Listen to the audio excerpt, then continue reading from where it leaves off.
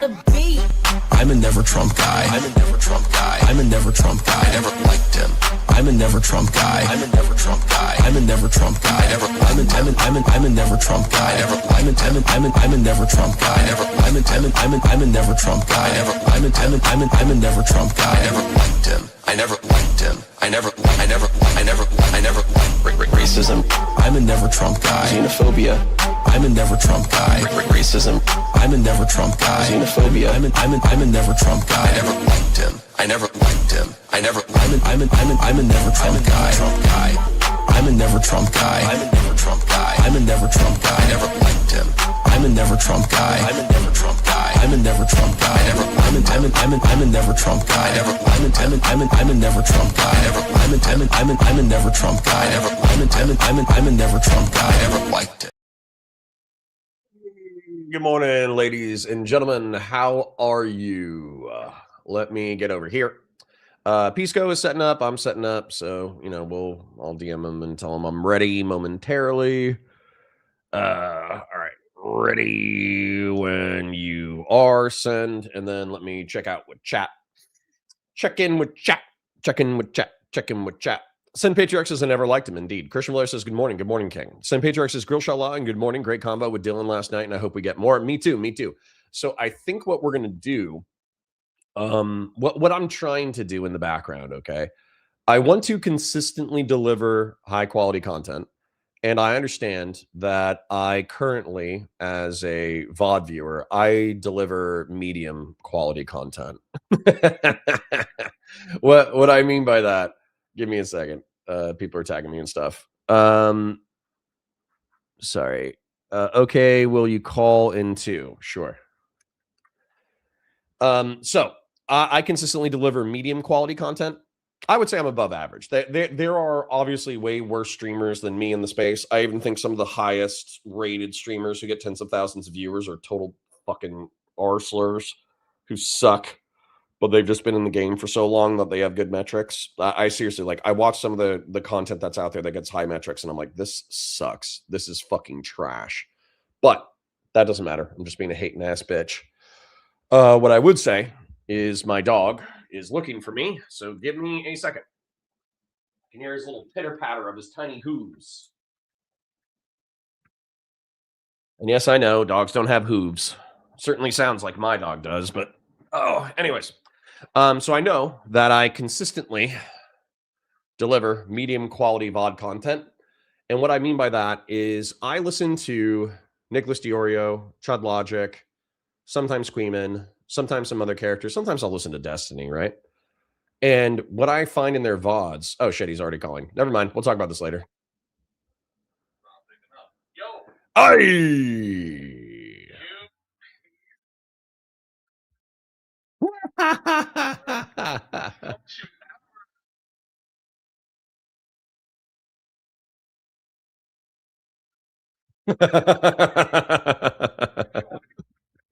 Because you're like, you bitch, I'll kill you. It's like, whoa, we're just starting. We're just starting.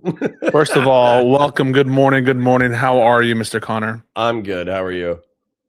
I'm doing quite well, thank you. In fact, I'm doing excellent. And may I add that you're sounding quite dulcet this morning. Quite what? Dulcet? What's dulcet? It's a word. What does the word mean? In the colloquial sense, not the technical term. Hang on a second. Is that not a word? Am I crazy?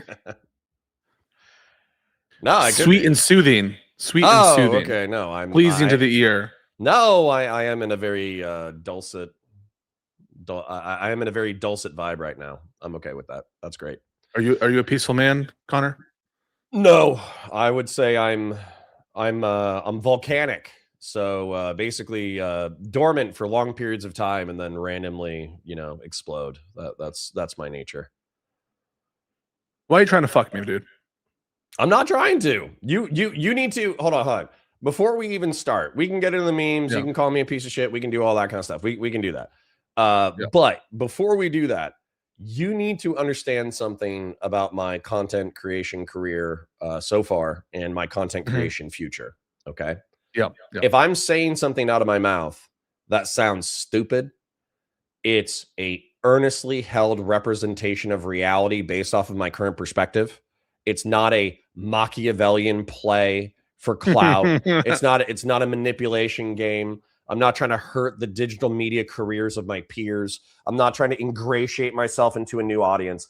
It's my genuinely held stupid fucking belief. So if you can shift that, in your brain, where like, why is Connor trying to fuck me? He's trying to ingratiate himself into DGG.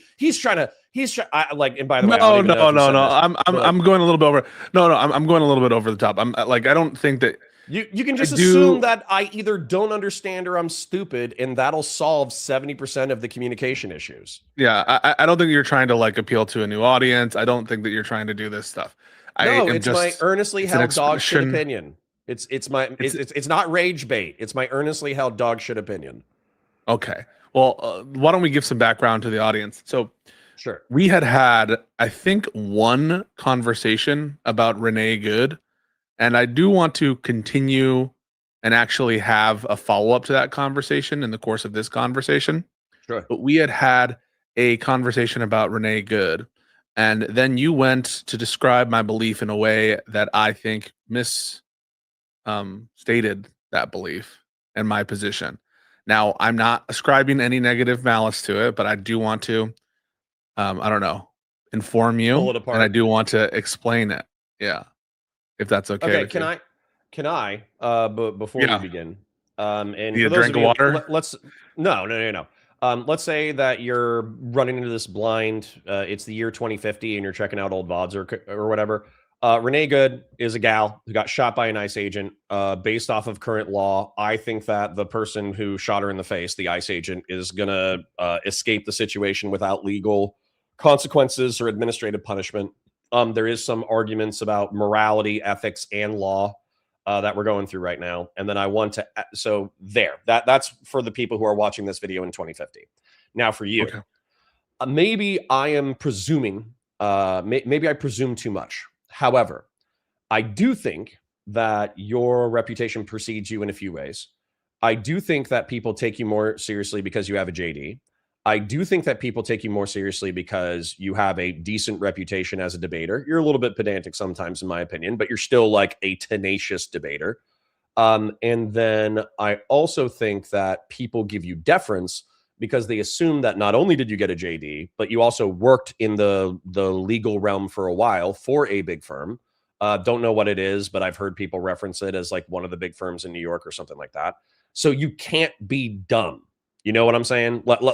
We can call you 10,000 other things. We can call you pedantic or autistic or, whatever, but we can't call you unintelligent. Can I pause right there? Because sure, I do see like some people, I think, overstating the importance of a JD.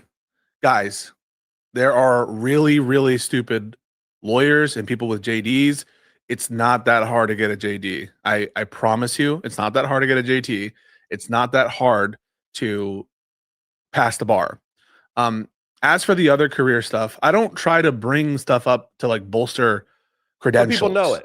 And okay, but that's not because I chose that to happen. It happened to be the case that I came on the internet while I was in law school. So this was during COVID.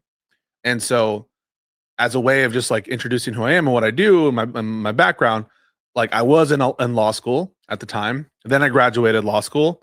Then I got my JD and then I passed the bar and then I worked. But like, it's never been a case of me trying to say, oh, you should listen to me because of credentials, whatever. I'm DMing with, well, I won't say, but there are people who are like, well, do you practice in this specific area of self-defense? I've never litigated a self-defense case. I'm not pretending that I've litigated a self-defense case. I'm not trying to like bolster myself by using credentials and I have this background or whatever. So you can say all that stuff, but it isn't what I'm trying to do. And in fact, I get a little uncomfortable when people like bring that stuff up because I don't want the focus to be on like who I am from a professional standpoint. But the presumption, okay? Because if we had probably a 2-hour conversation on Renee Good, maybe it was 90 minutes, maybe it was 40 minutes, I don't remember. But we had a long conversation. And so the presumption is that I might know more from a use of force law enforcement perspective, not through some higher education, but through going through the training pipeline. Whereas you should have more knowledge of how that's reviewed either by a court or legal process, or you know how to navigate the information No, I understand that highway. that's like the perception. I understand that's like the perception sometimes. I don't want our conversation necessarily to be about that. We can have that in our head. Like, I know Connor was a cop, and so I'm going to think about that and his experience, and I'm going to consider that as an aspect. But I don't think it should be what we were like revolve around. And in fact, I actively try to avoid that. I'll give you one example. I do it in other instances as well. Crystal and Kyle, I had a whole discussion with them that I put on my channel and that they posted. And how they initially advertised it on their Substack was legal expert tells us about what, and I was like, you should have been like legal layman. Yeah, could you please change that title and just say like lawyer or legal analyst or something? Because I don't feel comfortable with you calling me like a self-defense expert. Like, so these are the kinds of things where I don't want those kind of assumptions that that's what I'm doing. I think it's in poor taste and kind of gauche, frankly, and it's not something I rely on. And I want to get away. Like, I don't want people to just think of that. I want people to take the arguments. And there are a lot of really stupid people who have law degrees and have worked at firms. You know, it's not like this amazing accomplishment. Let's use that setup in order to cut to the heart of the matter after Sure. I read this $2 super chat, which says, "I'll give you $10 if you call Pisco a handsome baby back bitch." So, all right. So from the ashes, I expect another super chat. Appreciate and Vazraka, thank you for the gifted. Okay. Vazraka. So hold on. Let's use that framing in order to cut to the matter. We had I would say, a robust conversation about the Renee Good shooting, in which I described like my perception of training, administration, policy, legal enforcement, et cetera, et cetera. And then you introduced what I would say were two new concepts that I think are worthy of consideration. Okay. And those two new concepts that were worthy of consideration, in my opinion, are number one, is the use of deadly force reasonably going to end the threat of imminent death or great bodily harm? By the way, I think I said in the previous conversation, I'd never thought about that in my entire fucking life. You know, like even as a cop who was on the road for 4 years, it was like imminent threat of death or great bodily harm, I can respond with deadly force. That's the total calculation of what I was trained on. Then the second thing that you introduced that I think you effectively used an effective, you distilled an idea, and I understand it's not your idea, but you distilled an idea that I think has been bouncing around in the public zeitgeist for a long time, which is law enforcement officers intentionally putting themselves in danger in order to use that as a pretext for a use of force. They're effectively, when they could be de-escalating the situation or balancing the public interest versus the law enforcement interest. Instead, they choose to escalate a situation so it causes more danger to members of the public. And then they use that as a pretext with which to execute force. And what I've been repeating for the past 2 weeks is officer caused jeopardy. And then I think the reason why, I can't remember exactly what I said, but the reason why I characterized the way that you were arguing in the conversation to Destiny the way that I did is because it felt like you were arguing that these are things that can be used to hold the Renee Good ICE shooter accountable now. Like we could just like add these things into a court case where we charge him with like manslaughter or something. And then we could use these legal concepts to either incarcerate him or open up the FBI, like have like an exception to sovereign immunity or achieve some kind of like legal precedent. Whereas from my perspective, what would need to happen first is we would effectively need to pass legislation and change policy, because you can't hold somebody, in my experience, maybe I'm wrong, you can't hold somebody accountable for a novel legal concept. Got it. So I have some agreement with some things you've said and some massive disagreements with stuff you said. Well, let's go. So that's what the people are here for. Yeah. So the things I have agreement with are like the idea behind some of the things I've introduced as potential arguments. The first one that you've identified, I think, is true. That is that one needs to measure the relation of the use of force to the threat itself and not just look at the threat in isolation. I agree that that's something I brought up. I don't agree that it's not already part of the law. I disagree massively with that. And I have case law, I think, to support me on that. And what's more is, I don't think that I was arguing ever morally.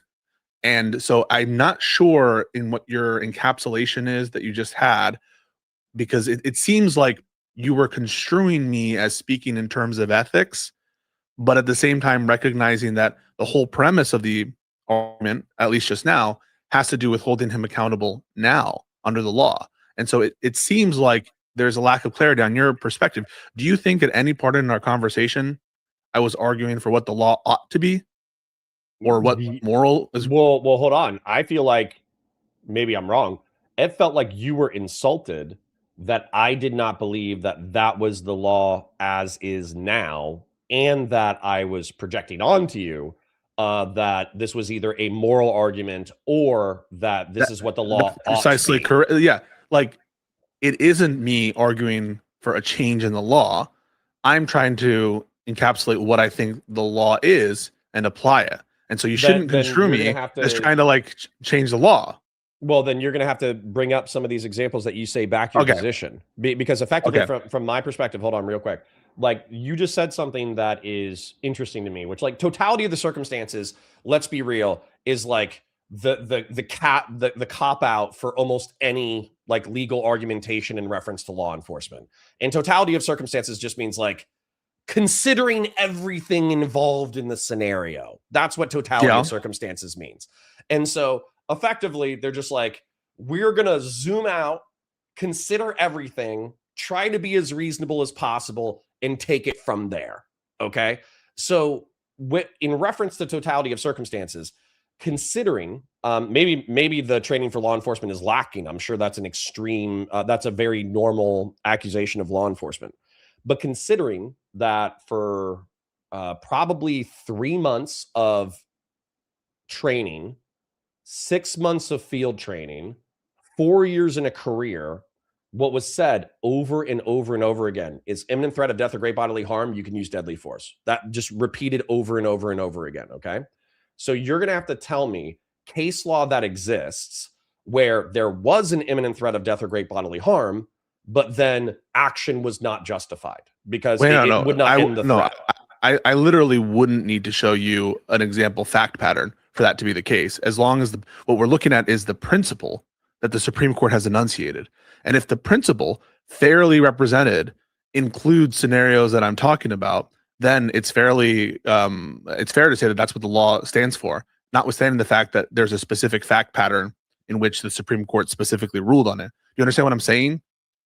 Probably not, but feel free to elucidate. Okay. So it isn't required for me to show what the law is to find a case that the Supreme Court has squarely dealt with, for example, a fact pattern, such as where they're like the ticking time bomb scenarios or an exact like one-to-one to the Renee Good situation. That's what I think is a lot of people's like mistaken assumptions. It doesn't have to be Renee Good. I would take any example. I would take any example over the past. No, I have examples. I have examples, but they're examples that elucidate the principle that I'm trying to establish. So there's one thing which is applying the principle, and the other thing is the principle itself. Okay. So what principle are you trying to reinforce? The principle is that the use of force must be assessed as reasonable in relation to the need of the officer. That is to say that if a reasonable officer, if there's no connection between the use of force and the amount of force and the need of the officer, then in that situation, it is unreasonable. And I have case law to support that.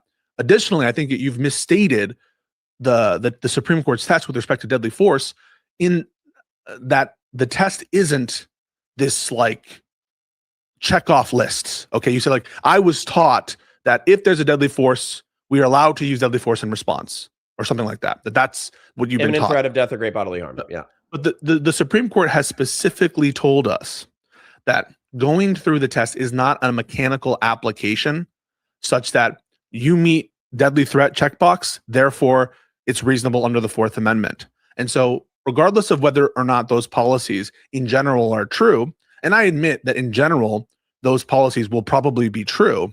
It doesn't mean that that's the test that the Supreme Court gave us. The test that we have from the Supreme Court is objective reasonableness, which Okay. incorporates a broader set of considerations. And I can get into I want to inject this right in the center of it, even though it's not legality. This is law enforcement training, because I'm obviously approaching it from a different perspective, and I did just get some oil, so I need to read it. Yeah. Grassroots for $100 says, money for you to tell Pisco he's a heel, and I'm not reading that, and should give me a wrench because I'm a tool fetishist. Okay. My Oiler friend, Grassroots Hegemon, he collects mod wrenches as if they're like the Infinity Gauntlet stones. But anyways.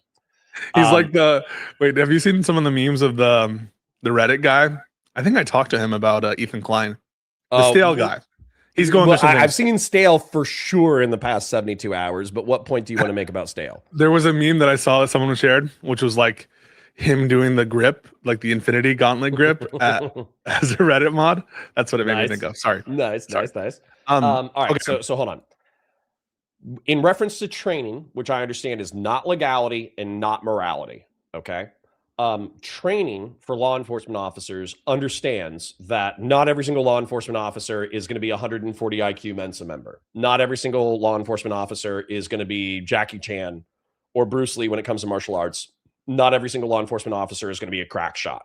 So understanding that law enforcement officers are going to be flawed, oftentimes average to slightly above average intelligence.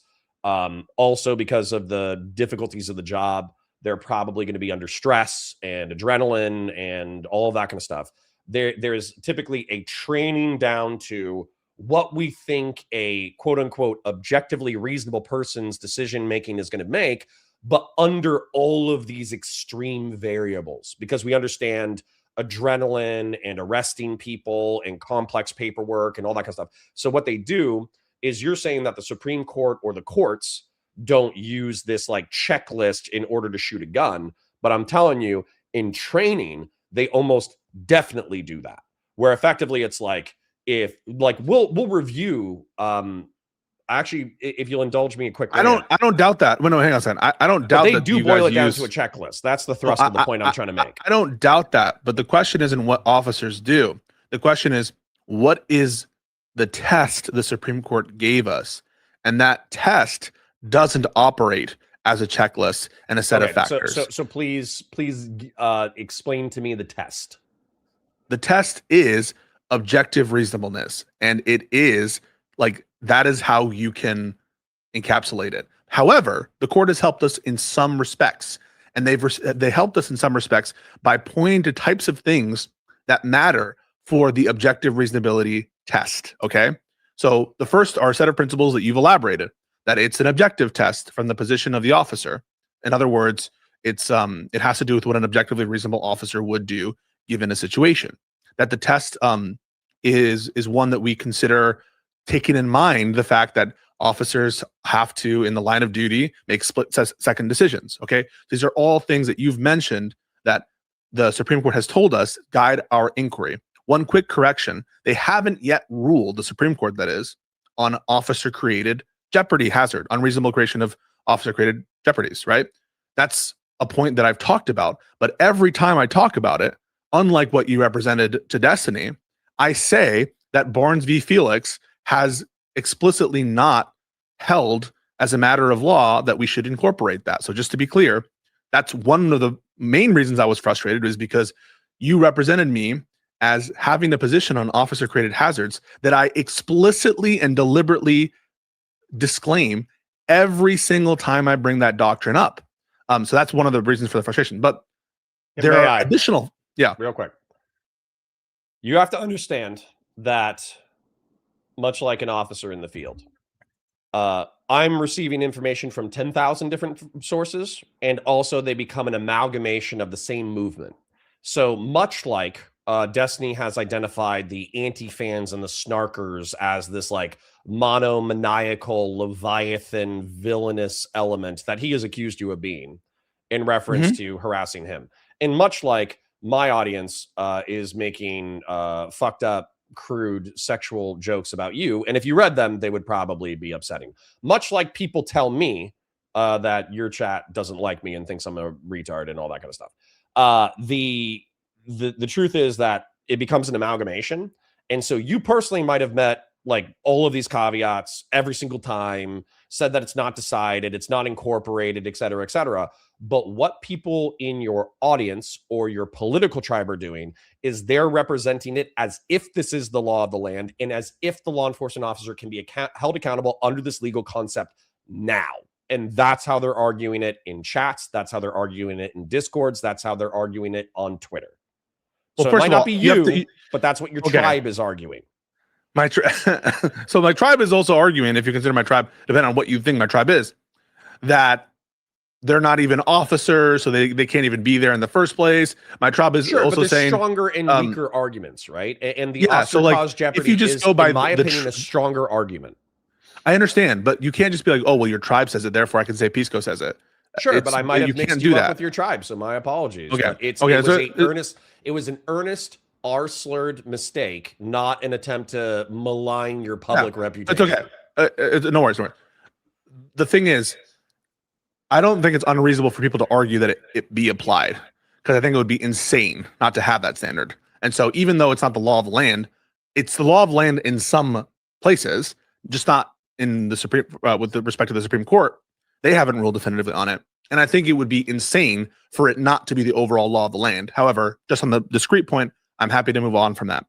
All right. So we've analyzed some principles that are incorporated into the objective reasonability test. The fact that it's not purely subjective, the fact that it's from the officer's position, the fact that it takes into account the officers having to do split-second decisions. But there are additional things that we're told to look at.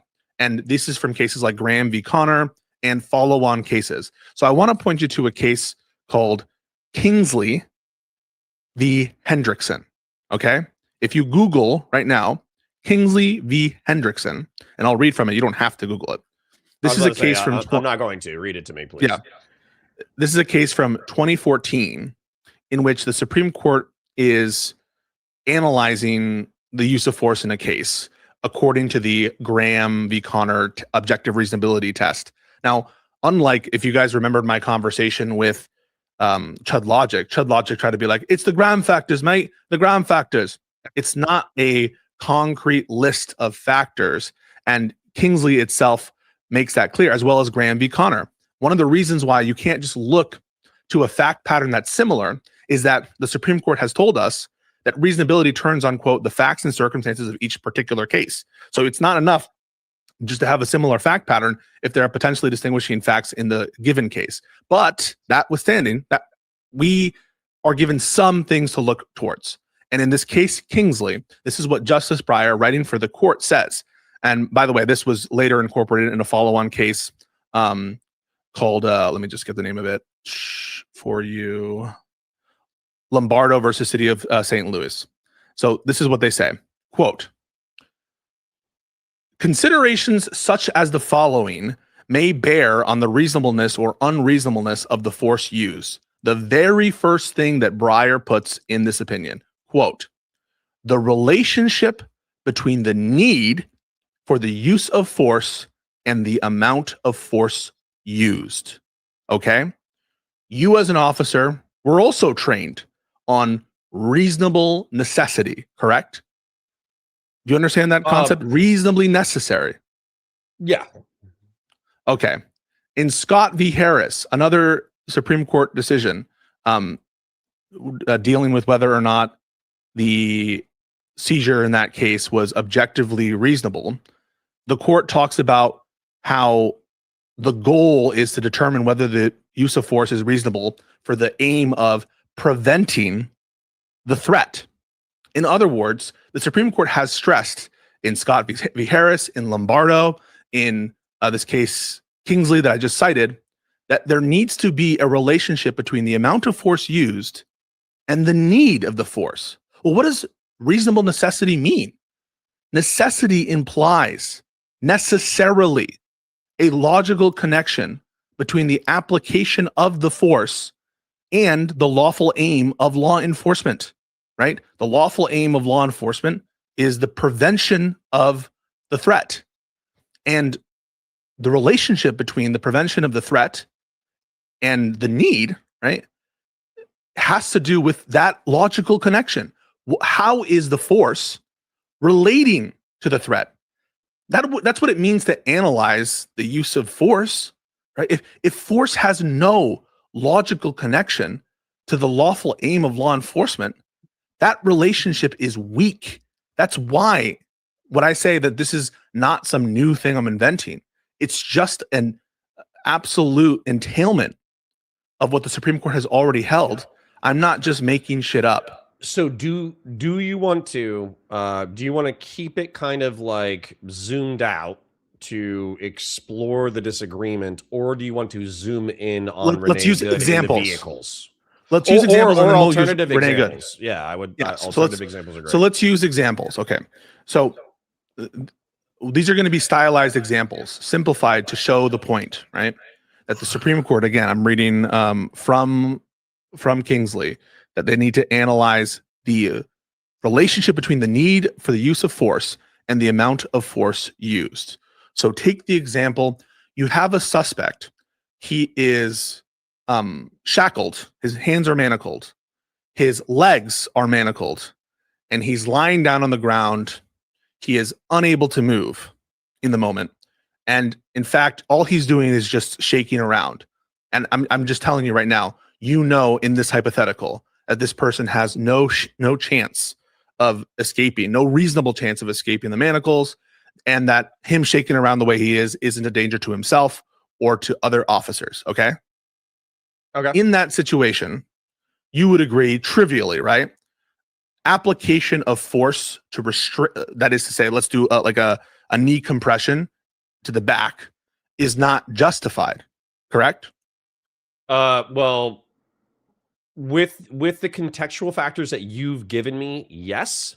Mhm. But I also I'm reserving the right to bring up examples where that force could be justified. Right. But I want to just go with you. The reason I put in those, thought. The reason I put those factors in there is to make it easy for you. I understand in the main run of cases that there are going to be other factors that might change that calculus. But this is just to elaborate the point. Now, Connor, why would it be the case that the use of force in that situation would be unreasonable? So can I add a variable or two? Let's assume I would like you to answer first, and then yes, you can add a variable. Sorry. So ask the question again, because I was already adding a variable in my mind. So the example is someone who is completely restrained. Yep. Legs, arms, they can't get out, and they're not a danger to themselves, and they're not a danger to others. And an officer proposes to use like a knee hold on them. In that situation, I'm trying to build block with you. It's not reasonable for a lot of reasons, but there's an obvious one, right? I'm gonna say it's not reasonable to put your knee on the person's neck or back. Shouldn't put it on the neck anyways. Yeah. But you shouldn't put your knee on the back unless there's additional variables. Right. But you make an assessment right there. In virtue of what is it unreasonable? I'll give you the answer from me, and you tell me if you disagree. I think it's unreasonable, given A, there's no qualifying threat to prevent. Right? You're not preventing anything by using the force, right? So at a bare minimum, right, there's no lawful aim there. It's not like you need to move this individual. It's not like you need to administer some medicine. There's no lawful aim, right? Yeah, that's number one. That's actually, those were some of the addendums and caveats that I was going to add, actually. Yeah. So hold on real quick. Can you just follow me for a second? So you give me the exact same scenario. Okay. Secured suspect. Let's say he's on his belly. We're on the side of a road. Now, typically you're not going to restrain his legs on the side of a road. That's more of like a corrections thing. That's more of like in the jail. But let's just say that we're on the side of the road and it's a highway. Okay. If somebody is wiggling and there's actually like kind of like, oh shit, this person could roll and or wiggle into traffic, therefore then you can use it, threat of death or great bodily harm to themselves. Right. Then you could use the knee, and you need to be aware of positional asphyxia as well, which you could actually kill the person by causing positional asphyxia. But in that scenario, the threat to their lives through them acting unreasonable would then justify the knee to the shoulder or the knee to the back. right? Not Right. kneeing Okay. them, but putting your knee on top of their shoulder blade Connor, and pinning them to the ground so they don't move. That's beautiful. That's where I was going with it, or building on this hypothetical. Okay, that's Yeah. where I was next going.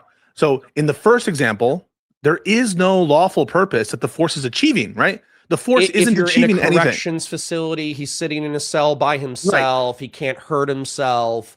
You don't have to take him to the hospital. You don't have to take him to court. You're not trying to move him into a different location. You're not moving him from another inmate.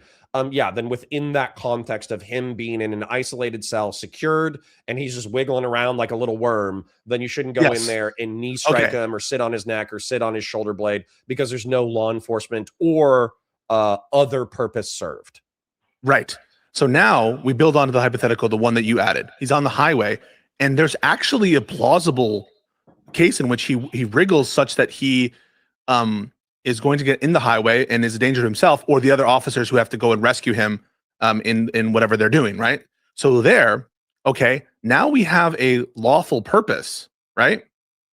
So there's a good purpose for the officers to apply force in that situation. I'm going to now change the hypothetical.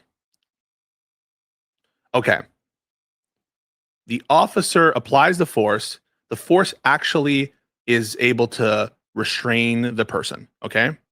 And it achieves the aim of stopping him from going into the middle of the highway and represent a danger to himself or to any officer that tries to save him, okay? Now, the person who's initially on him steps off. He's getting tired or he needs to go attend to something else. And initially, the individual doesn't move. Then he starts to move again. Another officer who's watched this entire thing shoots him in the face to prevent him from doing that. Why is that unreasonable? Because the use of force or whatever is not proportional to the threat. It's not contextually appropriate. If you're trying to save the person's life, then shooting him in the face does the opposite of that. Like, obviously, with contextual clues, it doesn't make sense. Right. In other words, there is no relationship between the use of force in that case and the prevention of the qualifying or the need that the officer is citing to use force in the first place. And what this set of examples does is illustrate the point that the threat itself isn't the only thing you analyze.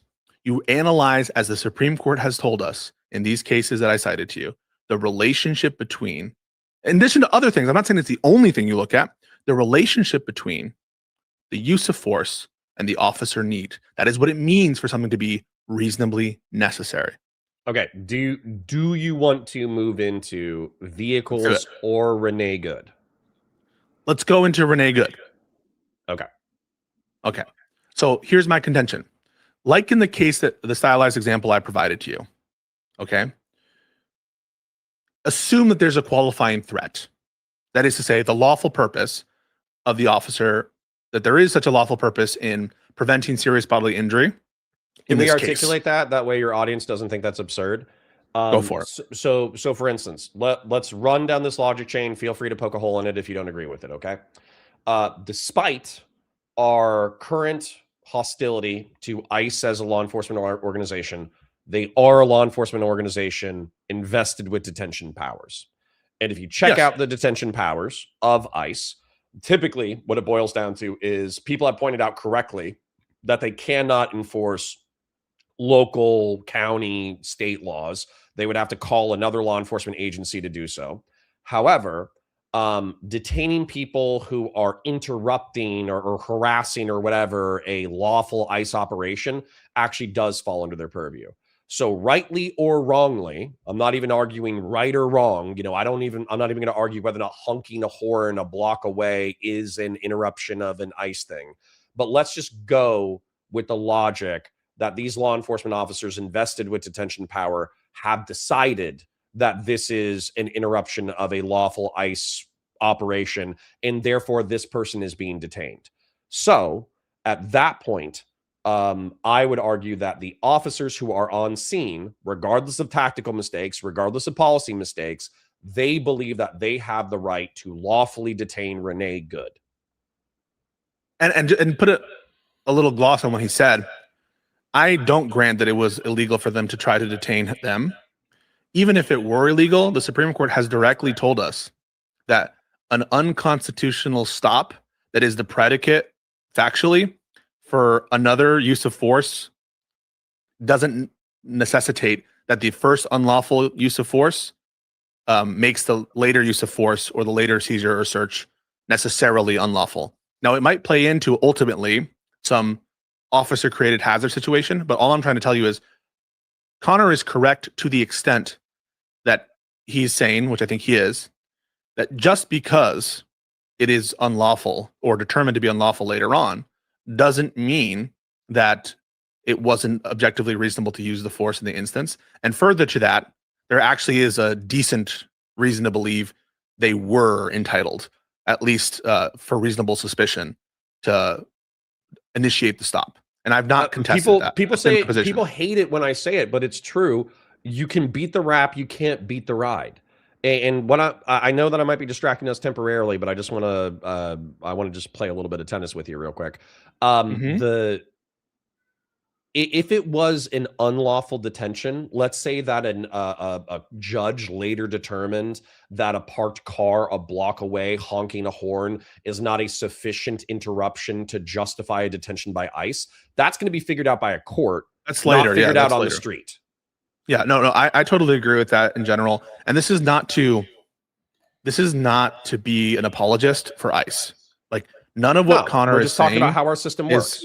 Right. From a policy perspective, I believe that there have been vast abuses and civil rights infringements and rights and liberties infringements, including this recent policy that's been unearthed regarding administrative warrants in the context of search and seizure at a home. So this is not to say that what ICE is doing is justified in other respects. It's just for purposes of our analysis to try to make it narrow and make it correct. And I think that that's largely correct.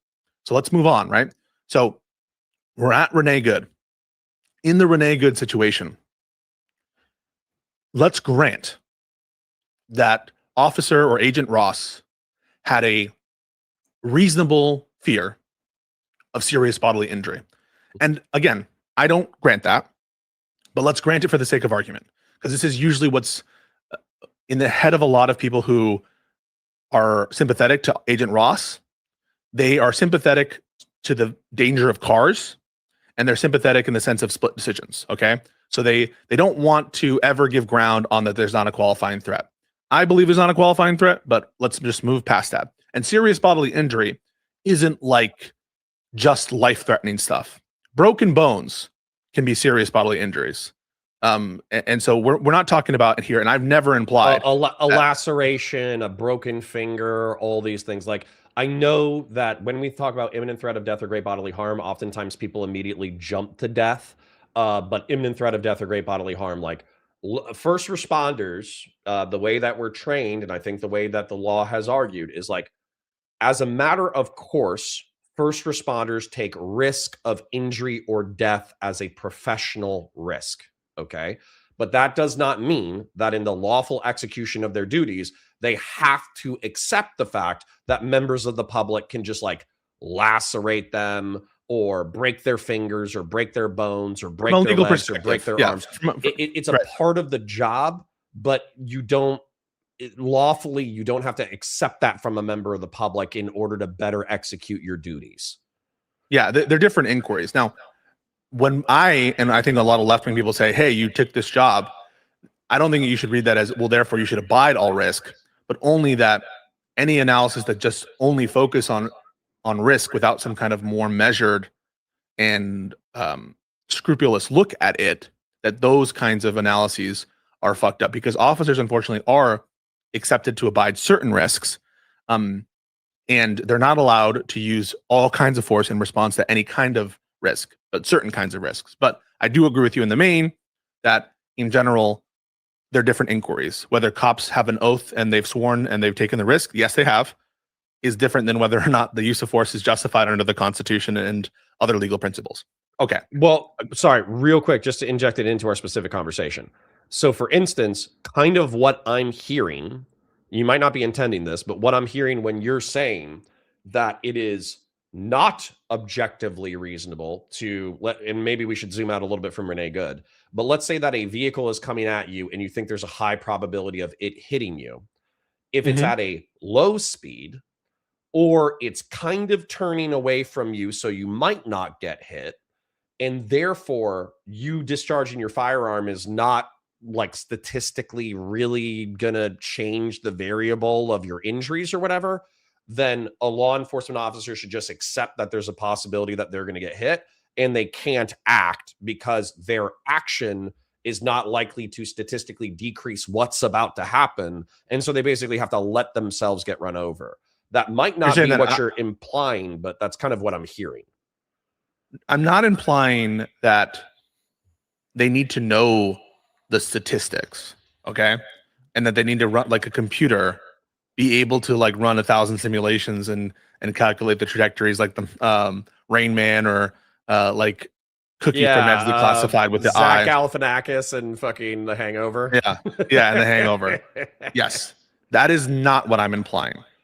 I'm not trying to say that they would need to like run some kind of is it actuarial? I don't know what the thing is when it comes to like death situations, and to do a kind of risk analysis and to find out whether it's a significant risk, you know, using some kind of like I don't know, statistical analysis, some robust framework like that. I'm not suggesting that. I am suggesting, I think you should agree with it, and I think the examples prove it, that an objectively reasonable officer would think that there is some relation between the use of force and a tendency to reduce the qualifying risk. And if you don't think that, these things should correlate. Yeah, absolutely. Okay, right. So this is the most, and the law, it's not just a moral issue. That's what the law demands. The law demands us to look at the relationship, again, here quoting directly from the Supreme Court, the relationship between the need for the use of force and the amount of force used. Yes, that the need of the law enforcement, reasonable necessity, that this takes into account a determination as to that relationship. We're using this force for that need. In the context of self-defense for a threat, it's force to prevent the threat. In the context of, you know, restraining someone to administer some court-ordered procedure, it's for that purpose. But that there's a relationship. There are people getting spicy in my chat one way or the other, where they're calling me an arseler for fighting this way, and they're calling another person is calling you an arseler for something. If we were crafting, let's say that you and I are either legislators or judges, okay? Would you carve out, because I think this is reasonable, would you carve out a violent felony exception for accused officer caused jeopardy? And I let me articulate this with an example real quick. Let's say that the crime that Renee Good was committing was not obstructing an ICE investigation or whatever. Let's say that the suspicion at the time was that she was a murder suspect, a rape suspect, a forcible robbery suspect, a kidnapping suspect, or something like that.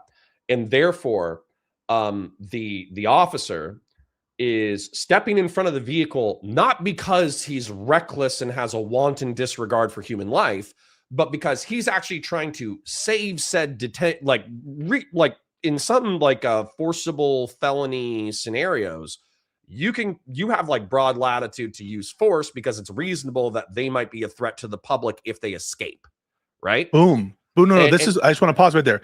This is beautiful. Why is this beautiful? It's a beautiful example of what the Renee Good case isn't.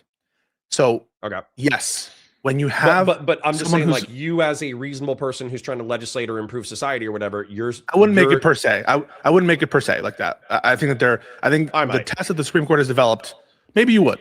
We have a disagreement there, just in terms of like, I sometimes am uncomfortable with per se tests. I want a test to be TOC when it comes to the use of force in this context, so that we can't just have these like big holes where like bad actors can just fit everything in that hole. But in general, I'm okay with that rule being the general rule. Why? And I think that is the general rule. All right. I want to be clear about what Connor just said, regardless of whether it's made by statute. I think the rule that Connor describes is in general what actually is the case.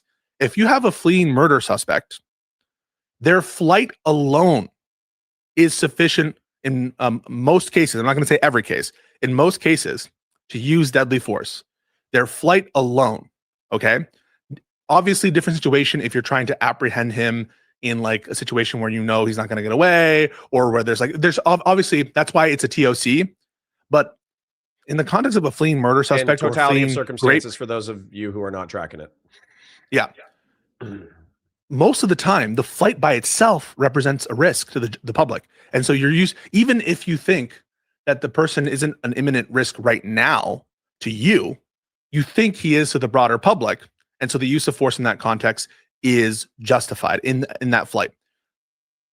Yes, agreed. And the similar situations in the Plumhoff case, or in these other cases involving high-speed chases. Scott v. Harris is another example of this, where the person has been like kind of cornered by the police, and he's taken the police on this crazy, insane high-speed chase where they're driving incredibly recklessly. And regardless of whether or not it's a criminal, inherently violent crime that they're running away from, their conduct on the road is so reckless and so dangerous that their flight by itself is the threat, okay? And that informs the officer safety analysis as well. So in the Plumhoff case, or Scott versus Harris case, oftentimes it seems very similar because they've just started to move again, let's say, right? And that seems like Renee Good. But you have to understand the difference in that case.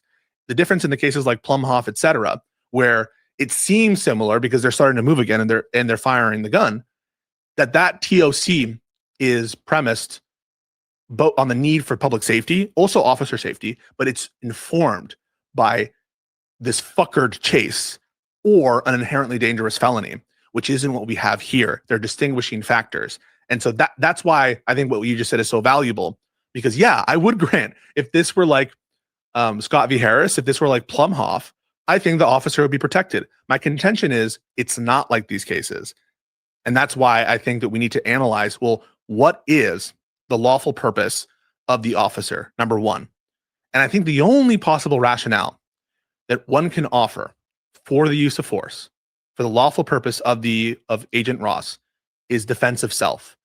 That's the only possible one that they can even colorably argue. I think it fails, obviously, given my position. But can you think of another lawful purpose besides defense of self? What, for the execution of that deadly force? Yeah. I mean, well, hold on. So detention. Okay. Now, I want to be clear about this though. The way that I understand the vested authority within a law enforcement officer is that a law enforcement officer himself is not as a human being, like my social security number, my birth date, me as a human being, I am not invested with the power of the court. It's the office that's invested with the power of the court. Okay.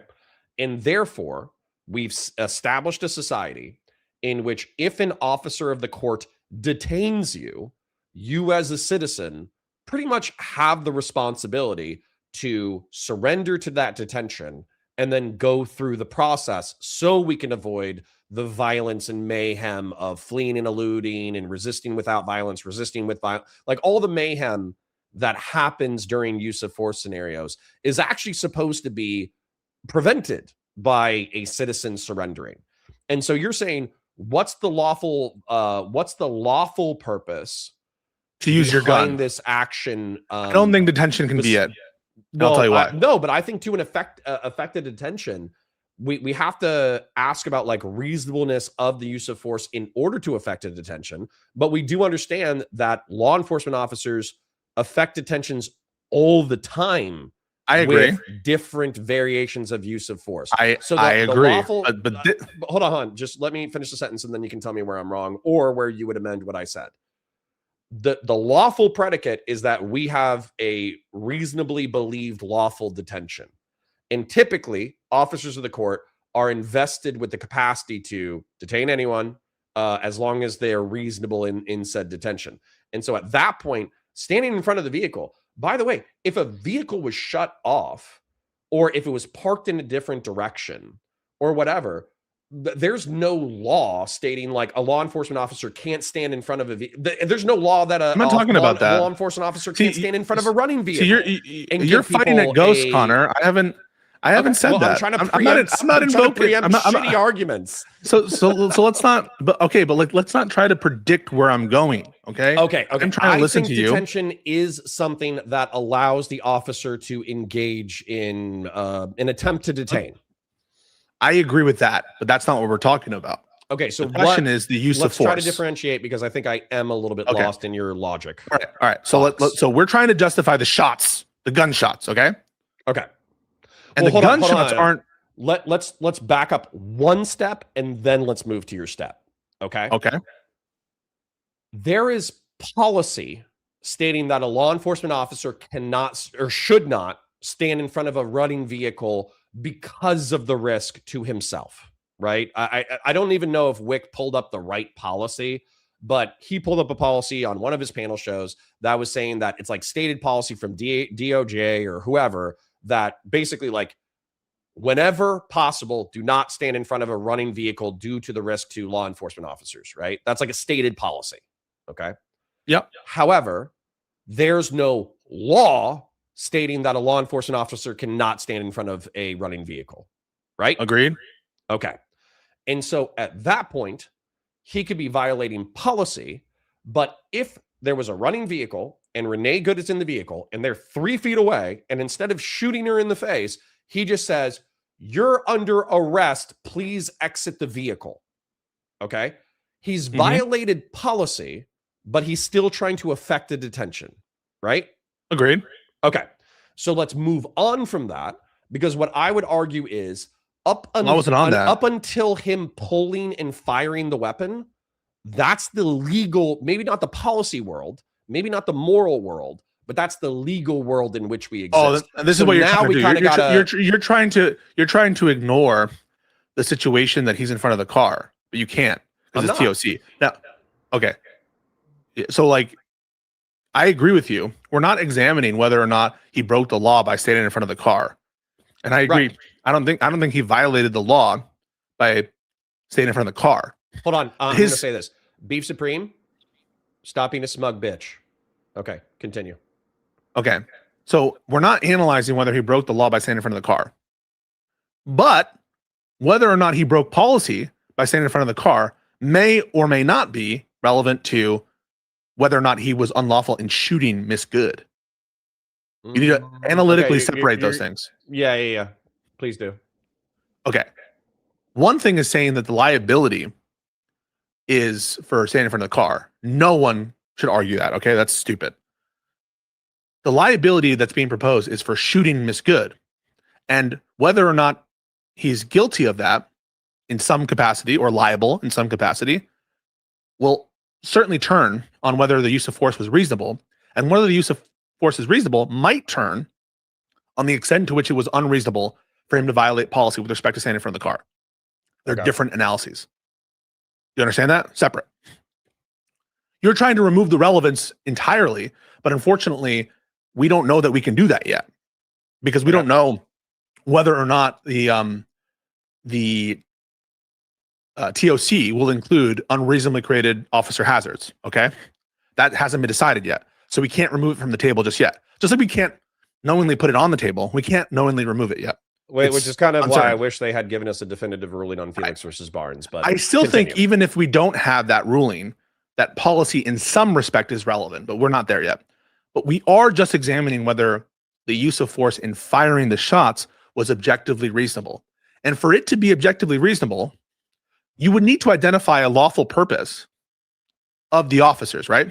And what I'm trying to get common ground on is the only possible justification that someone can offer for a lawful purpose for Agent Ross would be self-defense of himself, correct? And I thought I heard you say, well, no, he could also invoke detention rationale, but not for shooting the shots, right? So you might know the case law better than me. So let me kick back to holy shit, 11 years ago now. So if I don't have the exact case law or whatever, then just bear in mind I'm remembering this from 11 years ago. Okay. So felonies are incredibly easy to commit. Okay. Like shoplifting over $300 is a felony, right? and there was either a state level case in the state of Florida or it was a national level case. And maybe it's even Tennessee versus Garner. I don't remember. But effectively it was whatever one determined fleeing felons. Okay. Because what happened was there was a law enforcement officer. I think it was in Kentucky. I think it was in the early 20th century. But so obviously not Tennessee. But what happened was cops were just gunning down felons left and right. Okay. Somebody like shoplifts for $300 or whatever. Now, bear in mind, the statutes were probably different back then. But effectively, like, if you're a felon and you run away from a cop, the standard was fleeing felon, like, you know, they stand a hazard to the broader public, therefore we can gun them down. And okay, that's not true though, right? Well, it's not true, especially after the established case law, but I don't remember if it was at the state level or if Connor, it was at the federal level. I'm sorry, but I'm going to have to ask you to not be a pussy and answer the question. Sure. Do you remember the question? No. Oh, see, I hate you. I'm trying to elucidate a complex topic and you're interrupting me to say answer yes or no. No, I'm not saying answer yes or no. It wasn't. Yeah, you are. You don't even remember the question. You're pissing right now. You're pissing. Dude. All right, sorry. Go ahead. Like, Is detention, can you use deadly force in order to effect detention? In broad, yes. Is it reasonable? No. Are there times where law enforcement officers, for instance, whatever case law that I'm talking about, where random felons were getting shot in the back, but they were non-violent felonies and they didn't stand a broader threat to the public?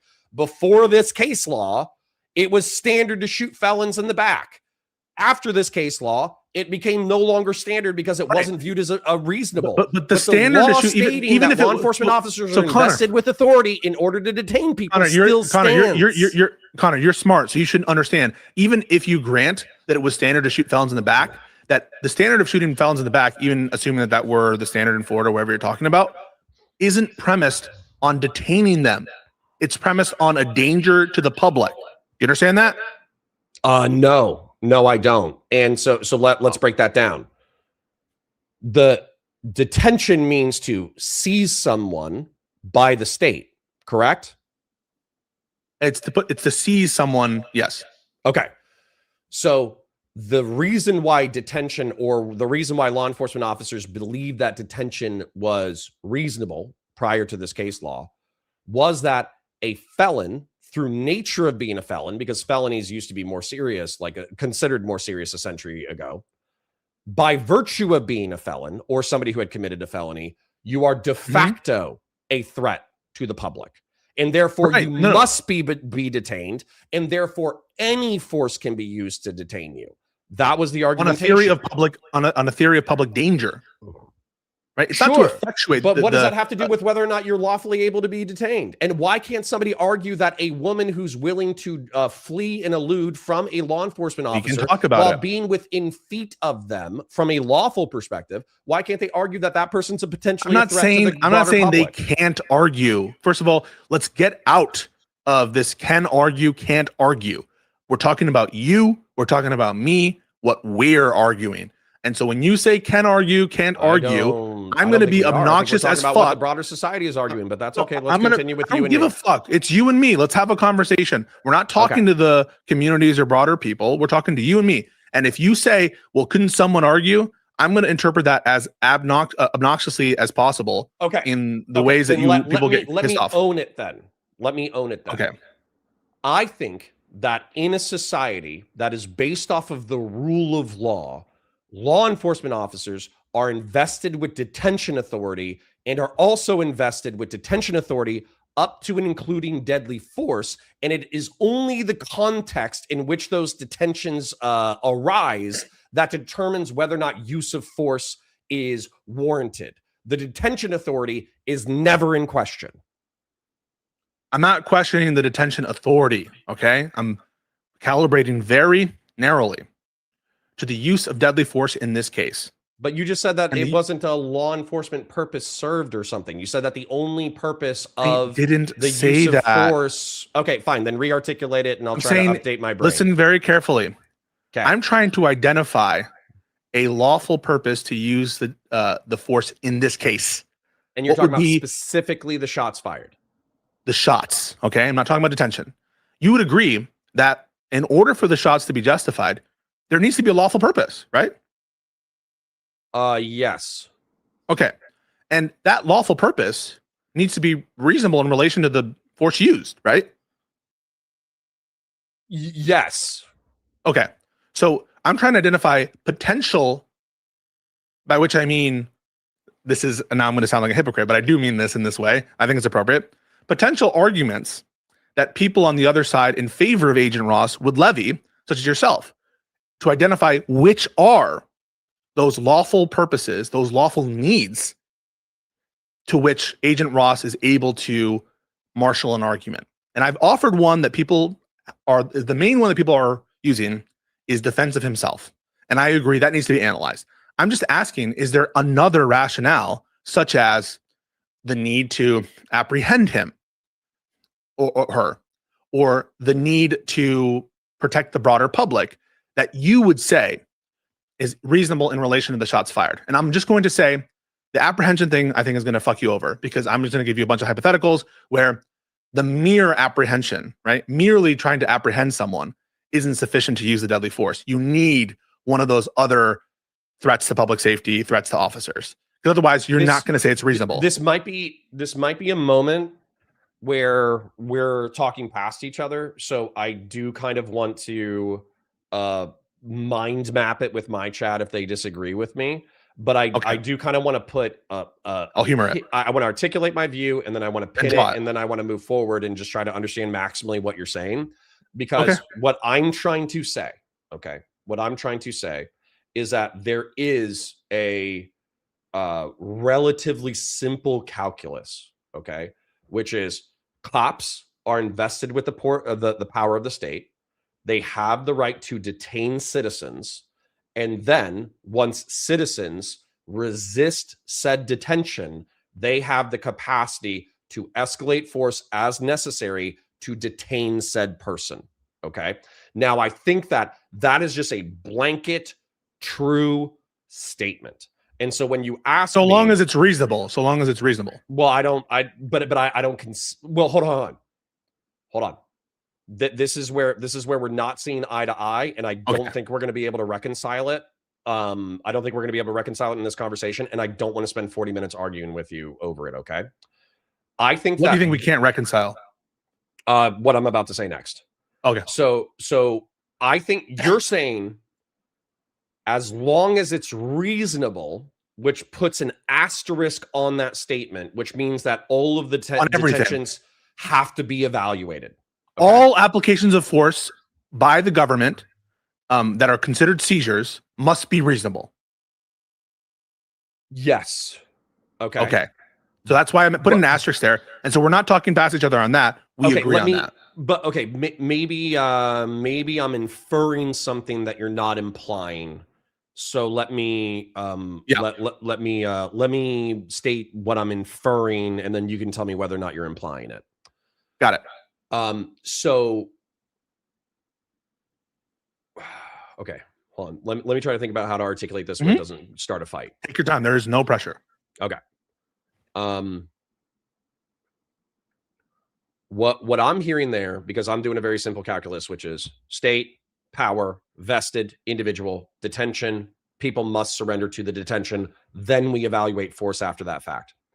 I view that as a true statement. That is then, and then reasonableness is kind of something that draws back that power, so we maximize society's well-being. But reasonableness does not eliminate the right of detention. And let me articulate this just a little bit more. So for instance, let's say that he had gone to the passenger side, given her lawful orders, and she had fled the scene. Okay, nobody's hurt, right? At that point, because it's still true that the state has the right to invest officers with power, and those powers include the right of detention, and detention is necessary for the functioning of a lawful society.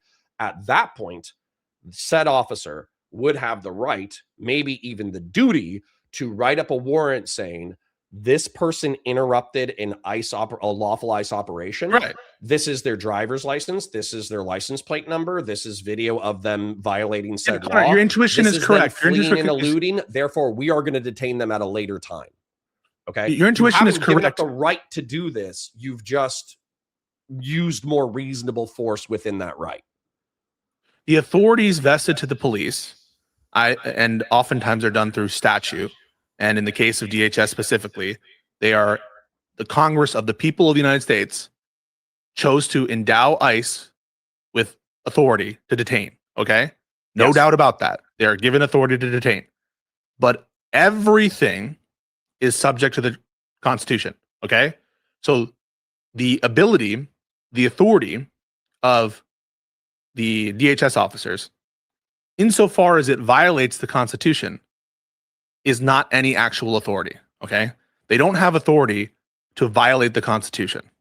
There could be other doctrines that limit the scope of certain remedies, even if they violate the Constitution. That's a doctrine of qualified immunity, right? Different doctrine in civil damages. And they're actually sometimes, you alluded to this actually with one of the things you're saying, which is novel laws. You don't get punished for novel laws. In some sense, that's true with respect to qualified immunity doctrine. In qualified immunity doctrine, you need to have a gross departure from like an already established constitutional right / procedure. Okay. That's true in the qualified immunity doctrine, but we're not talking about qualified immunity. What we're talking about is whether the use of force in this case, the deadly shots, the firearm, was justified. And when you're laying out this foundation of authority and escalation of force, I will agree with you that that's how officers are trained. I will agree with you that officers have all of that authority subject to the Constitution. And the Constitution requires that all seizures be reasonable. And shooting a gun at a person is a seizure. Okay. So that's what we have to contend with. Agreed on the authority part. I'm not arguing the authority part. Agreed on the affirmative duty of citizens to follow the law. Absolutely. She should not have run away. That itself was probably a crime and probably was also the cause of her death in addition to other things. When you're done, at the risk of looping, I think I can articulate it a little bit better. Okay, go for it. Okay. So, excuse me. And I actually don't think you'll disagree with this at all, which will allow us to move forward. So ICE is allegedly engaging in lawful law enforcement operations. They believe that they have an interruption to their lawfully performed duties, and they're invested with detention power in order to effect an arrest. They approach Renee Good, and at that point, at least 2 or 3 of the officers, I would say the 2 or 3 of the officers who are not the shooter, are approaching from one side, and they look like they're on the verge of a detention. They look like they're trying to get her out of the vehicle, detain her, et cetera, et cetera. Yeah, they're attempting to detain her, for sure. Okay. And then the other officer believes that, oh shit, because he was just like videotaping them before. So who knows if he was using it for evidentiary purposes? Who knows what he was thinking in the moment? But at that point, that's a really big question, Connor, and that's relevant as well. But go ahead. Sure. So at that point, he should at that moment believe that he has the ability to detain Renee Good. Okay. So at that point, if we think we have lawful purpose, authority, like legal ability to detain, I just want to check those boxes as green, and then we can move into reasonableness. Because I think what's being implied real quick, because people might be like, why is Connor autistically focusing on this green checkbox? I thought I granted most of this. No, you probably have. You probably have, so we can move on. What I think I'm inferring from what you're saying, though, is that... Is it a can stop her? You really thought that's what I was saying? No. They couldn't stop her? No. What I think I'm inferring, and bear in mind it is the morning and I'm getting caffeinated, is effectively that, like, because the seizure was unreasonable, like because the shots the detention was unreasonable? Were Sorry, say that. Did you think that I thought that because the detention was unreasonable, the shots were unreasonable? I hope you didn't think that. No, the inverse. So I thought you were effectively saying because the shots were unreasonable, the detention was unreasonable. That is so stupid that you thought I thought that. Okay. I thought that going back in time, that like shooting that happens after the detention is initiated bears on whether the detention was lawful. You really think that? No. So what was implied by what you're saying? And I'm not trying to say that you're stupid or whatever. I'm not trying to imply that I think you're stupid. I don't think you're a stupid man. What I'm trying to say is the blanket statement of, and once again, this is why I think we could put a pin in this and move on. The blanket statement of the state is invested with the authority to detain as long, quote unquote, as it's reasonable. Yeah, and the detention was reasonable. But that blanket statement then says if it's considered unreasonable by some or some like something like that, then you can basically eliminate the right to detain. And specifically in the Renee Good sense, it almost sounds like that statement perhaps in isolation. But that statement sounds like you borderline don't think that the ICE officers have the right to detain. So it doesn't matter. I shouldn't be arguing your points for you. And if we've made it this far, we can move into the unreasonable. We can. And I appreciate that. I just think that the conversation will move more quickly. And I respect that what you're trying to do. I think that what your mind is doing is like you're seeing the arguments in the head and you're trying to like in good faith anticipate perhaps where I'm going and just head it off or something. And so I understand that. I'm also trying to head off like R-slurred people, dude. Like I get that you're like a smart guy or whatever, but there's also people who are going to use your argumentation and then they're going to come to my chat and they're going to say soy shit based off of what you said. You know what I'm saying? Okay. Let me just head it off with my. But I do want to talk about the detention real quick, just so that people understand my position. It might be the case. The Supreme already did it. He's like, it needs to be reasonable, or else they lose their detention authority. It's like, dude, they're already doing it. It might be the case the detention is ruled unlawful at some point in time. I doubt it, fundamentally, because I think that there probably was reasonable suspicion on some obstruction-related offense that they have somewhere in the laws. So this might be me being presumptuous because there is right now a live fight on one of the basis of obstruction, which requires force, and I don't think that Renee Good used force directly, and so it's maybe like an implied force. So I'm not sure which statute would give reasonable suspicion or probable cause, but I'm assuming there's something there. And maybe that's me taking the light, like kind of in favor of DHS and saying like, I don't really want to get into it. I'm assuming that the stop was authorized. Different question, whether the stop was reasonable. It actually can be reasonable and unlawful in some respect, unless for purposes of the self-defense analysis and for the seizure analysis. So whether something is reasonable under the Fourth Amendment as a seizure and a detention would be a seizure doesn't necessarily mean that it's legal for other reasons. Okay. So there could be other reasons why a stop is illegal other than the Fourth Amendment reasonability test. Okay. But I'm assuming that they're endowed with statutory authority to make this kind of arrest, and the facts at least give reasonable suspicion to make a detention on those facts. Okay. That's what my assumption is. And I'm not contesting the reasonability of the detention. It could be. I made an inference not stated. Right. So that's all I'm saying is I think that people they're barking up the wrong tree to be like, well, ICE shouldn't even be there in the first place. That's more of a political argument that I probably agree with, but it's not so much bearing on my analysis here. And some lefties even say, well, it wasn't lawful for this, that, or that. I'm not convinced yet, but I'm open to those arguments. But it's not factoring in. Okay. So I'm not analyzing the detention for its reasonableness. I'm analyzing the firearm usage. Okay. Now, the facts and circumstances leading up to the attempted detainment bear on the reasonableness of the firearm usage, but they don't necessarily they're not coextensive, because assume it was illegal detention doesn't mean that it was a reasonable use of force, and vice versa. They could be both. It could be both, neither, or we don't know for one and we know for another. That's all I'm saying. They don't have a necessary connection with each other. They don't determine each other. They're independent. Okay, except for the factual predicates that inform both of them. All right, the use of force, in this case, deadly force, where I'm trying to go with, and I'll just tell you my outline, is deadly force needs to be justified with reference to a need, all right? There's a specific need that the government is using to justify its seizure. In this case, what I'm saying is the only plausible sounding rationales that the government would have, really Officer Ross would have, Agent Ross, would be defense of self. And I'm asking not a yes or no question, but whether or not you can conceive of other rationales that you think are plausibly reasonable other than defense of self. I'll give you some examples. Possibly. No, I would not be plausible, and I think it would be an argument in bad faith. Okay, cool. So let's stick with the self-defense rationale, right? I'm trying to narrow I'm not Sure. trying to widen. Can I give you what I think is a weak argument, and then we can move past it? Yeah. So the weak argument would be if this person, because once again, like everybody else sees like a 37-year-old woman who says, "Oh, I'm not mad at you, honey," whatever, you know, and they're just like, "Oh, totally safe," right? Like, but that's not how police officers think. And then once she basically she knows that she's being detained, and then she backs up her vehicle and then drives it forward. I think it is a weak argument that should not be taken as good faith.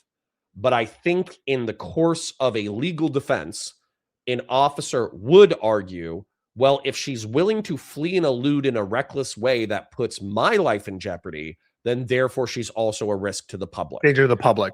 Right. Yeah. I So think the it would be the reason I dismissed. don't buy I it- think it's Yeah. weak, and I'm not going to die on the hill. Okay. Yeah. So let me give at least the audience a reason why I don't buy it. I don't buy it because for those defense of others rationale, general public, what we're looking for are reckless violations of the traffic laws. Things like very high speeds, driving into other lanes, you know, you've already hit a pedestrian or done something grossly reckless. You know, it's not enough to just run away to be considered a threat to the public. Now you could say, well, the nature of her driving to the in the manner that Officer Ross showed would cause him to think that she would be likely to do it, but that would very quickly swallow the rule. If it were enough to say, well, a flight by itself is enough to get that safety to the public rationale, then you're basically suggesting that most, if not all, attempts at flight would be considered threats to the public, such that you could use deadly force. But Yeah, I don't intermediate think appellate it's courts. a good faith or a strong argument. Okay, yeah. A different case in Plumhoff and Scott v. Harris, where, yeah, they unloaded the mag in that situation after a fuckered chase, after incredibly insane, reckless driving. Which I think to be objectively reasonable, we would need more threatening factors. Correct. Perfect. All right. Beautiful. I agree with that. I think that's reasonable. So the only we think, and I think we agree, plausible rationale would be defense of self. So we now have the officer purpose, the purpose for the use of force. And so let's follow what the court admonished us to do. The relationship between the need for the use of force and the amount of force used. Well, how does shooting good in any respect have a tendency in the mind of a reasonable officer to achieve the aim of the defense of Agent Ross? Yeah. So let's argue statistical probability. Okay. So Okay. where I move your way, let's try to analyze them. I don't want to say in a vacuum, but let's try to analyze them independently, I suppose, and then like add them up as a TOC. Okay. So vehicles, even at low speeds, if they hit somebody and run them over, crush their legs, crush their arms, crush their hands, whatever, that is potential imminent threat of death or great bodily harm. Okay. Can be, yes. No doubt. As a vacuum or as an isolated variable. Yes. Then I grant that can happen. Yep. Okay. Then we have a officer who is standing in front of a vehicle, arguably through officer created jeopardy. But for bad tactics, adrenaline, whatever you want to call it, violations of policy, he's standing in front of said vehicle, and said vehicle is moving towards him. Okay. Within the action reaction gap, within the adrenaline out context of the subjective experience of the officer, he can perceive the vehicle and will argue in court that he perceived the vehicle as an imminent threat of death or great bodily harm at himself, at which point he is authorized to use deadly force, right? Now you're asking, and I'm going to answer, how is that actually going to help the situation? How is that actually going to defend the life and why would an objectively reasonable officer in Agent Ross's position think that firing the gun in his position would have any relationship with the elimination of the threat or prevention of the threat, which is what the Supreme Court told us, that is used to justify the use of force in the first place? Okay. So as the vehicle is backing up and bearing in mind that this happened in like 3 to 5 seconds or whatever, drawing and firing and killing the driver, if you believe that it's the driver's intent or you don't know their intent to hit you with the vehicle, then what you could do is you could kill the driver and then you could reduce the speed with which they hit you with said vehicle. All right, let's narrow even further. So you would agree, absent an officer's reasonable apprehension that she was intending to hit him as her conscious object, that it would have no relation to end the threat, right? But the reason why Can you answer that first, and then you can explain? You're saying that intent has to be present in order for the officer to view that objectively reasonably? That the use of force, that killing the driver, it would only be reasonable in response in that distance if it was reasonable to think that Renee's Good's intention, her conscious object, was to hit you. Otherwise, there's no, because, and it's not because you're going to stop the hit that's about to come or has come. It's because you're afraid that she might run you over, right? Sure. Or like back up into you, right? She's gonna miss you and then back up into you, right? Sure, but because you're not going to prevent the threat by shooting her in that context. Agreed? Because the car's going to keep going. I don't. Hold on.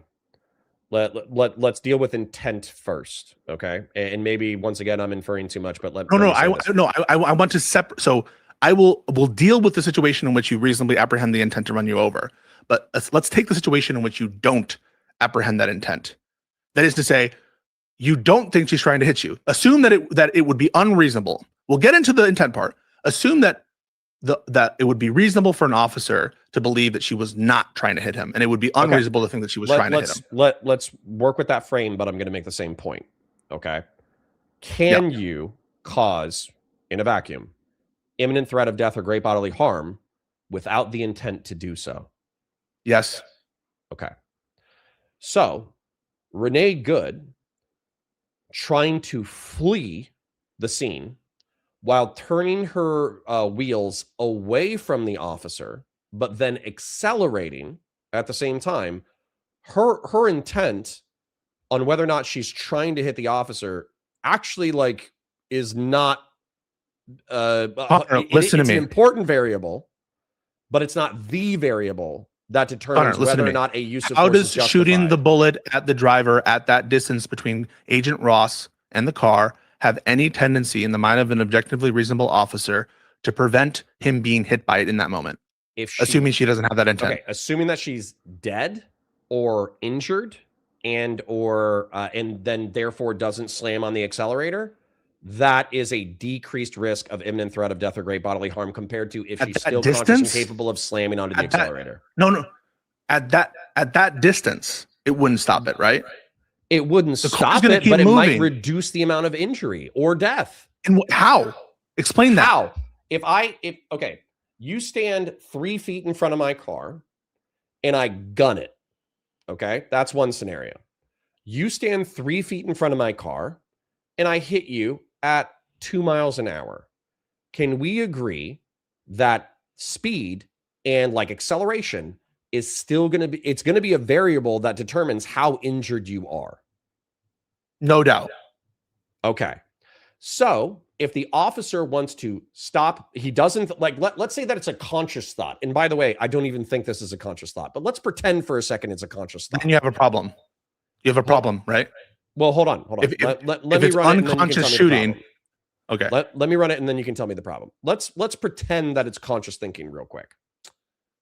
Holy shit, this bitch is about to hit me with her fucking car.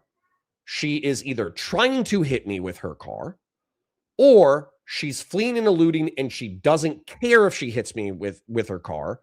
Therefore, I'm in imminent threat of death or great bodily harm. I'm going to shoot this woman. That way, if she tries to, hopefully she's dead or injured or something, so she doesn't stomp on the accelerator and then cause me greater injury or death than if she's dead.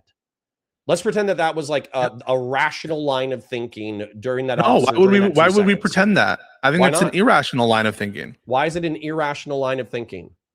Because at that distance, there's no reason to believe that shooting in the first shot, right, would cause her to not hit down on the accelerator for the brief period of time under which the car would be such that you would have any bearing on your injuries, right? In fact, part of this is where the policy becomes relevant.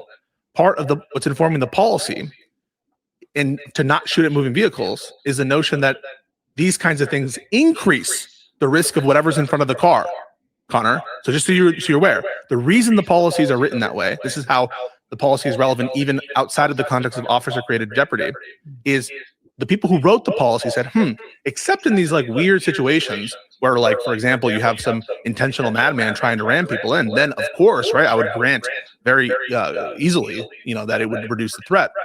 We think it actually increases the threat to have someone who's shot manipulating the vehicle for whatever's in front of the vehicle. But in this case, I don't know if I agree with this, so I should rebut that in a minute, but I'll let you finish. How does shooting him with that first shot where he's aiming like this, the car's going to hit him or not? And there's no way an objectively reasonable person would say, oh, well, I'm doing this because I think that it's likely, given that I shoot her, that she won't slam on the accelerator. That's not what an objectively reasonable officer would think. They would think, hey, this car is going to hit me.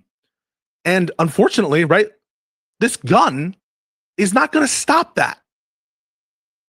It's too close to me. The car is too close to me. No. You're using objectively reasonable officer, and yet I almost guarantee you that if we went through a polling of officers and we gave them the exact scenario of Renee Good, where they're in the exact scenario that officer is in, and eliminate the officer cause jeopardy for a second. Let's just say you're 3 feet in front of a car. It's about to flee and elude, and or they're going to try to hit you. Can you pull your weapon and fire in the hopes that you strike the driver and it reduces the reduces the chance that it's going to injure or kill you? Sorry. I'm telling I'm not you, letting 80 to 90% of officers, I'm not letting this 80 fucking to 90% happen. of officers are going to say, yeah, 100%, shoot that driver. This isn't a polling issue. It's a legal issue that courts determine. You might not just like said it. You're appealing to objective reasonableness of law enforcement officers for actions, and you're talking about not by virtue, not 90% of officers on said topic, then that's going to be more objective than the subjective 10% of twats that are considering your line of argumentation. Not by virtue of your stupid fucking poll that you just proposed, which is obviously so slanted and fucking biased, Connor. Not like that. Based and off by the way, the current culture. By the way, we have an informal poll that happened in the moment, which is none of the other fucking officers pulled their guns. Explain that. Because they weren't in imminent threat of death or great bodily harm. What? They are allowed to defend their officers for who are imminently in fear of great bodily harm or serious injury. Okay. Why didn't they pull it, Connor? Why didn't they pull it? They pull it probably because they were so in shock that this random chick is going to try to take off from them. Okay, but the issue isn't pull the fucking police department with your fuckered questionnaire. You're trying to make this anything that is the but issue. Number one, that is the issue. Number two, I need to return to a stupid point that you fucking made. I need to return to a stupid other point that you made. Hold on. We agree that objective reality. I believe in objective reality. I think that when I die, there's a reality outside of this. However, we do agree that objective determinations are the pooling of subjective experience, right? In some sense, when I say objective, it is a reference to an intersubjective belief of reasonability, but it isn't by virtue of polling cops. Okay, I don't want you to worm. I want you to listen to my logic. Okay, you can worm after I'm not worming. Okay, so what I'm saying is objectively reasonable officer. That's the standard that you've brought up for the past hour. Okay. Yeah. So if not by virtue of polling the cops, not by virtue of polling cops. Well, hold on, but this is where this gets really silly to me, and I feel like you're evading what I'm saying. If we took every law enforcement officer in the nation, we have to, like, through reason, just presume that there are reasonable law enforcement officers who serve in the career of law enforcement. And so by taking the poll across the entirety of the United States, I'm not saying that every individual officer is going to be reasonable. I'm saying that we're getting a pulse check on what officers believe is reasonable. I'm not saying that what you're suggesting. I'm not saying what you're suggesting wouldn't be assuming the question weren't biased and slanted. I mean, Assuming you the could question phrase it weren't however the a fuck you fucking want, and I still think you would get assuming the the same question weren't a straw man, like you always try to make it sound so fucking insane, and assuming the question do a steel man. was all right. So here's the question, Connor. Connor, I'll ask you. We'll start the poll with you. If you were in Agent Ross' position, would you shoot her? Hold on. Let's separate this.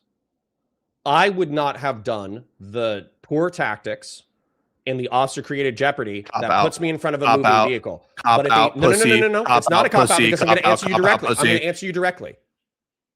If I'm standing in front of a vehicle that is 3 feet away from me and it's about to accelerate and hit me, yeah, 100% I'm shooting. Okay. I think that's fucking stupid. I think that's crazy. I think it's unreasonable. And the question isn't a poll of every cop. That's not the objective reasonability test. Okay, but you're ignoring the logic of what I'm saying. You're ignoring the logic of what I'm saying. What's the logic of it out to you right now? If we took, there's probably, I don't know, if we took a look at it and we did 1 million cops, okay, let's say there's 1 million cops in the United States of America. And if we pull them and we say, hey, a car is 3 feet in front of you, it's going to accelerate. Do you pull your weapon and fire because it's an imminent threat of death or great bodily harm to yourself? Like, change the situation. Is that reasonable? Change the situation. Change the complete situation, right? And no. What you're doing is you're trying to make a more defensible, generic situation and play to the fucking sympathies of cops. Because do your little cop shit. Is going to say, fuck you. You know what you're doing. Cops. No. You know what you're doing. Acting like a differentiation is not important, and it's wildly important to the thing. Because if you also ask 1 million cops, is it reasonable to step in front of a moving vehicle while trying to effect a detention? 99.9% of cops are going to say, no, that's incredibly stupid and reckless. So you're going to have to differentiate these things, because when you're saying, because what we did, what you and I did, policies against shooting people? We did this earlier in the conversation. What we did is we walked up to the moment of detention and we said, green light, green light, green light, green light. Then what we did is we said, is it reckless you're not and listening. stupid? No. I'm listening perfectly well. I almost said you're not listening. I'm listening just fine. It's fine.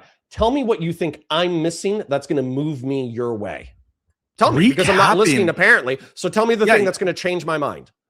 Recapping our agreement on detainment likely being reasonable serves no fucking purpose, Connor. Yes, it is a filibuster. It is a filibuster. Nope. It is nothing. Context, why are you bringing up the detention again and going over our agreement on it?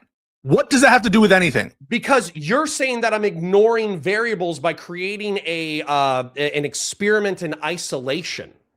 And I'm not. You're making it more generic than it is. And also in your generic example. No. Pause right there, because this is how you're going to show me whether or not you're full of shit and whether or not you're trying to win the argument. Steelman the question. The question is that you provided was, what do you think most officers would say? No. In response, you're creating the question. Let's just say that you accept my premise. What premise? I don't know what you're talking about. Yeah, I'm going to tell you the premise. Why are you asking what premise when I say, let's say you accept my premise? What the fuck are you doing? Get to it. To it. Oh, okay. Well, I have to listen to you for 45 minutes and agree with you on everything. But the second I disagree with you, you get spicy. Shut the fuck up. All right. Anyways, let's say that you accept my premise that within 1 million law enforcement officers that serve nationwide, there's some reasonable guys in there.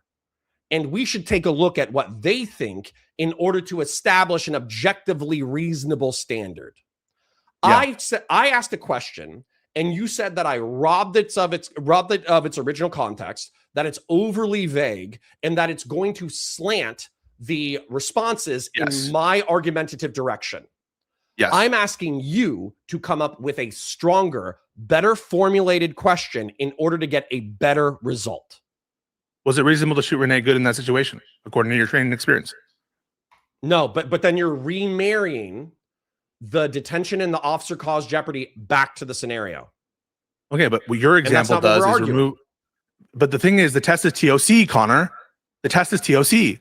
Now we can go to a more stylized examples. I already argumentatively gave you officer created jeopardy. I already gave you poor tactical decision making. I already gave you all of those things. So TOC, I'm trying to isolate. it's I'm trying not to isolate, reasonable, but in the moment, it is reasonable. I'm trying to isolate one specific thing, and we can use these kinds of stylized examples and hypotheticals or even questions for discrete inquiries. But you're blowing up. By the way, I think your question is total bullshit. So hold on. Saying TOC, would you have shot in Renee Good? Then what's going to happen is every single officer, every single reasonable officer is going to say, no, I would have never put myself in the situation in the first place. But that's not what we were arguing. What we're arguing is whether or not once you're already within danger, is it reasonable? That's what we're asking. No. Yes, see, we are.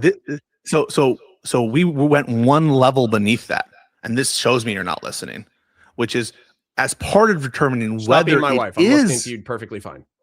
So as part of our test to determine whether it is reasonable, as part of that, right? So we are, in some sense, trying to find out whether it was reasonable in the moment, right? But as part of that, we're assuming what's out. Is he throwing up? Is he pulling a Xander Hall? Oh my God. I'm okay. Sorry. Did you just pull a Xander Hall? No, I have a post-nasal drip that I'm curing, and it was really gross. Okay. But I will listen to you, but I also want to double back on a question, and I want to force you to answer it. Okay, so go ahead. Okay. We are, in some sense, inquiring into whether the shot was reasonable. Okay? We are. As part of that inquiry, the specific thing I'm trying to find out is whether an officer in the position of Agent Ross would think that shooting a gun at the driver of a vehicle at that position, at that speed, in those circumstances, would have any relation to preventing the threat to Officer Ross. Weirdly enough, you're cutting to what I'm going to ask you. You're cutting to what I'm going to ask you. Okay. You and I can agree that Renee, hold on. I don't want to volunteer your agreement. I want to state this as a fact that I perceive. There's 1,000 Renee Goods. Okay. There's 1,000 of these scenarios. They happen all of the time. And so what we need to do is we need to analyze said scenario, and we need to come up with good rules that don't just apply to a TOC analysis of the Renee Good shooting, but are actually good guidance for law enforcement officers and how they conduct themselves across the nation. Okay. So what I'm going to ask you in good faith, and I would appreciate it if you put some thought into your answer. Okay. You're saying that if there is, I don't want to say ignoring. Ignoring is the wrong way to phrase this. But you're saying that separate from lawful detention, separate from officer caused jeopardy, if a vehicle is standing in front of you, it is not reasonable to fire into said vehicle if they're moving towards you at a slow speed, or they're moving towards you or something like that. You phrase it however you want. I don't give a shit. But no, that's too general. That's too general. That's too general. I feel like you're copping out. I feel like this is obviously no. I feel like obviously dude. I'm not obviously lying. You might be arguing or talking in good faith right now. I think this is a total cop out. I think if you put some time and thought into it, you could come up with either a relatively objective question, or you could even come up with a question that slants your way.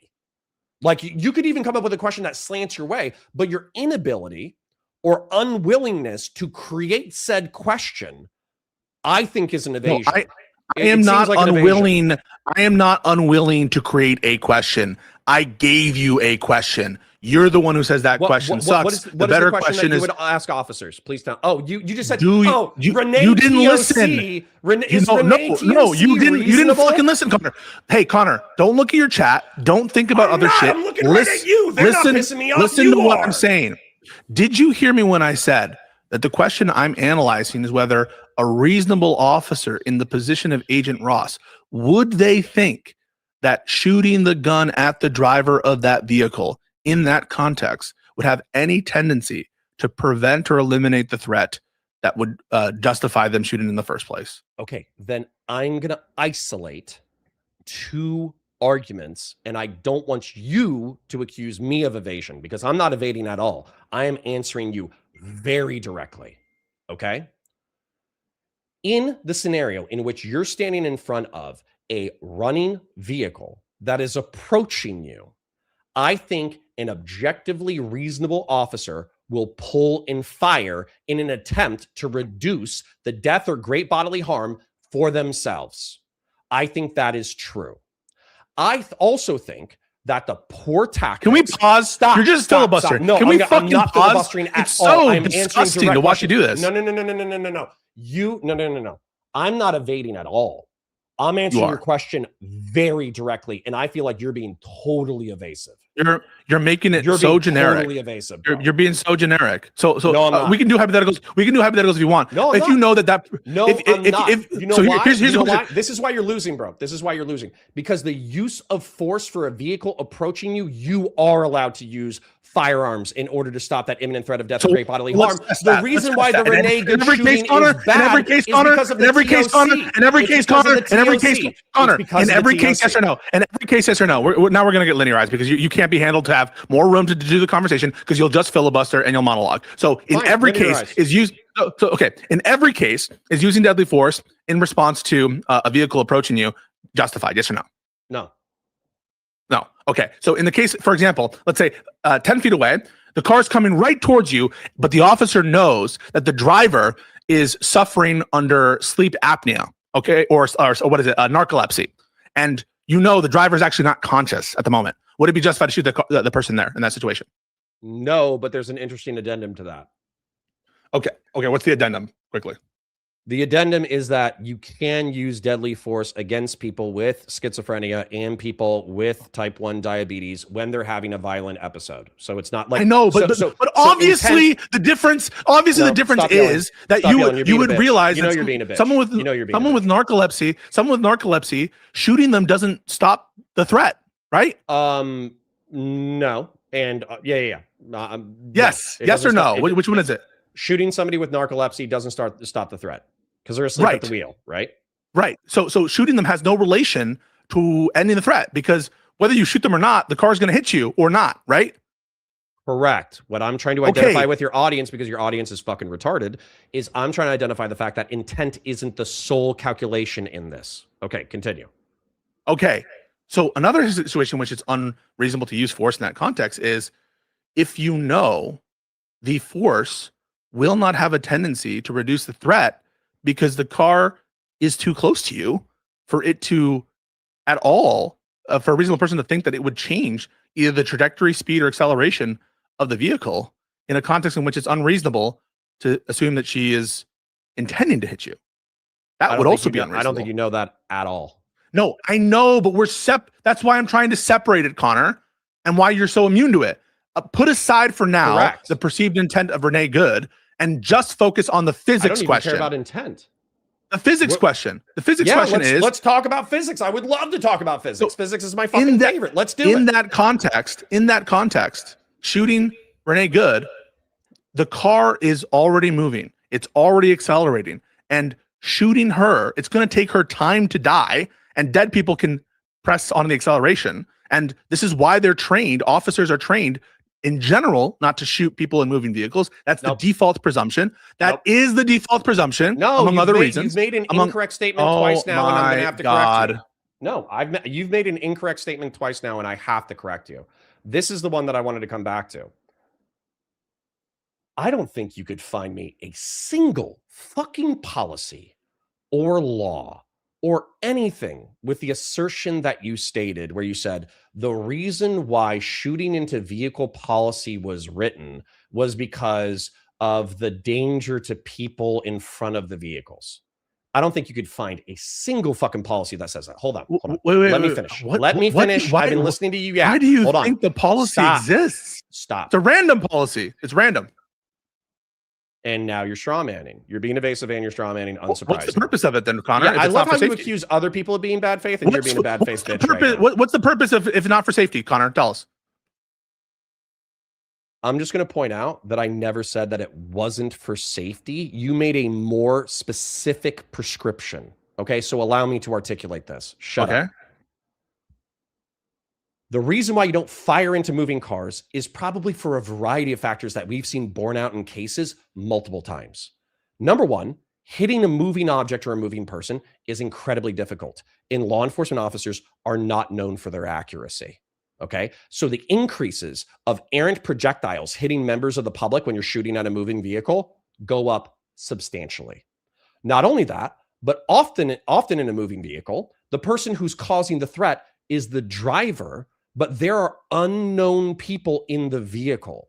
There have been people who are in the vehicle where people were shooting at the driver and they hit children or animals or innocent passengers or hostages. That's another reason why the policy was written not to fire into moving vehicles.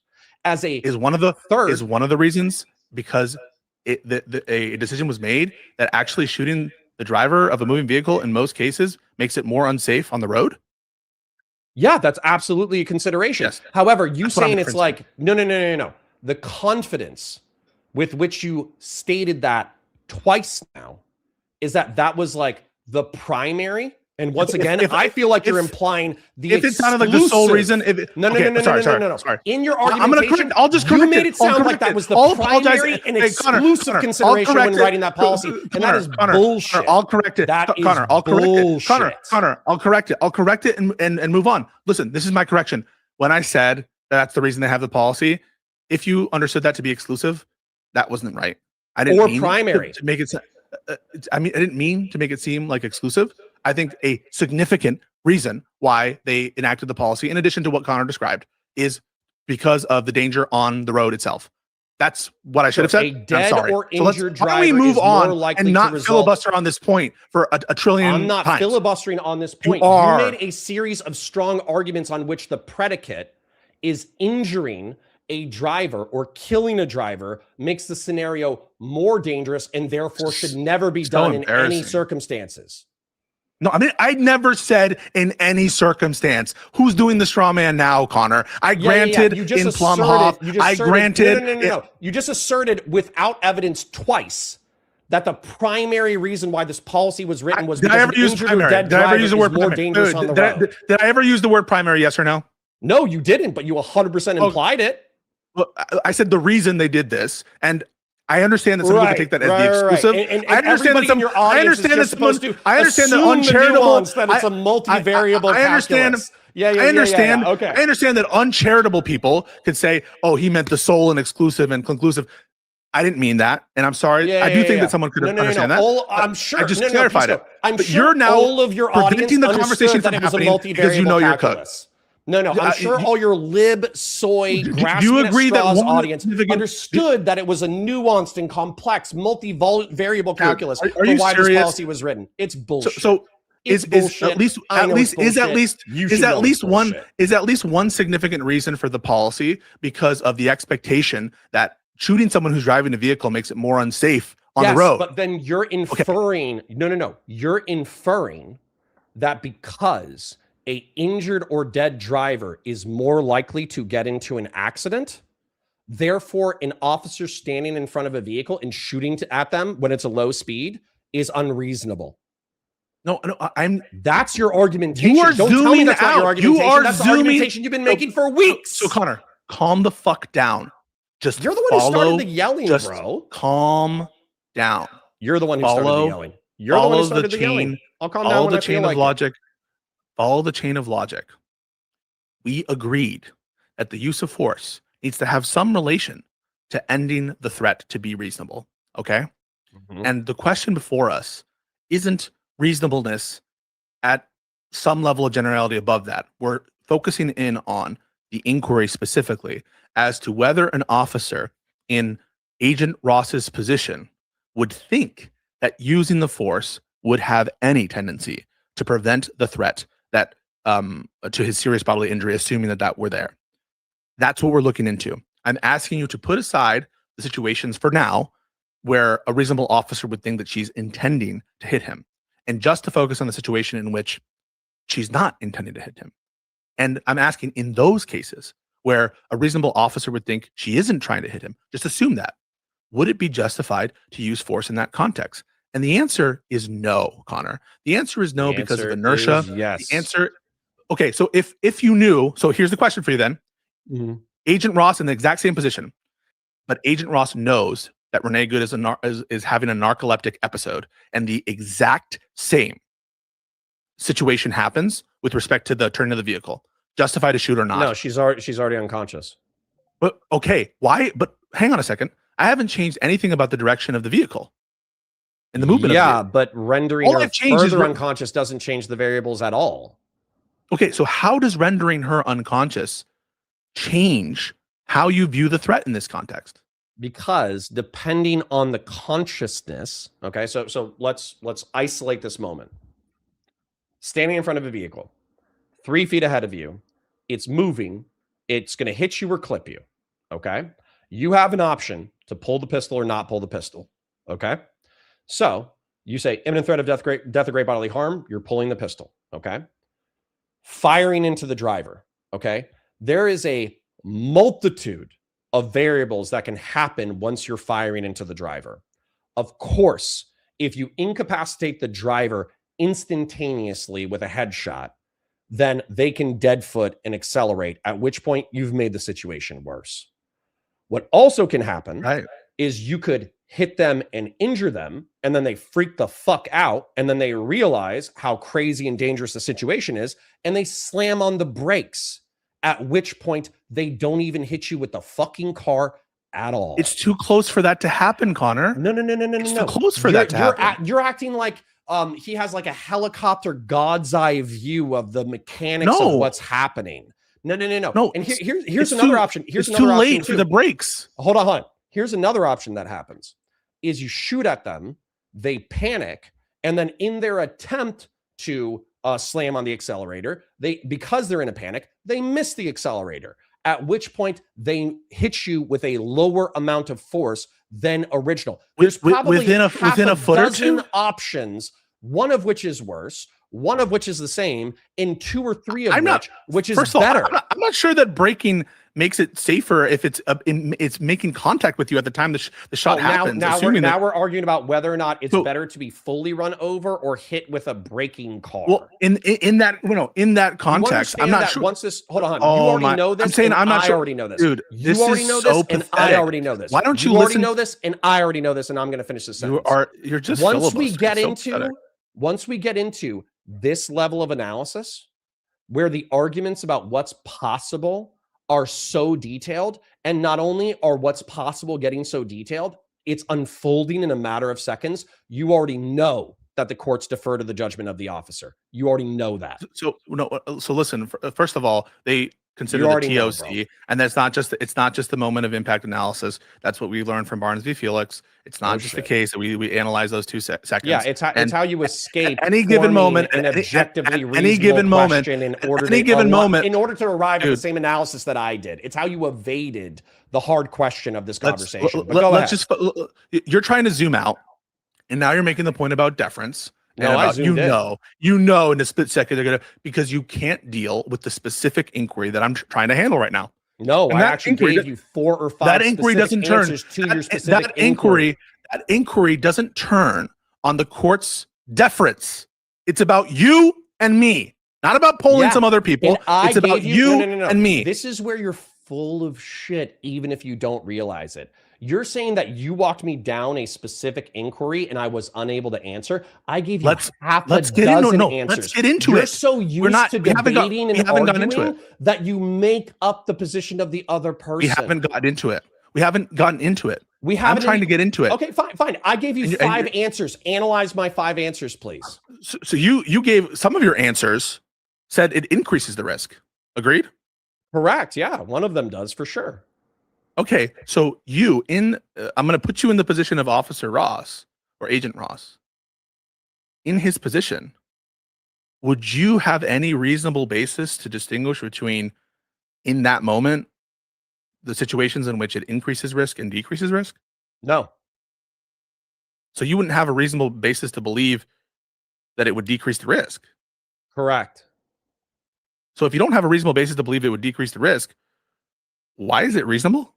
Because you're rolling the dice, because we're arguing this on a webcam, whereas officers are making judgments in the field. So if you have a scenario that is, it's not totally outside of your control, it's 1% within your control, or it's 10% within your control, and you can roll a 6-sided die, and 2 out of 6 times, it's going to hurt you more. 2 out of 6 times, it's going to be the same. And 2 out of 6 times, you're actually either going to avoid or decrease injury or death. In those scenarios, 100 people out of 100, yeah, so they roll here's my contention. Here's dice. my contention. Here's my contention. It's revealing to me that you can't let me finish the concept. No, here's my contention, which is the dice is a D 10,000, and the odds that it helps your situation is like, I don't know, 1. You're making that argumentation, and I don't think you can back that up with any kind of stats whatsoever. Well, here's a stat for you, and I'm not talking about stats, but just in terms of common sense day to day.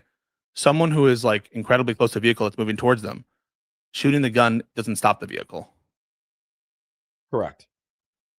Shooting the person who's driving it doesn't stop the vehicle. Newton's first law of motion. Incorrect. An object in motion stays in motion unless acted upon by an outside force. Okay, you're incorrect. There's another Newton's situation. first law of motion? No. There's another situation where Renee Good is still alive, by the way, where the officer went to pull their gun, and the mere act of pulling their gun was enough for Renee to go, oh, fuck, and slam on the brakes. That I don't know why that's realm relevant of to what I just possibility and probability 100% exists. No, but I'm not talking about taking out the gun. I'm talking about firing the gun. So I don't know how that's responsible. Yeah, now you're trying to isolate away from what I'm saying. The fact is that the officer pulling and firing in reference to an imminent threat of death or great bodily harm, and that there is a statistical probability of increased injury, neutral injury, or decreased injury is already enough. It's I don't know, but hang on. But what do you think is likely? What do you think is likely? What do you think a reasonable officer would think is likely in that situation? A reasonable officer doesn't look at the situation and be like, yes, killing Renee Good in that situation significantly lowers my chance of getting hurt. Agreed? Yeah, but who said that significantly is something that a threshold that you have to meet? So do you think that? So I'll ask you, do you think by yourself that shooting her had any significant decrease in risk for himself? It could be 8%, it could be 12%, it could be 13%. That would be significant. Those would be significant. Those would be significant, but it would not be probable. It would be significant, but not probable. Yeah, I don't think that that's true. And the reason I don't think that is true is because I think the hit is overdetermined, and the odds of gunning it with the dead foot or whatever, the dead leg or whatever on the accelerator, that a reasonable officer isn't going to predict that will happen one way or the other, right? Like that just seems like a total random fucking shit. It can make things worse. It seems like a total crapshoot where like, yeah, I'm not sure that I would think that this would have any tendency to reduce the gunning it threat. But even putting that aside, it's going at enough velocity that if it does hit you, like, what does slamming on the fucking accelerator do to increase the threat or not? I'm not even sure. I'm just gonna say, why that's the case. As somebody who's like, I don't know, lived in the real world for like 10 or 15 years before I became an online content creator, I think this entire rationale is bullshit. Like, unironically, if we had the ability to respawn, what we would do is you would be the driver and I would be the shooter, and we would run it 1,000 times, and then we would just evaluate what actually happened.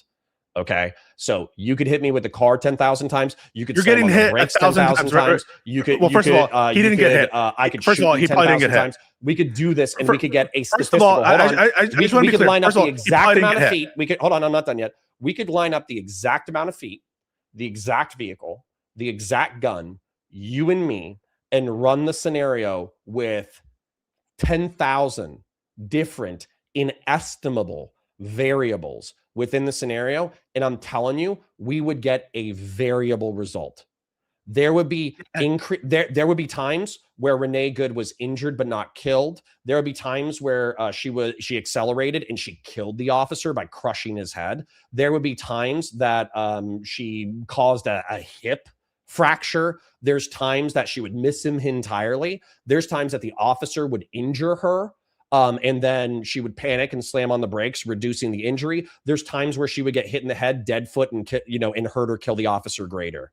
We could run it 10,000 times, but I'm telling you, within the context of 10,000 variables, you're allowed as an officer in the lawful performance of your duties. If you think that a certain action is going to reduce the threat of imminent threat or great death or great bodily harm, you're allowed to roll the dice. If it's objectively reasonable, if it's objectively reasonable to roll the dice, not if it's 0.00001, right? Okay, but agreed. This is the thing that pisses me off. Wait, Connor, not if it's 0.00001, right?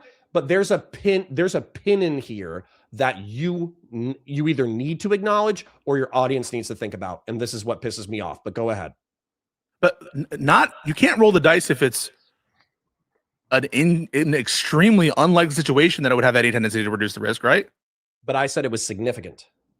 Okay, I understand that you said it's significant, but I'm just clarifying that if it's extremely unlikely to lower the incidence of serious bodily injury, and a reasonable officer would know that, it wouldn't be justified. You're not allowed to just roll the dice just because. Okay. If there was a less than a percentage chance of affecting the outcome, then I don't think a reasonable officer. Right, and you actually believe that it's more likely than not that it increased the risk against them, right? It's probably 33, based off of not having the ability to robustly evaluate the vehicle, the officer, the shooting distance, the acceleration, the braking, all that stuff. Without the ability to lab test this, yeah, I have no predictions about what would happen unless it was robustly tested. Ask the thing that you want to ask. I'm trying to communicate this concept, and you have. I just disagree on the application.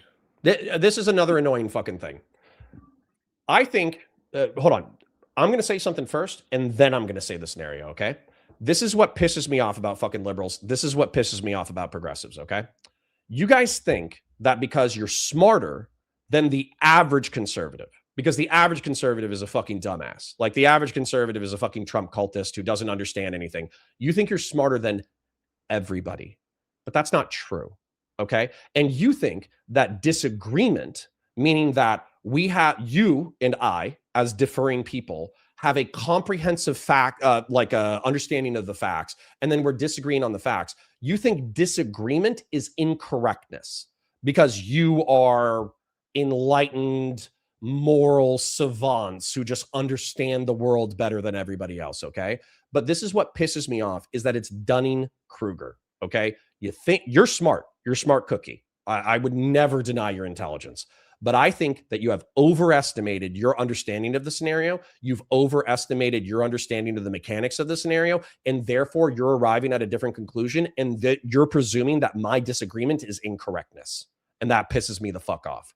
Anyways, let's move into the topic. I'm actually like questioning my ability to communicate concepts. And so I think I'm not. No, you're communicating them just fine. I disagree. Okay. You disagree that a reasonable officer would think it's an extremely low chance that shooting in that context would have any tendency to lower the threat. I think an officer would say that it's a low chance, but it's a significant enough chance to roll the dice, and they should be allowed to do so. Okay. And then maybe that's the disagreement there, because you would grant, if you had my belief, then it seems unreasonable, right? If you believe that a reasonable officer would have this isolation, it's so me isolating these two factors, and I already know that your argument is going to be TOC, but me isolating these two factors, I think is going to clarify the argument for anybody who's unclear. Okay. In my opinion, if you are 3 to 4 feet away from a vehicle, and that vehicle is either fleeing and eluding or attempting to hit you with a vehicle, an objectively reasonable officer reasonably could fire into said vehicle with the expectation that, like we said, there would be a variable amount of results. Some of those would increase danger, some of those would decrease danger, some of those would be neutral. But because there's an imminent threat of death or great bodily harm, a reasonable officer would roll the dice. That argument is in isolation and robbed of the context of the Renee Good shooting. Okay? Within the context of the Renee Good shooting, there are so many things outside of that in reference to poor officer safety, poor tactics, ICE even having like conducting itself in the way that it conducts himself, all of those things make the dangerous situation itself unreasonable. Okay. Okay. So Now, the shooting is reasonable. The TOC is not. Okay. I hear what you're saying. I hear what you're saying. Okay. And by the way, I have a lot of the same caveats about I'm not sure that he's going to be held to justice. I'm not sure that they'll charge him. I'm not sure that they'll convict him. We're just having a conversation between us two. I'm not expressing confidence as to the results. Connor, I'm moving the conversation on. Okay. The other two shots. At a bare minimum, before we get into whether or not a reasonable officer could distinguish. Wait, no. Before we get there, can we at least agree that shots 2 and 3, we're getting some indication that shot 3 might have been the killing shot to the head, the instantly killing shot. Can we agree that shots 2 and 3 bear no relation to reducing the risk? Sure. Yeah. Okay. Descriptively. So the only thing that would justify shots 2 and 3 is if a reasonable officer could not perceive the change in risk. Correct. But a reasonable officer could perceive the change in risk. No, time elapsed was less than a second, maybe less than 2 seconds. But the human reaction time for threat assessment, risk assessment is less than a second. The average is like no, this half is a second, if where, not lower. This is where we get into. I would, in order for you to make that argument, we wouldn't even be testing athletes for reaction time. And by the way, like reaction time is separate. Like your ability to perceive and your ability to change your bodily actions are two different less than things. A second. It's no, less than a second. I don't. No. This is where I was having an argument. We'll Google it for average momentarily. people. We'll Google it in a second. I want to. This was the crux of the Chud logic debate, and so I made a drawing based off of the crux of the Chud logic debate. Drawing, okay. I'm sharing it with you in the Discord right now. Yep. So this is where I think your conversation broke down. It might not be exactly relevant to what you're talking about, but it is relevant to this conversation as far as like evaluating shots fired. Okay. Because in that conversation, you were saying that each individual bullet will be judged on its context. And what Chud was saying was that, and I'll actually read what I wrote. That way I'm not summarizing it poorly. But what Chud was saying is that if you can articulate a class, let's just call it like a class of threat over a certain elapsed time, all of those bullets are going to be evaluated and treated the same. Okay. And well, if they bear the same, so yeah, if every bullet is justified under the same rationale and the connection between the shot fired and the prevention of the qualifying ground of shooting is still there, then yeah, the answer is just going to be all of them are justified. So it's going to be the same Correct. rationale for each bullet. But so he was misconstruing Plumhoff to suggest that not every bullet needs to be justified. The answer is every bullet does need to be justified, but it's just very trivial and easy to assess them all as justified. Right. So let's break it down in case I wrote something better than what I just said. Okay. So what I summarized you was saying, and I have a beautiful drawing with bullets on it, is every time a cop pulls the trigger, each individual shot must be evaluated as an individual action / seizure, and therefore each round can be ruled justified, unjustified based on its context. If I was summarizing your perspective, that's how I would have summarized it. Okay. It's not far off, but I want to caution that I'm not saying that courts will analyze this like bullet by bullet from the perspective of like bullet 1, bullet 2, bullet 3, bullet 4. Correct. They can address them all in a summary fashion because in Plumhoff, for example, the threat trivially persists throughout all the shots. But here's the difference here, Connor. You just granted that the threat changed between bullets. So we don't have to argue about that. The only question is, could a reasonable officer perceive the change in threat between what we've both identified in that time? That's the only question. Let's argue that momentarily. We've now just agreed that there was a change in threat from shot 1 to shot 2 and 3. And the only question now, unlike in Plumhoff, is could a reasonable officer perceive the change in threat? Because Okay, if they can, the shots would no longer be justified. Agreed? Okay. Let's analyze and fight about that in a second. Okay. Okay. Chud Logic's argument, which if I was to summarize his argument poorly, well, I don't know. In use of force scenarios, law enforcement is trained to fire until the threat is ended, which means that in particularly short instances, bullets will be treated as working off of the same information and context and can be judged as a group. And by the way, I don't think that these statements are mutually contradictory. That was one of my frustrations with watching the debate. Was I actually felt like these statements are they're like they seem like they're opposed, but they're actually not necessarily that opposed. Right, but Chud is wrong in saying that I'm wrong. Chud says you don't have to justify every bullet. You do, but I think he's inferring what you said, which is that a court will be. They'll say bullet 1, bullet 2, bullet 3, bullet 4, bullet 5, bullet 6. Yeah, that's because we're going to look at rule each 2. one of them and evaluate a legal case. And by the way, I think that's what people are inferring based off of you saying that bullet 1 was justified and 2 and 3 aren't. I think that people are already making that inference. But I just want to finish the drawing real quick. I want to be clear about applying the Plumhoff test and the test from Gardner and the test from Graham v. Connor.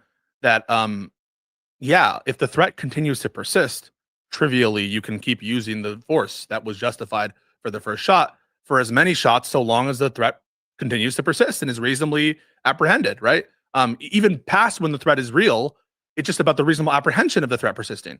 But we've just agreed that the actual threat has changed between bullets 1 and 2 and 3. Now, I think that they were never justified, but I will say that clearly, to the extent that there was a threat at all in bullet 1, the threat is meaningfully different for shots 2 and 3. And so Sure. even in the situation in which you grant that bullet 1 were justified, you now need to look into 2 and 3, because unlike in Plumhoff, a reasonable person would say that the threat changed between bullet 1, 2, and 3. And the question is, could a reasonable officer perceive that real change in threat? Whit might actually go into the third statement. So what I said applies regardless of whether or not you lean more argumentatively towards Pisco or towards Chud. The elapsed time from perception of the threat of death or great bodily harm, the longer the time to observe, or there's a phrase called OODA loop, observe, orient, direct, and act, react. So the elapsed time from the perception of the threat or great bodily harm or death, the longer the time to observe, orient, direct, and act, the harsher the judgment of each round fired will be. And so what I'm trying to say here... I agree with that. Like, yeah, those things would make it more of a good case. But I just think here we have a give sufficient you a case. specific case that applies. Okay. Okay. Laquan McDonald. I forget what state it is, but my friend, my chat pulled it up. Okay. Laquan McDonald was a gentleman, some Midwestern Rust Belt state. I forget. It might have even been Chicago. But he's walking down the street and he has a knife and he's waving it around. Okay. And then he kind of charges a little bit towards the officers, but not really. He like runs towards them a little bit, then he runs away from them or whatever. And so what ends up happening is I think multiple officers decide that it's time to shoot and they all shoot. But what happens is like 3 of the officers shoot, they take him down, but one officer proceeds to continue to unload into Laquan McDonald over the course of like 20 seconds. Okay. And he's taking like carefully placed, aimed shots every 2 seconds. And his argument was that Laquan McDonald was still making furtive gestures. It looked like he was trying to get up. He still had the knife in his hand, et cetera, et cetera. But what the courts ended up deciding, because he actually was convicted, he got a very short sentence. He only got like 2 or 3 years. But what they said is that he's on the ground. You have time to react. He's already incapacitated. There were other means with which to affect your detention or arrest. And so as a result, it was not reasonable to continue to take well-aimed shots for 20 seconds after the original shooting in order to quote unquote end the threat, because he was making furtive gestures and down on the ground. Right. And so he actually was found not to be reasonable, criminally charged and convicted based off of the time elapsed. Okay. So I'm not trying to defer to the courts. I'm not trying to argue with you that, 1, 2, like 2 and 3 shouldn't be evaluated at all. But we should look up like action reaction times right now. Yeah. Because if we look at the shooting where shot one goes off, like literally start a shot timer, okay? Shot one goes off. If we get to, in my opinion, less than 2 seconds for shots 2 and 3 to go off, I have like a 99%, like I think 99%, they will be treated as a class of action reaction gap. Almost guaranteed. As a per You se can prove me rule, wrong. or I would be happy as to a be proven wrong. as a per se rule, or as a consequence of a jury or court determination? Like,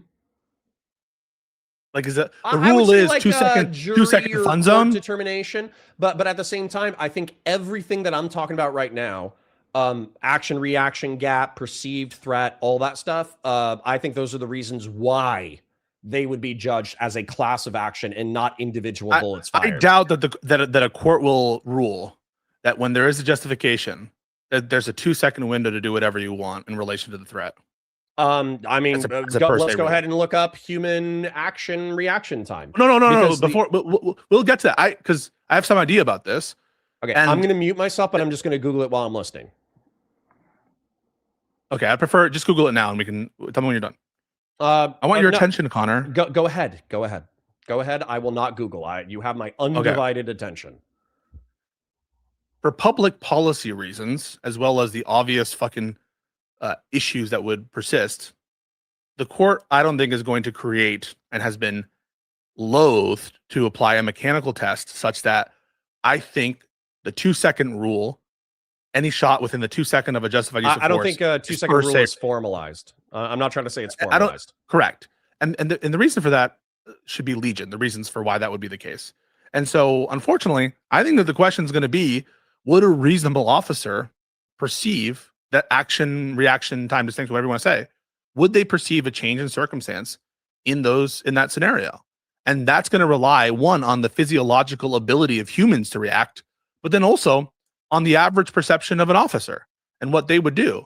And I think that the first thing we should acknowledge as a building block is it's physiologically possible to react in that time and perceive a different threat, correct? No, I actually have to Google that. So for instance, Google it. Okay, I'm going to Google.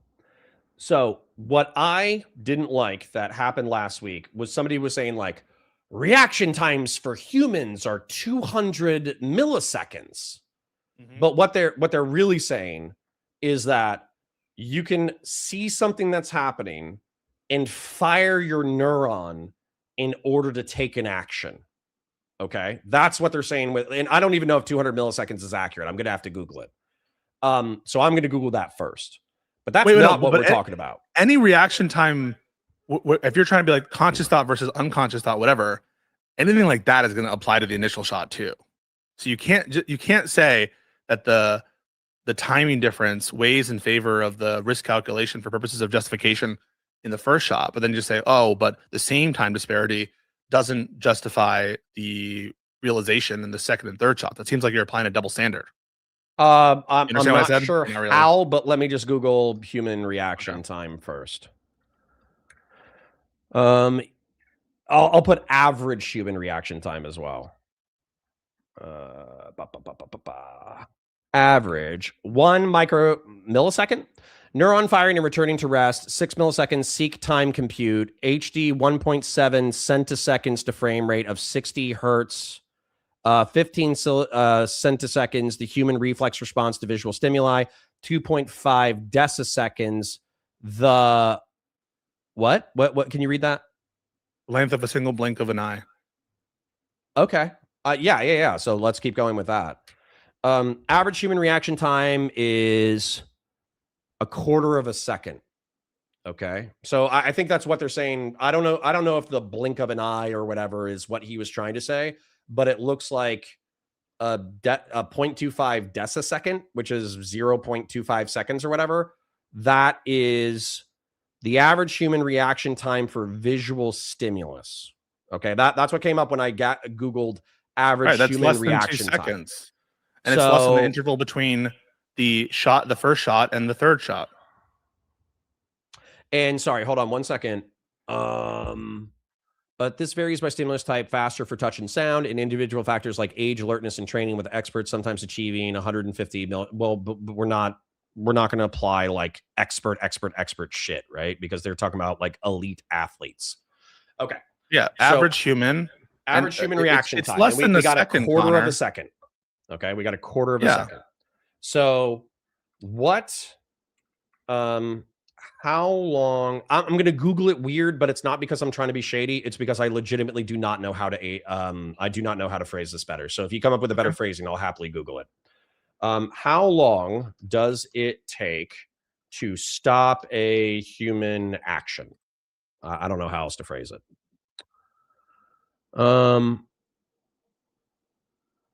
Yeah, dude. Stopping a human action involves a perception reaction process that generally takes 0.5 to 2 seconds for consciousness. Complex tasks like braking a car. In emergency situations, the average human takes roughly 1.5 seconds to perceive a hazard and the initial response. That's my argument. Sorry, you still with me? Yeah, I'm with you. I don't know where that's coming. I lost visual. Okay, I'm back. Yeah. Okay. So I mean, dude, you can Google it, but that's my argument right there. I don't know where that's coming from. The studies I have from police officers specifically is, and with respect to gun usage specifically, is much less than 1.5 seconds. What is your resource was saying specifically? It was some guy brought a study and he's like, this was to try to prove the point that it was unreasonable. And hang on, I'll try to find it real quick. And it was something like much lower. It could be. Well, hold on. This is another thing, though. Is action is going to be faster than reaction, and what I'm saying is, like, you have to perceive a stimulus, then you have to choose to do an action, and then not only are we talking about that, we're also talking about a corrective action.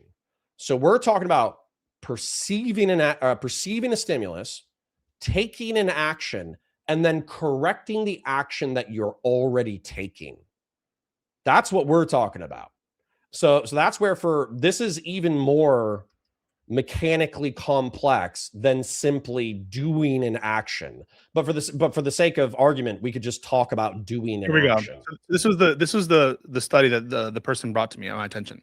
In experiment 2, in which officers were to fire as quickly as they could once the start signal occurred and to stop immediately when it went off, the average stop time over all 5 trials was 0.29 seconds, plus or minus 0.17. The researchers noted an interesting phenomenon in the study in that the officer's first trial or effort of the officer to stop pulling the trigger took much longer for some officers than in any of the other trials in the experiment. Also, only on the first trial did a number of... That sounded interesting. The researchers noted an interesting phenomenon in this study in that the officer's first trial or effort of the officers to stop pulling the trigger took much longer for some officers than in any of the other trials in this experiment, experiment 2 versus experiment 1. Also, only on the first trial did a small number of officers pull the trigger slowly, waiting for the stop signal to come on so they could stop immediately. A separate analysis of the stopping time in the first trial resulted in a stopping time of 0.35 plus or minus 0.25, a median of 0.31, and a mode of 0.33. So what I would say is, what is the because right there, I don't think that this is analogous. What is the not on all accounts, but it's you can at least grant it's physiologically possible. Can we at least agree on that? It is physiologically possible. Physiologically possible to stop shooting a weapon in, I think your study says, a quarter of a second. Okay. Yeah, I think that's fair. Okay. Now let's I have a follow-up question for that. Yeah. This experiment sounds like they're telling the officers, we want to test how long it takes you to stop firing. So we're going to give you an order to fire, and then we're going to give you some kind of stimulus or some kind of order that's going to tell you to stop firing, right? And so it sounds like you're already preparing the subject for that eventuality. No, so I agree with that. I don't think that this is analogous. So Connor, that's what I brought up when this person brought it into my attention. That this is like a kind of, but all I'm trying to prove initially is that it's physiologically possible. Okay. It's physiologically possible to stop an action within a quarter of a second. Correct. Okay. So now the question is it reasonable to think the threat perception would noticeably change? And one of my super chats gets to the kind of question I'm trying to ask. how could he retrain the gun after moving during the first shot, but not analyze the threat of the target he shot? Sorry, can you pull that up again, just so I can read it and not try to meme my way away from it? Please, God, Pisco, ask him, how could he retrain the gun after moving during the first shot, but also not analyze the threat of the target he shot? Okay. Because there is 10, I don't want to say 10,000, that's an exaggeration. There are 7 different things that a human being is doing when they're shooting a gun. Okay. And realistically, if you ask me, this is a revelation that I've had after 10 years of working in the security industry to some degree. He's reading it backwards. He was reading it backwards. All right. So that's why he read it slowly. It's not because he's stupid. Or I'm stupid. Go fuck yourself. He's seeing the Discord flipped version of it, right? So that's why, because I accidentally on my virtual camera, I don't even know. How about we've been arguing for 3 hours? How about your chat doesn't be fucking dicks about how long I take to read? How about that? How about you dick chat? I'm defending you. I'm like, you're having to read it backwards. That's probably why it's slower. Your chat can eat a bunch of wieners. All right. So anyways, let's break this down because I'm thinking too, you fucking F slurs. Anyways, all right, let's not violate TOS. Okay. Human beings, after 4 years in the Marine Corps, 4 years in law enforcement, 2 years selling firearms, constantly talking and thinking about this subject. Human beings are not built for firearms, okay? We're built to grab a stick or a rock and smash each other in the heads. That's what we're physiologically designed for. Firearms are a really interesting technology because they effectively take the concept of throwing a rock and then they make it really, really, really precise and really, really, really mechanical. And so when you're shooting a gun and you're shooting at a moving target, you're not consciously retraining. I think that's the word that he used, which I would say, like, I'm assuming like training, he means to like follow with the weapon or whatever. How would he like follow with the weapon, but not realize that the circumstances had changed while he's making an attempt to aim? Right. There's enough time for him to, let me elucidate a few more variables. Okay. When you're trying to aim a firearm at a person or aim a firearm in general, you're trying to establish sight picture. Okay. Which means that you're trying to take the 2 bars in the back of the weapon and you're trying to put the front sight post in the front of the weapon. And if you don't do it with a rifle or a pistol, and pistols are even harder, this is what's happening. Okay. With adrenaline. Okay. So you're trying to line up the front sight post with the rear sight post. And especially in an adrenaline out scenario, it's doing this. Okay. Then not only are you doing that, you're also trying to line it up with the target. And this target is moving, which is already more complicated. So let's say that I am the perfect shot and I have ice water running through my fucking veins. So I have perfect sight alignment and sight picture. Okay. Now I'm trying to aim at Pisco, but Pisco's moving. Okay. What I have to do is I have to use my arms, and it's not a conscious process. I have to track the target with those things as I'm pulling the trigger. And if you're a marksman, like if you're a good shot, there's all sorts of shit you got to do, like hand placement, the way that you hold the gun. There's trigger discipline where you pull the trigger in a certain way to make sure that when you yank on the trigger, you're not pulling the bullet off target. So to believe that a trained marksman is pulling his pistol, and I'm sure if we go with draw time, like if we go to what's the average draw of a law enforcement officer, we're going to add time to this calculus. I could probably get my draw time to around a second, even after doing thousands of draws. I think the average person probably can't draw 1.5 seconds, 2 seconds. Can we just pause? Can we just pause real quick? Because listen, you say, to be fair with Connor, I like 73rd that Ross was just too dumb slow to change his mind during the shots. He stopped thinking the moment he started shooting. That's not the question. The question isn't whether Ross did that. It's what an objectively reasonable officer would do. An objectively reasonable officer wouldn't be too dumb and slow to change minds during shots. No. I disagree with you, and I agree with this chatter more than I agree with you. Adrenaline makes you dumb. It makes you bad. It makes you fat-fingered. It makes you uncoordinated. It makes you emotional. Adrenaline does all sorts of fucked up shit. Can I take a bat? I know we're trying to explore complex topics, but can I share an anecdote with you? Yes. Okay. So when I was a law enforcement officer, there was this gentleman who had just been released for like aggravated battery. He'd beaten the shit out of somebody 3 years before. He was a young guy. He had an extensive criminal record, but he wasn't going away forever. And within 2 weeks of him, in my relatively small town, within 2 weeks of him getting released, he pulled a firearm on a teenager. Like, we got a report, hey, this dickhead who just got released from prison, he's pulled a gun on a 16-year-old, threatened to murder them, this, that, the other. So we're looking for this guy, okay? And we play hide and seek with him for probably like 3 months, where we know he's staying in this house and we have a warrant for his arrest, but we're not really writing an arrest warrant to go search his premises because we're trying not to get into a fucking gunfight with this guy in this household. And realistically, since the aggravated assault, he's kept a low profile. So we'll catch him when we catch him. So anyways, we get a call that he's at the local basketball court, and it's like 95 degrees out. And so I'm walking up to a crowd of 30 young black men who are playing basketball. And the second they see me, and they see this, I'm not being racist. They were actually just playing basketball. Okay. So I'm pulling up to the basketball court. Every other officer is showing up. There's 3 or 4 cops who are we're on a perimeter and I'm the rookie and I'm by myself. And so they do a perimeter around the entire basketball court. Well, all 30 guys decide that they're going to be effectively like a Trojan horse for him. And they're all going to walk out at the same time. So they all walk out at the same time. And I'm looking at 30 different people, knowing that this guy has a firearm, knowing that this guy has a violent history, knowing that this guy has already threatened to kill someone else. Okay.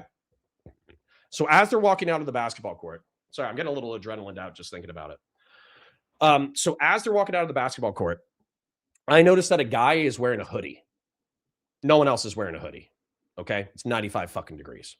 So I say his name. And I'm like, hey. And he's like, that's not me.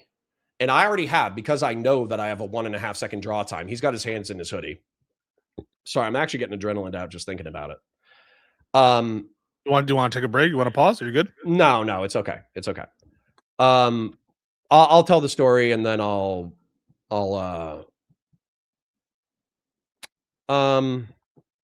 okay. Let's take a break. I have to go to Richard Hanania in 45 minutes anyway. We can take a break, dude. Well, hold on. I'll finish the story. I'm just burping. Okay. Oh, my bad. Adrenaline gives me heartburn. Let's finish the topic. I thought you were it was a difficult topic. My bad. No, it is a difficult topic, but nobody's dead. I just have heartburn and adrenaline and blood pressure. Okay. So anyways, let's finish the story. So he has his hands in his pockets. And what happens is the adrenaline gives me tunnel vision. Okay. Meaning that my blood pressure is so high that all I can see are his hands. Okay.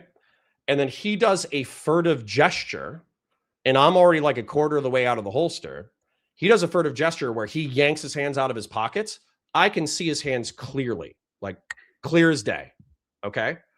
But I don't know whether or not he's pulling a gun. Excuse me. And so I pull my gun simultaneous to him pulling.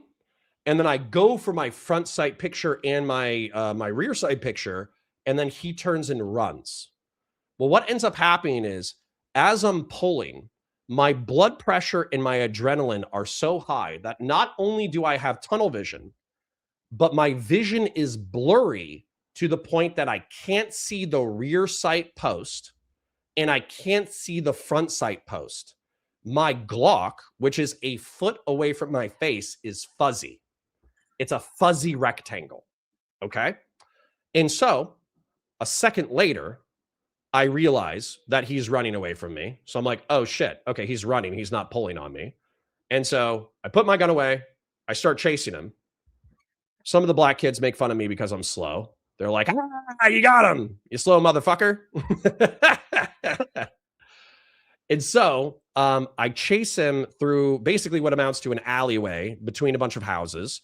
We chase him back to his friend's house, Demarius's house. And then what ends up happening is my people are being assholes. They're blowing up the radio while I'm in a foot chase with this guy. And my adrenaline is so high that I actually stop in order to try to calm down. Then I chase him into the back of the house. And then my fellow officer, my field training officer, meets me and tackles him, and we arrest him. Okay. But the reason why I bring this story up as an anecdote is because oftentimes when we're talking about these deadly force encounters, we're viewing them from a camera. We have a broader view of what's happening. We're viewing them from an action reaction gap, and we're saying that it's physiologically possible to stop something within a quarter second. We're evaluating all these different things. But I'm telling you, to people who have lived out in those adrenaline moments where you're making life or death decisions that are like a quarter of a second or a half a second or 1.5 seconds, you don't have full vision. You do have blood pressure through the roof. You do feel like in general, you're about to have do you believe a in heart like in general, do you believe like in a 2-second like fun time? So if there's a justification of force, I feel like after that story, that's kind of like a straw man, but no, no, I don't believe in a 2-second fun time where he does a furtive gesture and I go, oh well, he did a furtive gesture, I get to blast him. No, that's not what I'm saying. Okay, so then how does it relate to the situation here? Maybe not you, but other people are doing things like, oh, he could have seen the wheels, or she was obviously turning her Well, he could have he she looked him in the eyeballs. He perceived her turning the wheel. You have to grant that. I mean, he's aiming the gun at her. Probably because even with his tunnel vision, he probably had the tunnel vision. He's aiming the gun at her. Yes. Yeah. So, but that's like my point, where effectively, like, we're judging it with the totality of circumstances based off of the evidence that we have. The officer in the moment is basing it off of the totality of circumstances that they perceive. And that's why this like court-based latitude exists. Well, we have to run the test, right? Someone has to determine whether this was objectively reasonable. And the best thing that we have is for us to talk about it and to consider, well, what would you think would be reasonable in this case versus the other? Like, that's just the tools we have to do the test. And I think we can't just say that, well, adrenaline, therefore XYZ. Well, this or that, right? So hold on. I'm going to bring it back to the personal example, though. Okay. Do you think that a person who has used a gun on somebody else in the past might use their gun on somebody else again? Is that reasonable? Yes. Okay. Yeah. Do you think that somebody hiding amongst their friends while out in public does not want to be caught by law enforcement? Probably. Okay. Do you think that 30 people essentially trying to help this person escape might be an indication of a hostile crowd? Wanting to help them escape? Yeah. They literally bunched up around him and walked with him out of the basketball court. They didn't say, oh yeah, that's that's this guy. He's over here. If you want to arrest him, go ahead. They bunched up around him and walked out of the basketball court together. Yeah, I think it's reasonable to consider that crowd at least potentially hostile. Yeah. Not actively, potentially. Reasonably potentially hostile. Yeah. Okay. Do you think that they're not yet hostile, right? They're not yet hostile. They're not yet hostile. But there's a decent chance to be afraid of that. Yeah. Do you think that you can conceal a pistol in the front part of a hoodie? Yeah. Okay. Do you think that it's reasonable to wear a hoodie when it's 95 degrees outside? I don't know why that matters, but no, because you're saying could there be another reason to wear it? Sometimes people do that. His clothing is baggy, and his clothing is out of season. And his clothing has a way in which he can conceal his face. So number one, I'm considering that he wants to conceal himself. That way he's more difficult to identify. Number two, he has, like, if you're wearing a gym shorts and like a t-shirt or whatever, it's more difficult to conceal a pistol. That's what I'm poking at. Okay. I think that everybody else is wearing gym shorts and t-shirts. He's the only guy in a fucking hoodie. Yeah. I think that a reasonable officer could think that he's doing so to conceal a weapon. Or conceal his identity. Either one. Right? Sure. Okay. So if he's keeping his hands in his pockets, he refuses to be identified, and he makes a furtive gesture, and a furtive gesture is like a quick move, right? So at that point, is it reasonable for an officer to pull their pistol in preparation of imminent threat of death or great bodily harm? I'm not sure how it relates to this case. I'm not sure what I would think about that. I need to think about it a little I'm just bit. trying to walk you through objective reasonableness in my specific scenario, and then Well, he I'm shot just gonna someone hit you already, with something, right? and we could wrap. It doesn't matter. He's already shot someone, right? He went to prison for aggravated battery, which means he beat the shit out of someone to the point that he caught a 5-year sentence and served 3 of those 5 years, and he pulled a gun on another person in the community. Yeah, I think pulling a gun in that context, as I sit here, subject to me thinking about it more, but as I sit here, it doesn't seem that that's objectively unreasonable. Okay. Now, within that scenario, what I'm saying is my decision making to pull the trigger or not pull the trigger is decided within probably quarter of a second, half a second. And the reason why I didn't pull the trigger is because I did not see a weapon in his hands. And so, but that doesn't mean that he still couldn't have a pistol. That doesn't mean that he could still have a fucking pistol. He could have just decided that a gunfight wasn't worth it. You decided, you decided in that amount of time that he didn't pose a sufficient threat. Sufficient threat to kill him yet. Right. So then the pistol goes back. How does that not help me? Explain how that doesn't help me. That seems to be saying that a cop, even with adrenaline, you made the decision in less than half a second. Because what I'm trying to convey, and maybe this is like an overly pedantic and simple thought, this was not conscious. None of this was conscious. I did not have an egotistical narrative voice in my brain evaluating each decision. I had my training, I had my adrenaline, I had my instinct to survive, I had the purpose of serving the community. None of this was a conscious narrative. And so what I get frustrated with, and it's not that you're wrong in doing so. In a civilized society, every use of force should be evaluated by members of the public.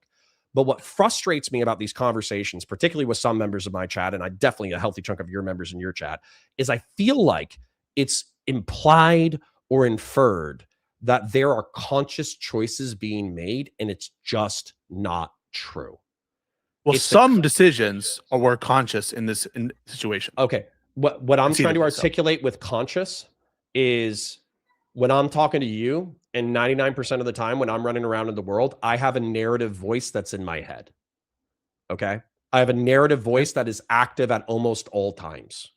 I am telling you that that narrative voice did not exist during those scenarios. It was all instinct. It was all training. Yeah. The thing is, though, that's not the test, whether it was all instinct or whether it was all training. The test is objectively. No, there's bad training. There's bad training. Instincts. And there's bad instincts. Are right. So like just because the instincts would just be pure instinct or whatever doesn't mean we don't have to analyze it. We have to analyze it. No, now, and that's not my argument.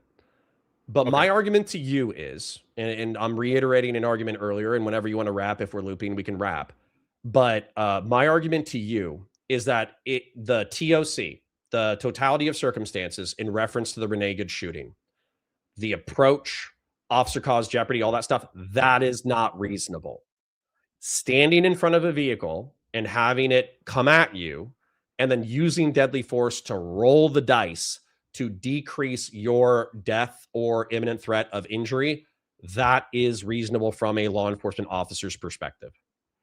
Well, and so we disagree on that. I think that's ultimately where we disagree. But what about the second and third shots? You say a reasonable officer would not have perceived a difference in threat.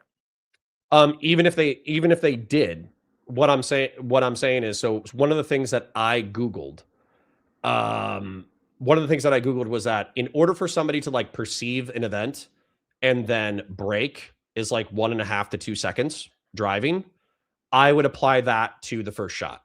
So basically, 1.5 2 seconds to do whatever you want, basically. Yeah, but I also think that when you're saying that once I saw the furtive gesture, I should have fired, or I could have fired, and I could have justified it after the fact. No, I think that would have been a bad move, right? I don't know if it would have been justified. A furtive gesture without you having perceived a weapon. I'm not sure. I think I would need to reread the scenario. I'm going to be honest. Some of the facts I lost some of the facts as I was hearing it, but I'm not sure is the answer to that question. It And it's doesn't definitely matter. more ambiguous. My- It's definitely more ambiguous than I think this situation is for second Okay. and third shot. Okay, what I'm trying to communicate though is that I think that within that 1.5 to 2 section actions, you're saying to do whatever you want. No, the initial calculation has to be correct. Yeah, no, So- the initial, but we're assuming that the initial calculation is not correct, reasonable, Right. right? Okay, And we disagree on reasonableness. and we do on the first shot, Right. but assuming that the first shot were justified, you're saying any conduct within that 1.5 to 2 window buffer that you're imposing, you think is de facto reasonable. There's probably more nuance to it than that, but just to like own my position, yes.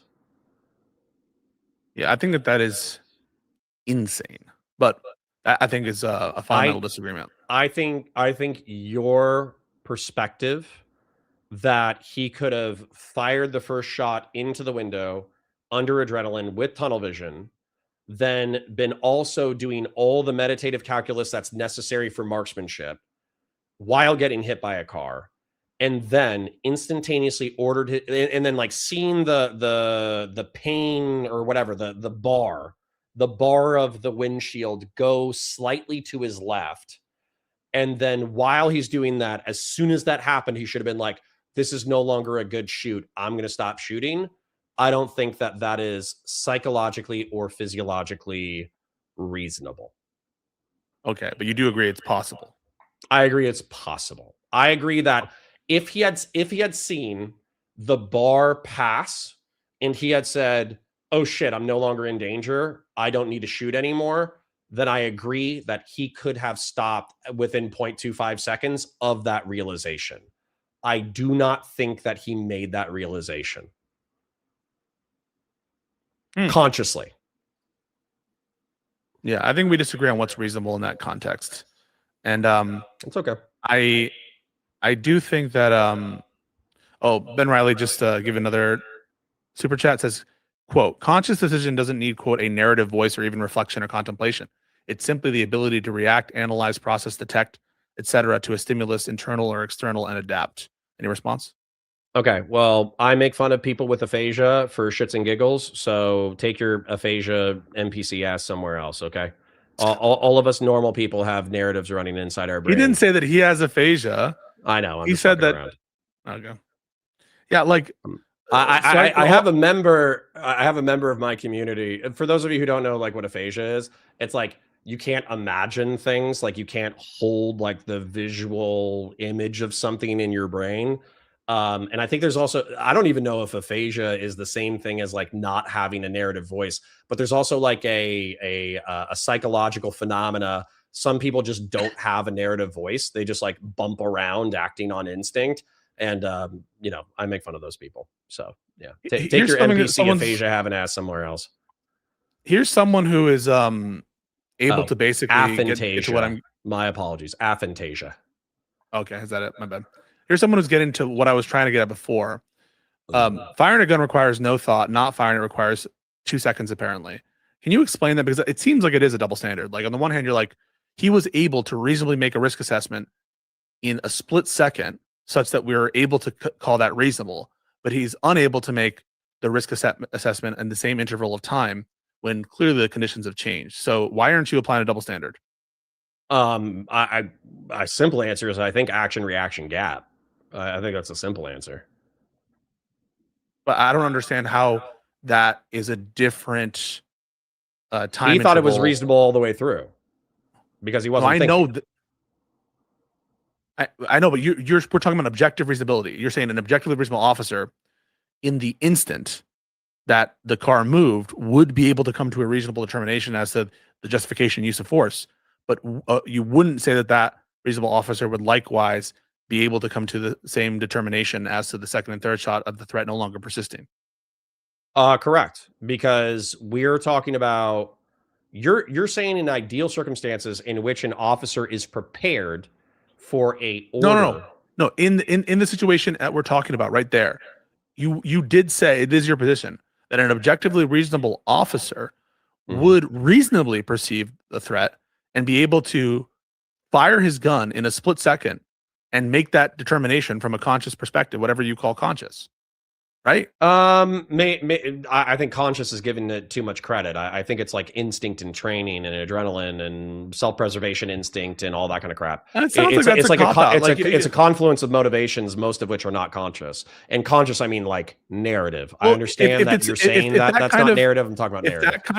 If that kind of I don't know what to say, neural process is sufficient for the justification to shoot, why isn't it sufficient, whatever mental processes that culminate in the decision to shoot, why aren't that sufficient for consideration of the decision to keep shooting? Yeah, I think I can add something else to that. Drawing and firing a weapon takes a second and a half. The gun was already out. Sure, probably in preparation of what he perceived as an imminent threat of death or great bodily harm. Right. Okay. So, but hold on. What I'm missing, what I'm not understanding right now, is you're saying that, well, he decided to pull the trigger quickly, so why couldn't he end pulling the trigger quickly?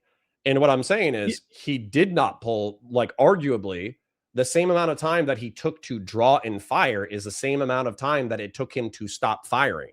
So where's the disparity? I don't understand. I don't understand why the drawing of the weapon is like part of the analysis. Because that's probably like the closest to last clear thought or almost clear thought that you have before shooting a gun is, am I drawing or am I not drawing?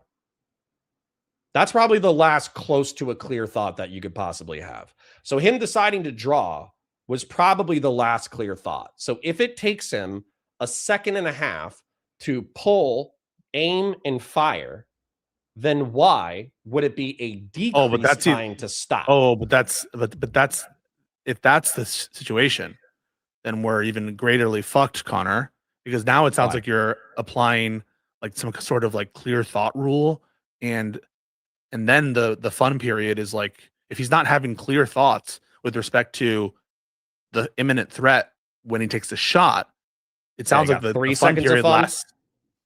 Yeah, it sounds like it's a longer fun period from when you draw the gun. I love how you guys talk about like shooting members of the public as the fun period, but it's okay. No, it's okay. I'm doing it because you're basically excusing any amount of misconduct so long as that there's a justified first shot I'm not within a time window. No, I'm not. And allow me to clarify. Okay. So for instance, I think that people sympathetic to me, okay, people who are sympathetic to law enforcement, if I describe the exact scenario that I had at the basketball court and I shot the wrong guy, okay, let's say it wasn't him. Let's say it wasn't him at all, like totally different guy, and I shot him. They could see the rationale that I used up to pulling my weapon, but choosing to fire my weapon with a furtive gesture without a visible weapon is a mistake. It's a mistake based off of policy. It's a mistake based off of training. It's a mistake based off of everything. So the sympathetic people are going to say, oh, well, you were under adrenaline. There was all these, different circumstances. We're giving you a lot of deference. I still think that the city should and could have been held accountable liably for a wrongful death had I killed the wrong man. And if I'd killed the wrong man and or injured people around him, I think that the city should be civilly liable for said action. And then I think, depending on the negligence leading up to the action, the law enforcement officer themselves should either be held civilly or potentially criminally liable, depending on the degree of negligence leading up to it. So that's where, for me, saying like, oh, you just got 3 seconds of fun the second you perceive imminent threat of death or great bodily harm is incorrect. Well, for purposes of the justification analysis, regardless of other consequences, it sounds like you're saying that the last clear thought. Okay, but that can't be right, Connor. Why? Because we expect our officers to be perceiving threats and using judgments even when their guns are pulled.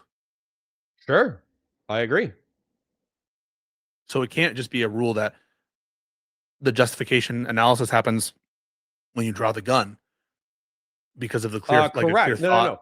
No. There's one to, I would say that there's probably one to draw, which is like the perception of imminent danger because actually Yeah, drawing but a we're not firearm analyzing the drawing is decision. not considered. We're Drawing analyzing a the firearm. we're Hold on, real analyzing quick. the shooting decision. Yeah, exactly. No, you actually just stole words out of my mouth.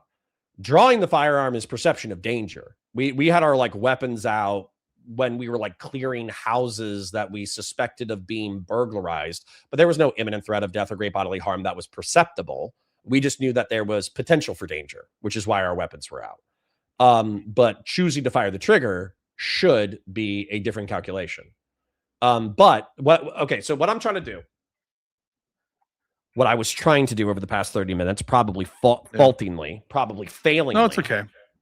Is I'm trying to communicate to you and to your audience that is analyzing this with your narrative voices that the people who are experiencing these events do not have narrative voices. They have instincts and they have training.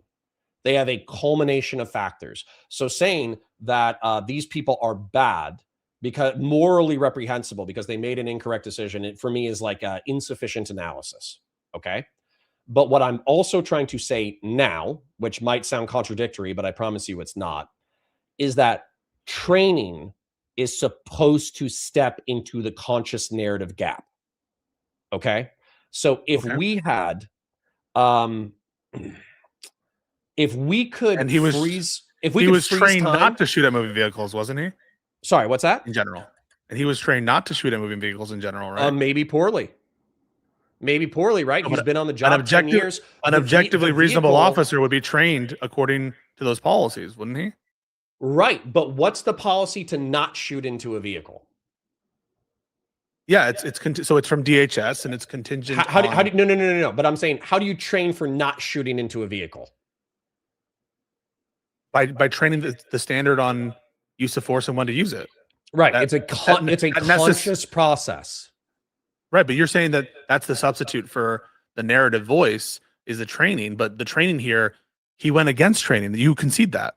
No. I don't think he had any training. I think he had use of force training that was practical, and any training that he had in reference to not firing into vehicles was effectively reading a book.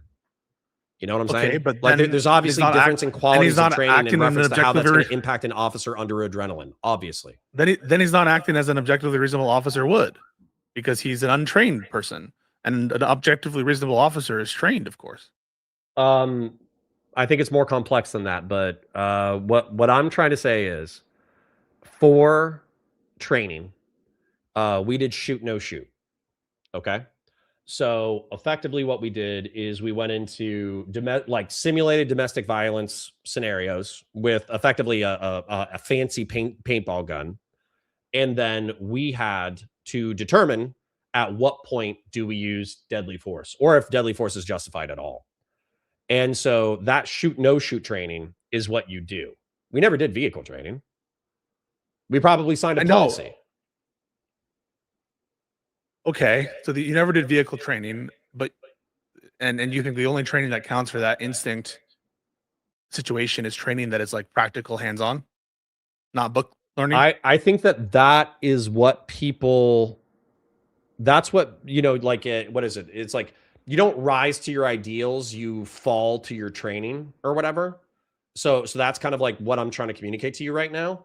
Is that we can have all these highfalutin ideas and we can train on practical application and we can talk about like legality and morality and ethics and all that kind of stuff. But I'm saying that if you thought the Renee Good shooting was so bad that this is an argument that this is an event that should never happen again in the rest of like American history, like there should just not be cops who fire into moving vehicles effectively ever, unless it's an extreme scenario. No, that's not what. No, hold on. Let me finish the concept. Let me finish the concept.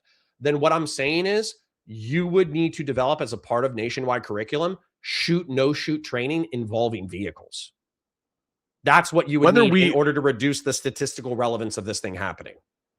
But the question isn't what can we do to reduce the statistical relevance of this happening. The question is, do we think it's reasonable given what's going on? I thought that what you were suggesting is that training informs the kind of non-narrative voice situations, and we should determine whether or not they're in compliance with their adherence to those standards that substitutes in for the non-narrative voice moments. And That's what That I is thought what I I'm was poking hearing at. you say. No, that's exactly Okay. what I'm poking at. So let's say that Pisco becomes in charge of law enforcement standards nationwide, and you put out a memo and say, you are not allowed to fire into moving vehicles unless there is a violent felony present. Okay, let's say that that's the standard. I would not support that rule, but go ahead. That's too narrow. Rule, that's too narrow. Okay. But let's say hypothetically, just to move through the hypothetical, okay? Yeah. You write that out, you put that in a booklet, every single cop signs it, okay? That's one way that we can train American law enforcement officers. Another way that we could train American law enforcement officers is we could say officer caused jeopardy is a thing. Vehicles can be imminent threats of death or great bodily harm. However, the context matters, and whether or not you're able to end the threat is something you have to think about before you pull the trigger.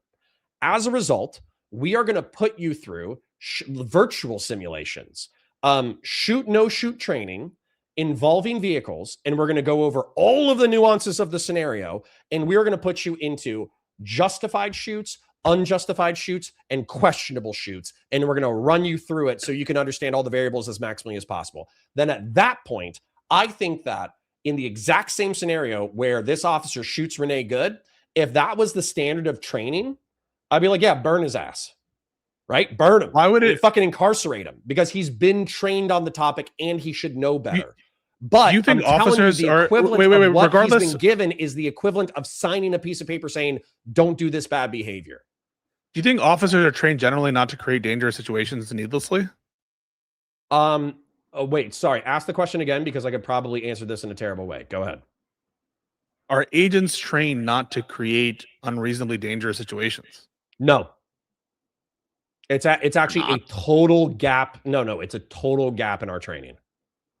It's presumed that every officer is good faith. It's presumed that every officer is acting within the color, not the color of the law, but acting with the lawful authority of the law. They do not train you don't spend time like saying this, don't do this, don't like create these situations. This is bad when you approach it like this.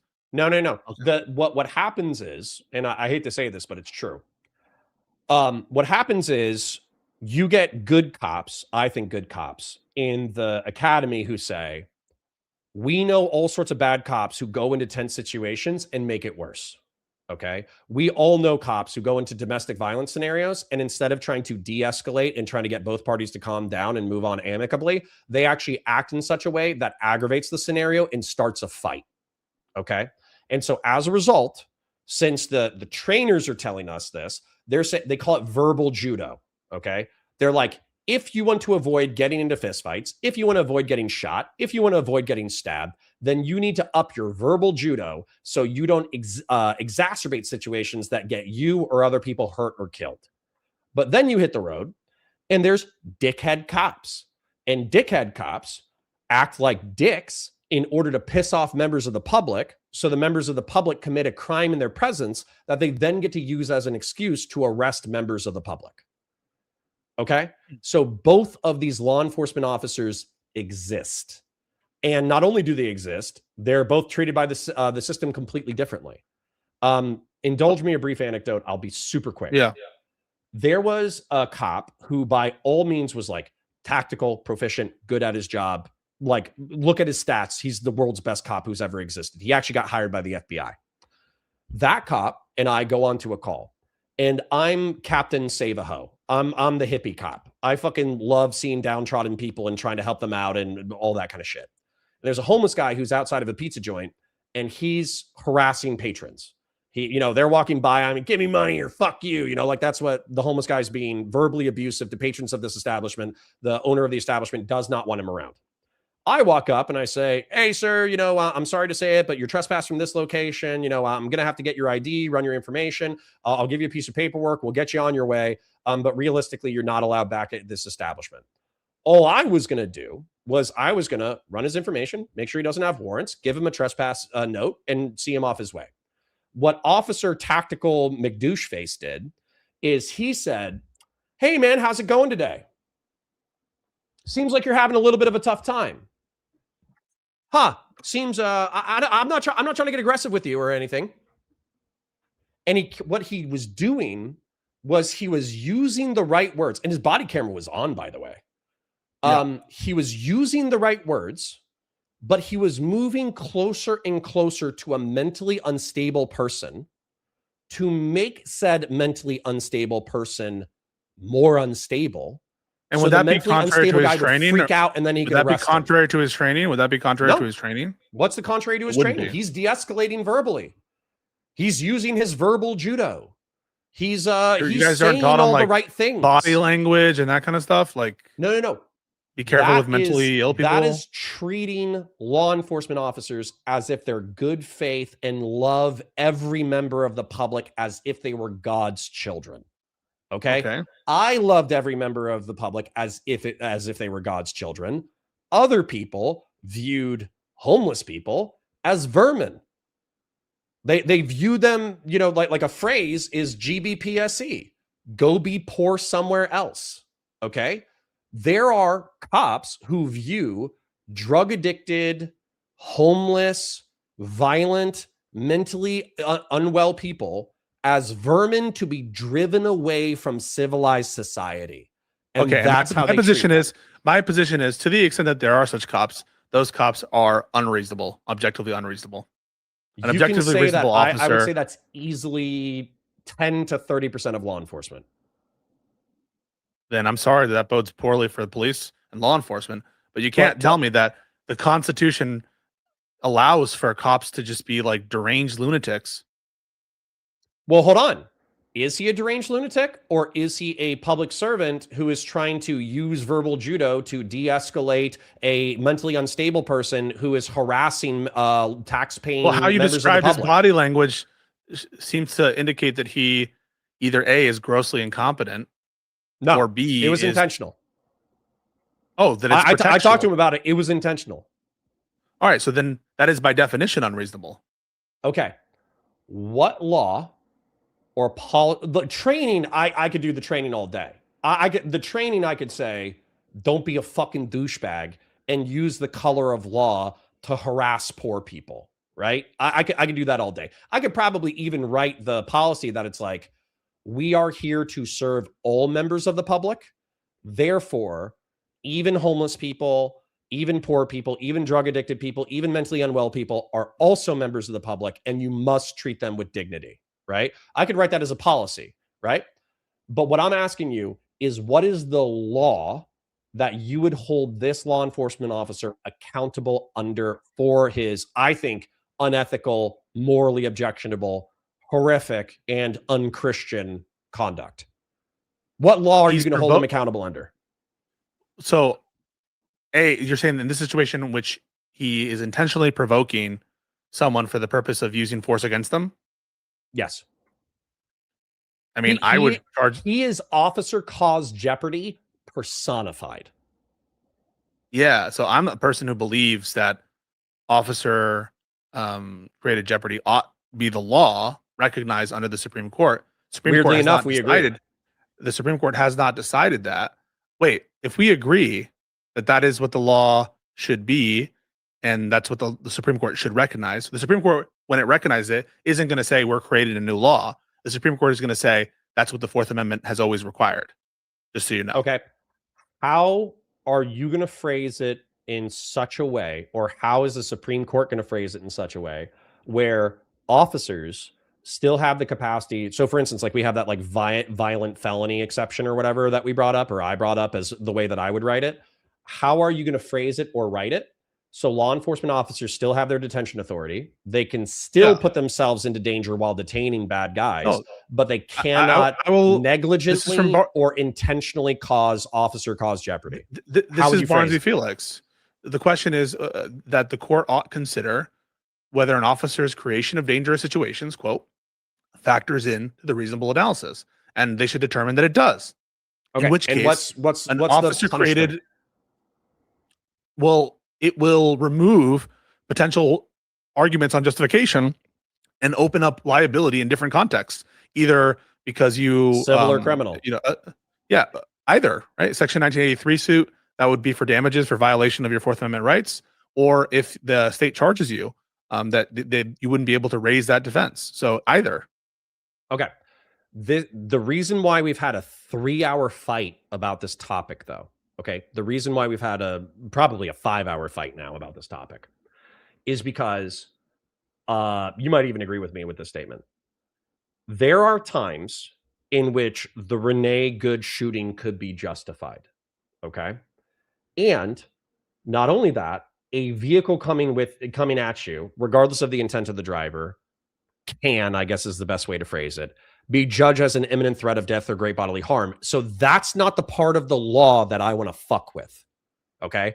I still want to keep imminent threat or death or great bodily harm as justification for the use of deadly force. I want to keep that intact. And I'm not. Okay. You hear me proposing to remove that? Well, that's why we argued about the shooting for 2 hours. But that was just to say whether or not the threat is not enough. You need the force needs to be reasonable in relation to the threat. Hold on, but I want to move you real quick from my focus, because once again, I don't think we're going to agree on this, but I think that we could probably agree on a subsegment of the argument. The subsegment of the argument is that I think that 3 feet in front of a vehicle, somebody's driving that vehicle to you, regardless of whether or not they're fleeing or eluding, or whether or not they're intentionally trying to hit you with the vehicle, you are justified in using deadly force. However, I think that TOC analysis, totality of circumstances analysis, within this scenario, this officer recklessly created officer-caused jeopardy. Okay, so here's the here's the question, Connor. Yep. The question is as follows. Given that you think the Supreme Court should affirm officer-created jeopardy doctrine, given that you just said that it was a recklessly created officer-created hazard, isn't your position, and shouldn't it be, regardless of what you predict, that this officer murdered Renee Good by your own lights? No. And I'll tell you, no, so I'll give you the different things. A, you think officer-created hazard is relevant to the TOC. B, and that you think the Supreme Court should affirm that, not make a new law, but affirm that understanding of TOC. I think that's one way. I would like legislation, but if it went the way that you went, I wouldn't care. You would be, and you would advocate for it. You'd be like, if this came up to the Supreme Court, you'd say the Supreme Court should rule on the side of TOC, including officer-created jeopardy, right? That sure. Would be your position. Okay, that plus your statement just then, which was this is a reckless officer-created hazard. Why does that not determine the result here for you? That this is therefore unreasonable, therefore not justified, therefore murder. Right. So, I think that TOC, all of the things that I brought up into imminent threat of death or great bodily harm, the action-reaction gap, the 2nd to 2 second, whatever, everything that we discuss in reference to that topic, that regardless of officer-created jeopardy, that needs to be a refuge of men and women in law enforcement who earnestly risk their lives and in good faith risk their lives to protect members of the public. I think that needs, hold on. Here?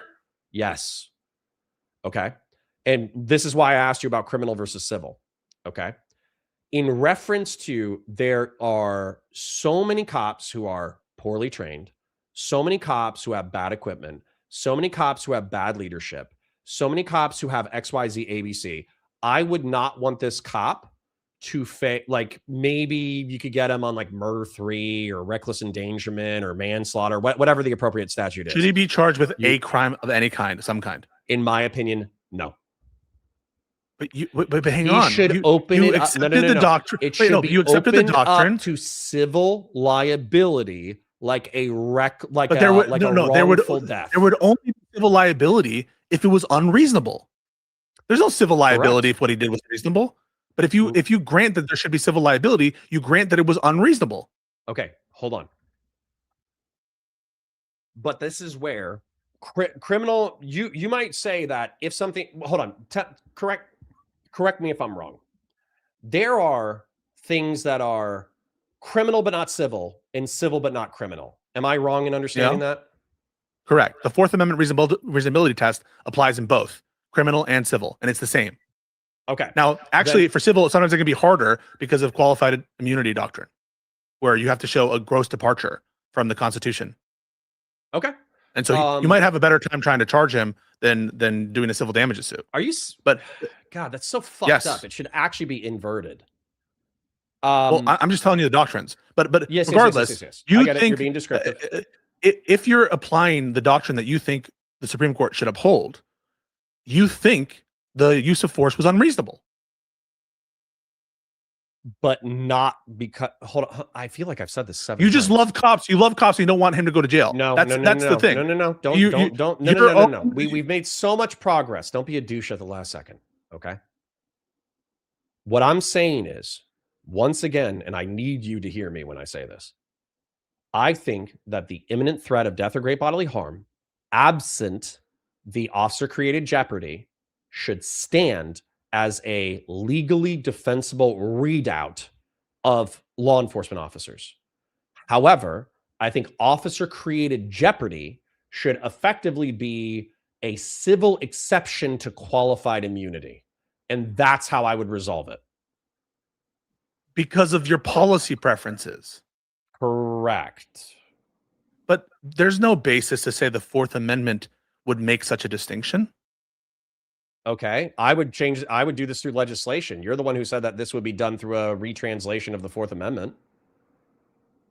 Do you think that this should be considered unreasonable for civil purposes, but reasonable for criminal purposes? I think it should be considered. Wait. Hold on. Yes. Because of the amount of deference that's paid to law enforcement in reference to these calculations of imminent threat of death and great bodily harm, because of the haphazard training standards that are nationwide, especially at this time, that should be standardized and increased in reference to officer caused jeopardy. Also, because I don't think that a officer who creates officer created jeopardy or whatever, I don't think that incarcerating them solves the problem. Whereas I do think creating an exception in which they're legally liable motivates municipalities, city, county, state, and federal to change their policies, change their doctrine, change their training. And also, God forbid, there's a scenario in which, let's say, officer created jeopardy is now a trained upon concept within law enforcement. If there's an injury or wrongful death that is provably caused by officer caused jeopardy, you give them financial redress through the state. Okay. Whereas I don't think incarcerating cops solves any of this.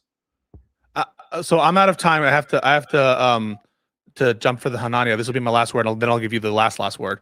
Okay. My last word on it is, I think what you've just created for yourself is like Schrodinger's reasonability, that use of force under standards could be considered reasonable for one purpose, that is to say civil damages or some kind of civil compensation, but not for criminal. And I don't think the law supports that view as currently is. Maybe you would want to change it to be that. But if you think that officer created doctrine should be upheld in some respect with the Supreme Court, I think that would be held as a matter of constitutional law. And if it's held as a matter of constitutional law, I don't think that the distinction would be as you had. And it does mean that if someone were to ask you whether or not you think it's reasonable, the first question you should be asking isn't like whether it's reasonable or not. For you, it's, do you mean reasonable under civil or reasonable under criminal? And it might give you a different answer. And so that, I think, is a problem constitutionally. I think it's also a problem analytically from where this reasonability test derives. But I'll give you the last word. Yeah, I would just say that if we actually had competent technocratic legislators, the way that we actually had the way that we supposedly have a republic, this is the conversation that they would be having. They would be discussing, reasonableness in reference to use of force. They would be discussing police brutality. They would be discussing what are the technocratic remedies to these issues. And so while this conversation was fraught and heated, if I could imagine, if our legislators were doing what Pisco and I just did over the past 3 hours, I would be an immensely happy patriot of the Republic. Whereas right now, I am incredibly disappointed with both our legislature and our executive branch. And so as a result, all you soy libs can eat a bag of dicks, and I'll see you soon. Hey, thank you so much, Connor. Let's keep the conversation going at some point, and appreciate you and the time here. And don't worry about mischaracterizing my argument, because I don't think it's fine. I'll mischaracterize you again, and then we can fight about it again, and then boom, we got content. Perfect. Okay, perfect. Well, thank you so much, Connor, and talk soon. Okay. Yep. Bye now. Bye-bye. All right, ladies and gentlemen, I want to thank everybody who donated, including our oiler. Thank you, Grassroots, for the oil. But let me thank everybody real quick. Anonymous Chatter with the 10. Thank you. Hold on. Let me actually read them because I don't think I read any of these. Or if I did, I read them a few hours ago, and therefore nobody knows what the fuck I'm talking about. Let me go ahead and move you down here so I don't hurt my neck. From the Ashes for 2 says $10 to call Pisco a handsome baby back bitch lovingly. I did do that, and I did earn your $10 super chat. Thank you. Vaz Raka, thank you for the gifted. You are my favorite lurker. Brooklyn is a second favorite lurker. From the Ashes for 10 says a deal is a deal. Thank you for the 10, King. Grassers with 100. Thank you for oiling today. It is most appreciated. Money for you to tell Pisco that he's a heel and a shit rag, and you should give me a wrench because I'm a tool fetishist. I did tell him 2/3 of your donation. My apologies for not telling him the third, but I don't want to. I already knew that conversation was likely to get contentious, and therefore I didn't want to make it more contentious than it needed to be. Grassroots for the 20 says, I've done a lot of bad stuff, but I've never been stylistically accelerated a car with a person 2 feet in front of me either. Yes. Yes. I'm sure I'll be fighting in chat momentarily about all of this. Audacity for the 5 says, I don't like when my civil union uncles fight. It's okay. It's okay. It's like spicy. It's like a spicy marriage. You know what I'm saying? It's a spicy marriage. Like it's a Hispanic marriage. Okay. Your parents fight, but they love each other. It's an Irish marriage as well. Audacity for 5 says, I don't like it. Oh, that's one that I just read. Grassroots with the 10 gifted. Thank you for oiling so much today, King. I sincerely appreciate it. You guys want the content, man. You say, hey, stop reviewing Drama Slop. But you know what happens every 5 to 10 minutes in Drama Slop? People chip in $5 or $10 in order to say something funny or fucked up or call me an idiot. Whereas when it comes to debates, I have oilers who oil and I have chippers who chip, but it's not as much because I'm not pausing every 10 to 30 minutes. 10 to 30 minutes to read chat and engage with chat and all that kind of stuff. So what I would say is if you enjoyed this content more than you enjoyed Drama Slop, I would appreciate some financial incentivization. After all, this is a digital media business. I survive off of your donations and ad revenue. Therefore, I need to, therefore, I need to go where the money goes until I'm a bit bigger. Grassroots for the 20 says, there you go. Now Pisco is getting it. Maybe one day you'll be a real boy. Thank you for the 20, King. Real Serious for the 100 says, how it seems Pisco thinks law enforcement is a trained blam. Okay, did I kill them? Blam. Okay, did I kill them? Blam. Okay, did I kill them? Blam. Okay, did I kill them? All in the span of 1 to 2 seconds. Yeah. That might not be what he was arguing. And I'm trying to be as charitable as I can to his intelligence. I think Pisco is an intelligent man. So I know that that's not what he's arguing because that's not in line with any law or training or anything that I'm aware of. However, I do think stupid people in his chat could infer what he said to mean that. So I'm not so much fighting what he's saying. I'm fighting the inferences based off of what he said. And so, yeah, if you got that vibe, then yeah, that's what I was fighting against. Real Serious for 100 ARS. Thank you for the Argentinian pesos, King. Motor skills can be executed instinctively or instinctually. Threat perception requires reasoning. This argument is arslard. Thank you, King. I feel like you backed me up there, and I appreciate you. Games are for kids, a.k.a. Anonymous Chatter, my beautiful, beautiful, beautiful oiler from the past 3 or 4 days who has told me to F myself via $150 super chats. Thank you, King. Says, if a car takes off in front of you and your idea of staying safe is to stay in the path of the vehicle to draw and shoot instead of getting out of the way, you might be too stupid to be a Leo. Correct. But can you do both of those actions simultaneously? The answer is yes. Jamestown Massacre says, no one was inferring that. You want to be tragically retarded to infer that. Chat thought you were being crazy bad faith suggesting that. Okay, kill yourself. How about that? All right, I'm going to scroll up and scroll down. Scrolling up, scrolling up, scrolling up. There we go. That's Officer Nasty and Fatsimo fighting. Beef Supreme says, why would we defend this behavior from a cop? Because realistically, detaining members of the public who are violating laws is a fundamental concept of law enforcement action. Therefore, we would not want to disincentivize law enforcement officers from rightfully detaining members of the public. Fatsimo says, my mother was a saint. Indeed, mine as well. Fellrunner says, I'd say yes, let's laugh my ass off. Don't know what that's in reference to. Well, QC says, gosh darn it. And I don't know what that's in reference to. Mr. Feeney says, hate watching is weird behavior. Cool. 9 out of 10 Ben says, I'm glad even in Connor's chat, people roast the hell out of people like Fatsimo, laugh my ass off. I am more left-leaning, but enjoy this channel as a way of challenging myself, but without the insanity of idiots. Well, thank you, 9 out of 10 Ben. I appreciate you hanging out. Fatsimo does say some crazy things sometimes that frustrate me, but I'm happy that you guys get to have fun.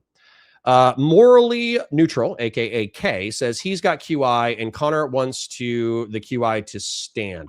I don't even know if that's true. I think I want sovereign immunity, which I could be using incorrectly. Qualified versus sovereign, I think they're synonymous. The way that I understand it, and somebody could articulate me if I'm wrong. Cops are liable for crimes, right? Cops can commit crimes similar to members of the public, and therefore they do not have immunity in the way that they potentially have sovereign immunity or qualified immunity from lawsuits. Okay, but they're given privileges in the execution of their duties. Like, for instance, they're allowed to commit homicide in the performance of their duties. If a homicide is necessary to affect a law enforcement action, then they are given the privilege of committing homicide.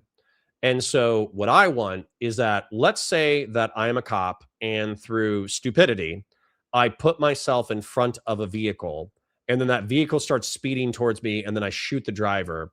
And then the family of said dead person says, "Oh, well, you're an idiot and you put yourself in the path of the vehicle. So even though my son, who didn't do anything," I'll say that appropriately so it's not racist. So even though my son didn't do anything, charged you with a vehicle and you killed him, not only do I want the city or the county or the state or the federal government to pay me hundreds of thousands of dollars in restitution, I also want you to be incarcerated for manslaughter or murder. I think that's stupid. I think it's incredibly stupid. And I think what we're actually doing, which Hosbar came in the other day, and I think that he takes it too far. Okay. Hosbar just wants cops to be able to do cop shit without any kind of consequences whatsoever, or at least that's the straw man of his position. I think I'm actually trying to achieve a nuanced center where good faith cops who are doing the best in reference to their training and experience and mitigating circumstances, actually, as long as they're trying to do their job in good faith, they have an almost 0% chance of going to jail, because you don't want your cops who are doing the job in good faith to face the fear of incarceration, because then at that point, why the fuck would anybody be a cop, right? If you can do your job to the maximum of your training and ability and in line with what you think is morally correct, but then you can be incarcerated through not like a recklessly negligent act, but through an error in judgment, who's going to want to be police officers? And the answer is nobody.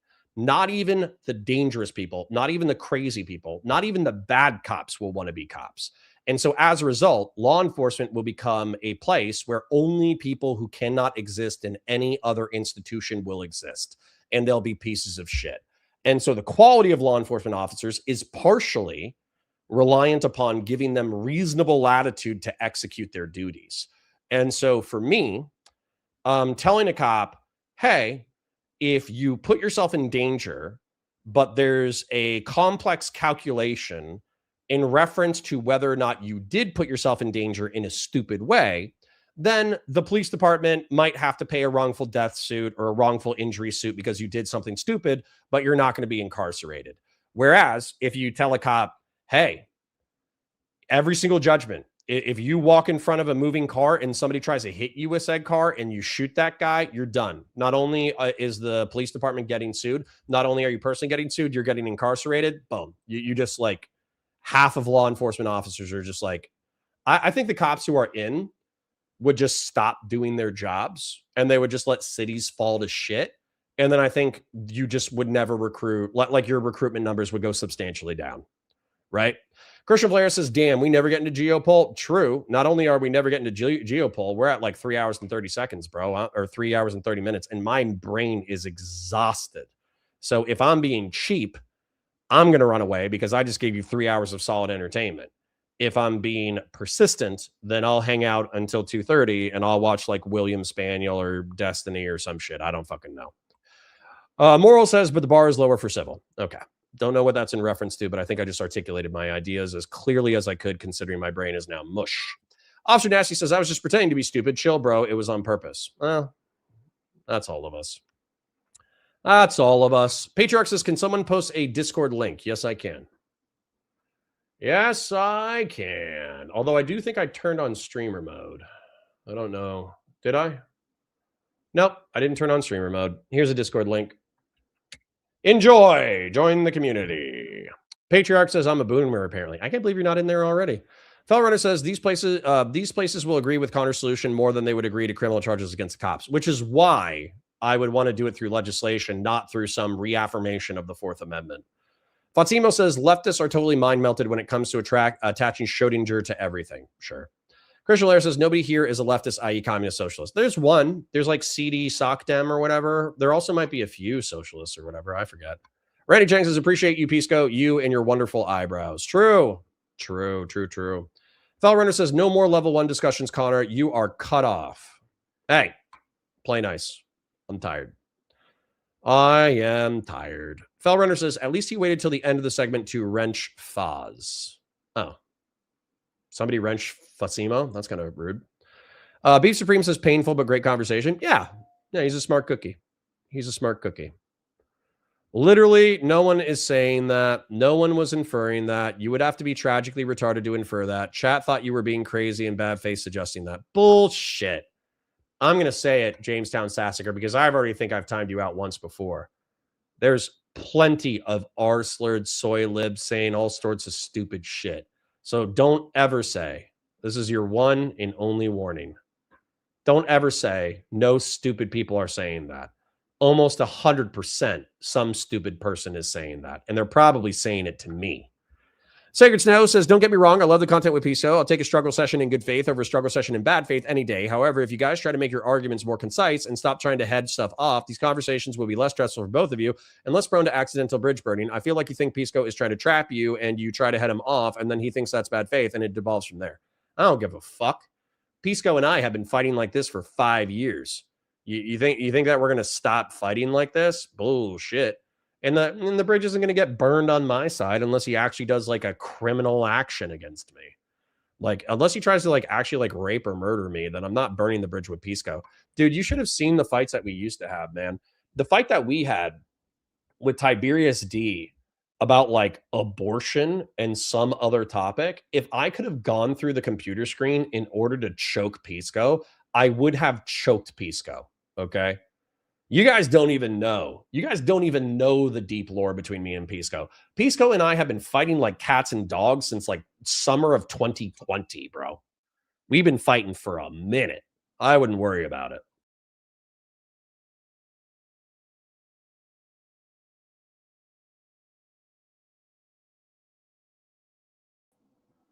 That would have been mad funny if I just dipped out after that, but I'm not. I'm back. I'm back. Connor, when is the election for Gooner of Goonopolis? I don't have the brain capacity to think about that right now. We should do it soon, though. Sacred Snow says, I think you could get some same result with less of a struggle. It's just going down his logic trees, which he alleges aren't bad faith traps, and arguing on the framing of others. Yeah, but you understand I have legitimate disagreements with some of his shit.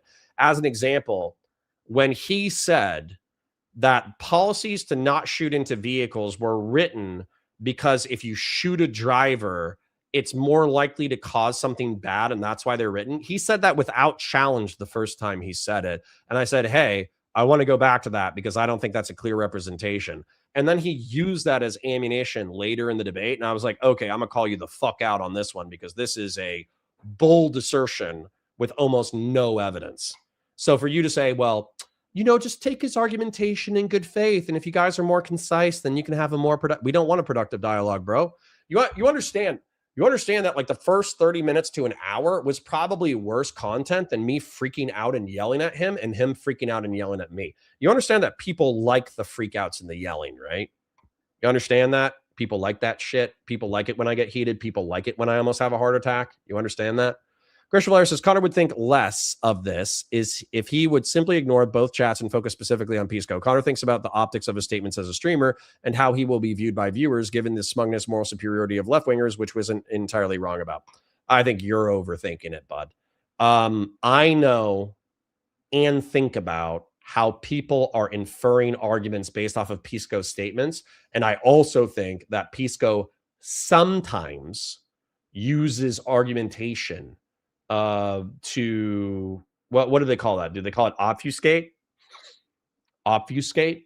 It's where you use a word that has multiple meanings in order to forward your argumentation. I would actually say that the policy example is the perfect example of that, where he took something that's true, that shooting a driver potentially causes more danger to people on the roadway, but he used that and he implied that that was the primary reason why that policy was written, when that's not even close to fucking true. So like, you guys are like, oh, well, just take them in good faith and, be calmer and be more concise. And you guys can have like a more concise and productive diet. And it's like, no, bro, no, I reserve the right to call out Pisco's bullshit when I fucking feel like it. I feel the right to call out when I think he's implying something 100%, because he does that. He does that. He does imply shit. He does imply shit. Patriarch says, by the way, I realize that Pisco is speaking to Hanania right now. I would unironically like you to watch that tomorrow, based. It's all about setting a proper precedent. True. 9 out of 10 says, does the ICE agent calling her a bitch after the fact go to show that he was not in the mindset of do not his duty to the best of his ability? I think it goes to show mindset. Yeah, I don't agree with you guys. As a matter of fact, I think I saw anonymous chatter. At the risk of pissing off one of my Oilers, I'm going to say this. So fear and anger are linked, okay? When you're afraid, you oftentimes use anger as a way to compensate for fear in order to overcome your fear. So I saw a chat from him earlier where he was saying, oh, him calling her a bitch afterwards shows that he wasn't afraid at all. I think that's a silly statement. I think that's a very silly statement. I think most people mask their fear with anger. So it's unprofessional, but I don't give a fuck. Dude, 70 years ago, you could have walked away from a scene and called everybody the worst racial and ableist and homophobic slurs on the planet, and it would have no bearing on the correctness of the law enforcement action. So the fact that people are walking around with cell phones and body cameras now, and you're expecting law enforcement officers to never say something naughty, I think that's bullshit. Sacred Snow says, I would love to point significantly better. I would have to be paid significantly better, like lawyer level pay, either that or robot law enforcement officers. It's Skynet or qualified immunity. Make your choice, Western man. I'm with you. Conserve says, by your own admission, a quarter to a third of police are already instigators of officer caused jeopardy. We're already cooked. No, because the people that they do officer caused jeopardy against, you don't like. You don't like them. Okay. This is the thing, all right? You think, I'm not trying to be rude, but this is just true. You and civilized people think that everyone is God's children, okay? And you want them to be treated fairly and with dignity and justice and love. And that was what I can see the guy's face. That's what one of my good trainers said. One of the guys who said that you should not do officer cause jeopardy, he brought up a bunch of times that officers did cause jeopardy as an example of how it's bad. But what he said is the way that and I love this guy, by the way. I really do. I wish I knew who he was. I wish I remembered his name. But what he said is that a good police officer should arrest people as if they were arresting a member of their family. Okay. And I thought that was brilliant. I thought that was a brilliant way to perceive it, because can you get violent with your family? 100%. Drunk uncle starts fist fighting somebody at the party. You can go knock his ass out if you need to.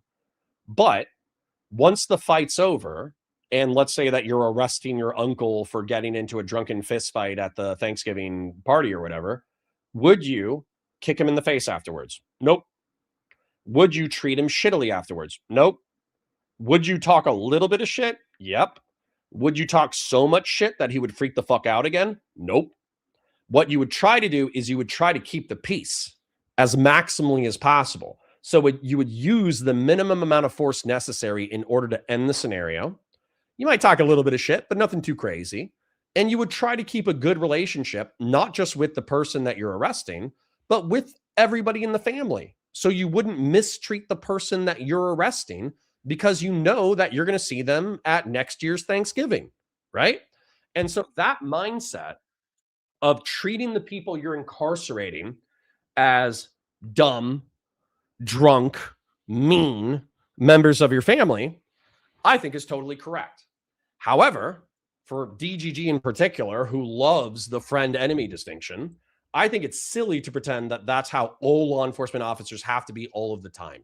Because oftentimes the officer caused jeopardy is being instigated against rapists, murderers, burglars, thieves, homeless people who are verbally harassing other people, homeless people who are pissing and shitting on the street, homeless people who are doing hard drugs like crack cocaine and heroin, and then leaving their drug paraphernalia by children's playgrounds.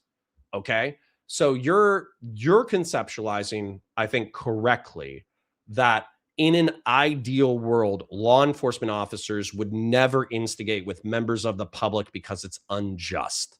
But I'm telling you that broad swaths of the public, including some members of law enforcement, if they think somebody is a piece of shit, they treat them like a piece of shit in order to get them to freak out so they can take them to jail. And the truth is, we might be able to go out and find a big enough piece of shit that you're going to be like, you know what? That guy deserves it. It's entirely possible.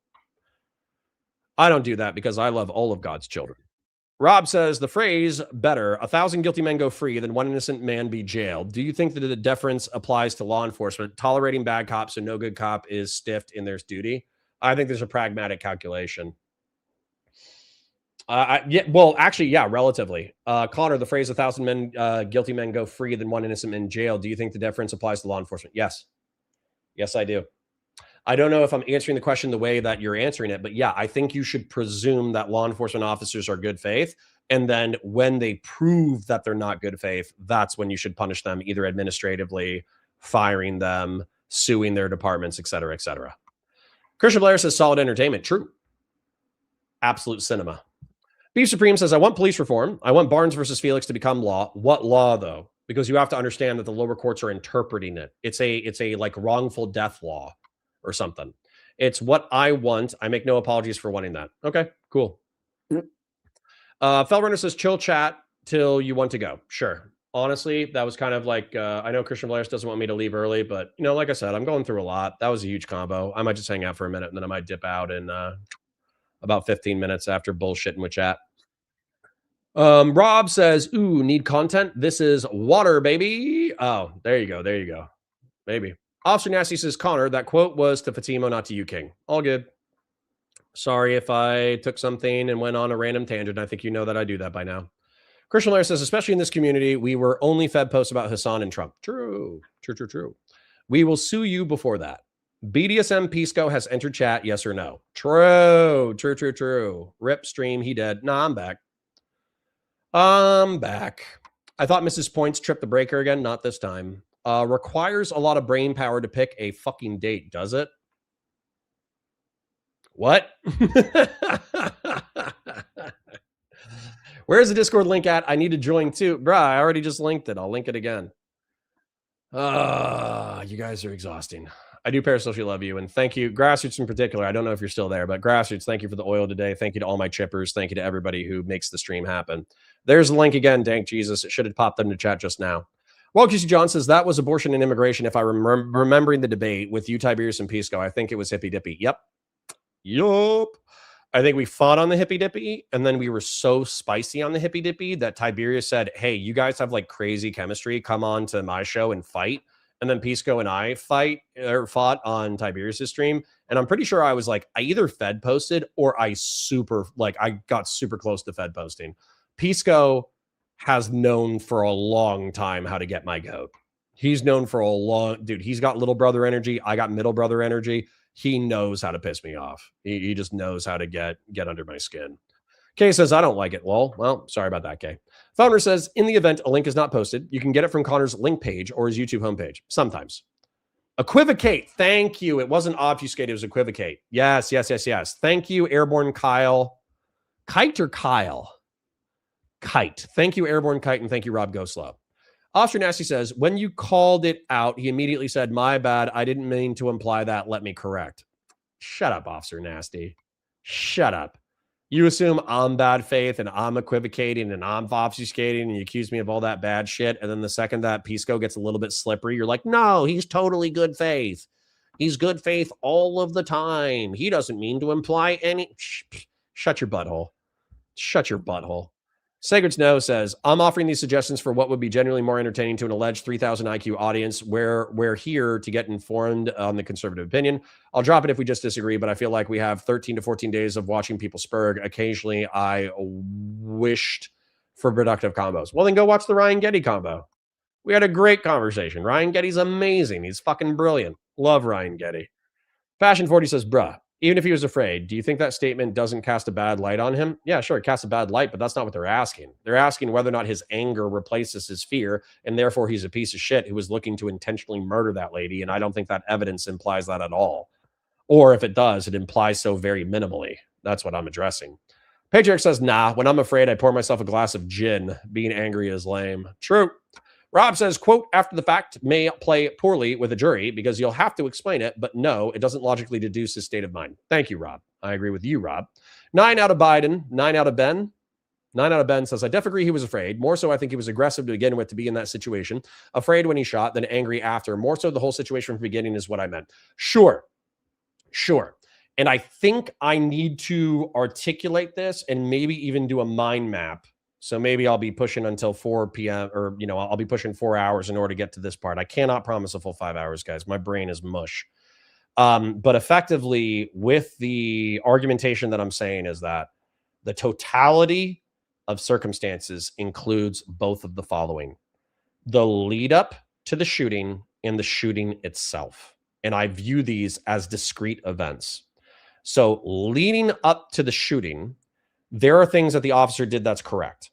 He videotaped the subject. He got the license plate number. He approached the vehicle, and he was ready to give lawful orders. All of that is perfectly fine. There's also a lot of stuff that he did that was incorrect, like walking in front of the vehicle twice, which is tactically unsound, violates policy, and potentially causes officer-caused jeopardy. Now, once you enter into an imminent threat of death or great bodily harm, I think you just have to act, okay? I think you just have to act. You just have to do whatever you think reduces your chance of imminent threat of death or great bodily harm to yourself or others, okay? So that's a discrete event. However, if you want to argue that the officer caused jeopardy is the violation, I don't think that that renders the imminent threat of death or great bodily harm moot. So for instance, let's say that a law enforcement officer was walking up to a vehicle. He forgets his policy for 2 seconds, and then the vehicle takes off to try to ram him. I don't think that the officer should have to go, well, nothing I can do now. And on top of that, I caused officer-caused jeopardy by stepping in front of the vehicle. Therefore, not only can I not act to, defend myself, but if I do act to defend myself and I do kill the other person, I'm going to be found guilty of murder. I think that's fucking crazy. I think it's a fucking crazy position to say. However, if you want to take this scenario where we don't have a violent felony, and on top of that, this officer put himself recklessly in the line of fire twice, or the line of the vehicle twice, then I think that you could argue that it's the equivalence of like extreme negligence resulting in a wrongful death. This is what I don't like about it too, is they remove, Pisco and his argumentation removes all agency from the criminal. From the person who is being lawfully detained, it removes all agency from them. And I think that's fucking crazy. Jonah says, I wake up early, then went back to sleep and woke up feeling more tired. Hey, gets better as you get older, I hear. Fashion 40 says, ICE doesn't give a fudge about who they are arresting, and they devalue the lives they interact with. Okay. Fellrunner says, level 4 is ICE being nationalized into a separate branch of law enforcement. All right, well, I'm going to kill myself now. Conservative liberalism says, right. So the distinction becomes, is the target a menace to society, or are they committing civil disobedience and aren't complying with lawful orders? The jeopardy already exists with menaces. Okay, I'm going to cite you to exactly what I just said. If an officer forgets his training momentarily, steps in front of a vehicle that's charging him, I don't want to say he is responsible because he stepped in front of the moving vehicle. The person driving the vehicle is still responsible for driving the vehicle, okay? So the worst that I think that officer should be open to is that if it was so negligent and so stupid and so against policy, I think it should open him up to civil suit. And I think that the Rachel Good or Renee Good shooting is an example of such extreme negligence of officer-caused jeopardy that it should open him up to civil suit.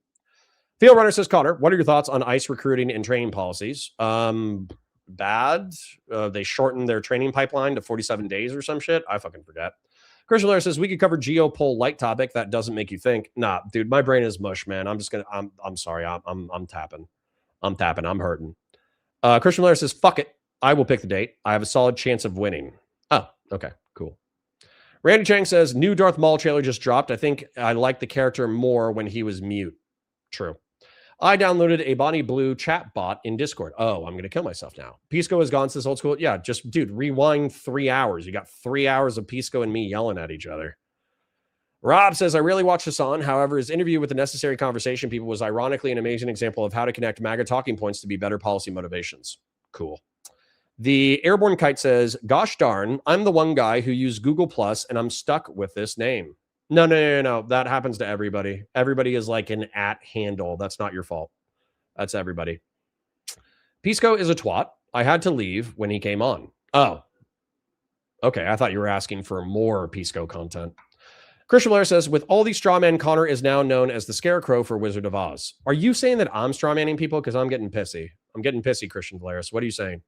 Call W says, I think you're both good faith, Connor, but he has a hard time understanding that not everyone's brain works like his and can become an annoying spurg over it. I mean, I agree with you there. Valid point, yay. Call W says, Pisco assumes if his explanations are extremely clear to him, then they should be extremely clear to everyone. Right. And hopefully I emphasize to him that, like, just because I understand what you're saying, I disagree. And that's what I brought up with, like, the liberal thing. Lots of liberals think that the only reason why you don't understand, or the only reason why you don't agree with them, is because you don't sufficiently understand them. So if they explain just one more explanation, guys, just one more explanation, and then everybody will be a liberal. If you just explain your worldview one more time, everybody will be a liberal, right? That's kind of like the mindset. And it's so, like, sometimes it's true that a lot of conservatives are just like ill-informed arslers or whatever. But it's also true that there are intelligent conservatives. Just because disproportionately there are slurs doesn't mean that there aren't intelligent conservatives with sincerely held beliefs, and you need to contend with the strongest of their arguments. Otherwise, you're kind of a piece of garbage. Egebatusai says, we can't allow cops to make certain mistakes, though. I mean, you can. Conservatism says, not walking in front of the car hood twice also reduces threat of great death or great bodily harm. You understand just not doing law enforcement in general reduces threat of death or great bodily harm, right? You understand never taking a risk ever also reduces threat of death or great bodily harm, right? You understand never arresting anyone reduces the chance of death or great bodily harm perpetrated by an officer, right? You have to show extreme negligence, not just the lawful performance of duties in a stupid way. If we said there couldn't be stupid cops, there would be no cops. I include myself in that, by the way. I was a rookie. I was inexperienced. I didn't know what I was doing. I made mistakes. So, anyways. Conservatism says, yeah, that's the one I read. 9 out of Ben says, personally, I'm just off of the mindset of once you do something against training, as someone who has the power of the state, you are responsible for the situation that follows, and the burden shifts, in my opinion. For me, no, that does not exonerate the person who's committing the crime. 9 out of Ben says, I'm still split on whether or not the amount of extreme negligence should have civil power and or criminal power. I'm a little more on the side of if you have power, you should be held to a higher standard. Okay. King Slayer Damocles, hello, King. How can the events be discrete? Isn't that what happened to the threat of great bodily injury or death have to be a part of the totality of circumstances? Should I draw this? Maybe I should draw this. I'll draw it. There's going to be more dead air because I'm actually trying to articulate the value. So, how are they discrete is what you asked. So let me do this. All right. So,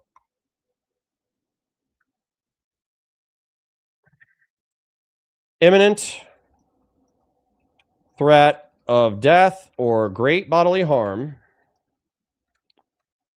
justifies the use of force, specifically deadly force. The officer can contribute to a deadly force circumstance, but the detained citizen is also responsible through not surrendering to lawful authority.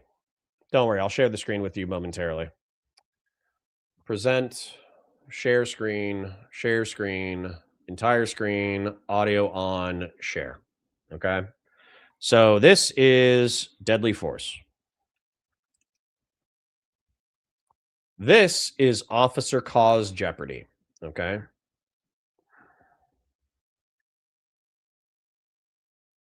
A police officer can act in such a reckless way that they cause a situation to okay, I'll put reckless and malicious because I'm sure there's malicious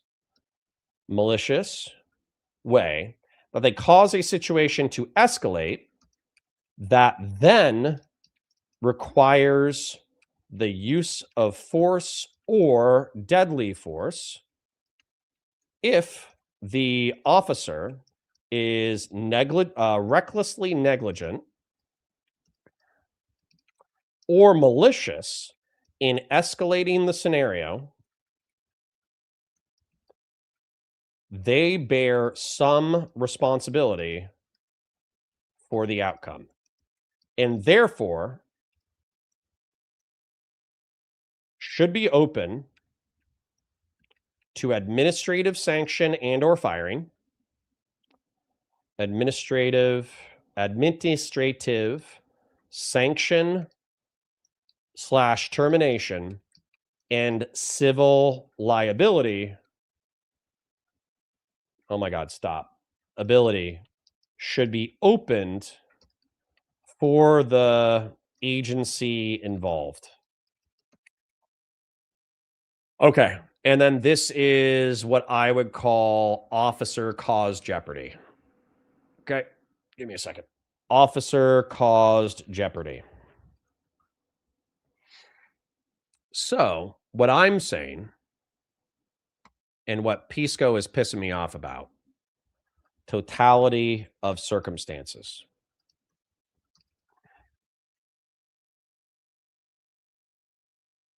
What I am saying is that the totality of circumstances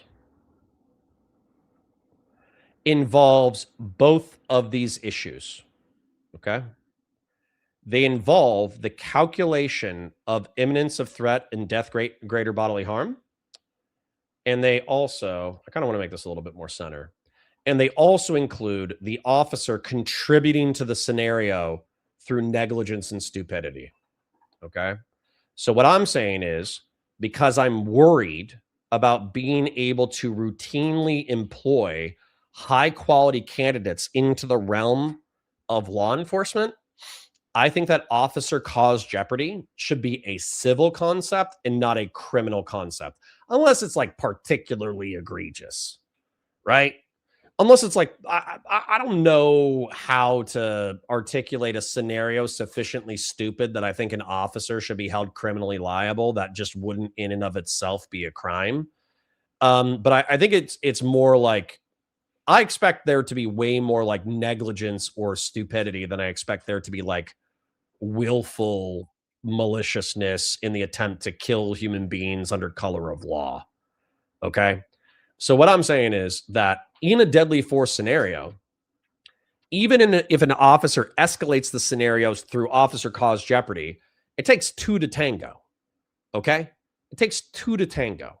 And so the other party that is failing to surrender, which is their duty under the law, is just through resisting lawful authority, is creating the scenario in the first place. And you cannot ignore their culpability in the situation existing.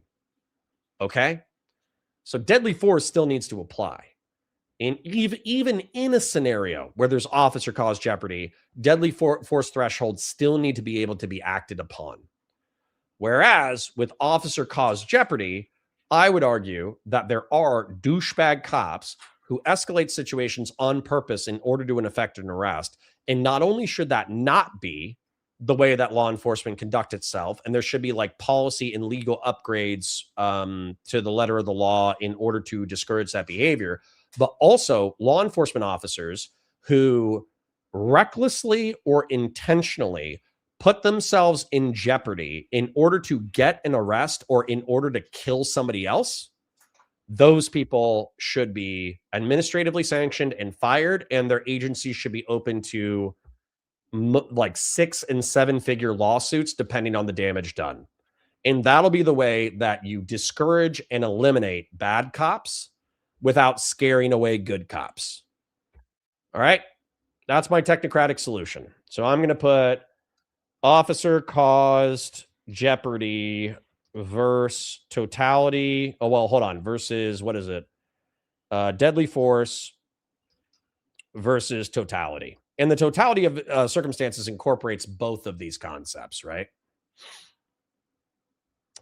Conserve says, just to be clear, I've never suggested Renee bears no responsibility. I just don't find it reasonable to assess her as a threat worth neutralizing. We don't agree with this. Turning wheels were observed both reverse and drive. Okay, I don't care.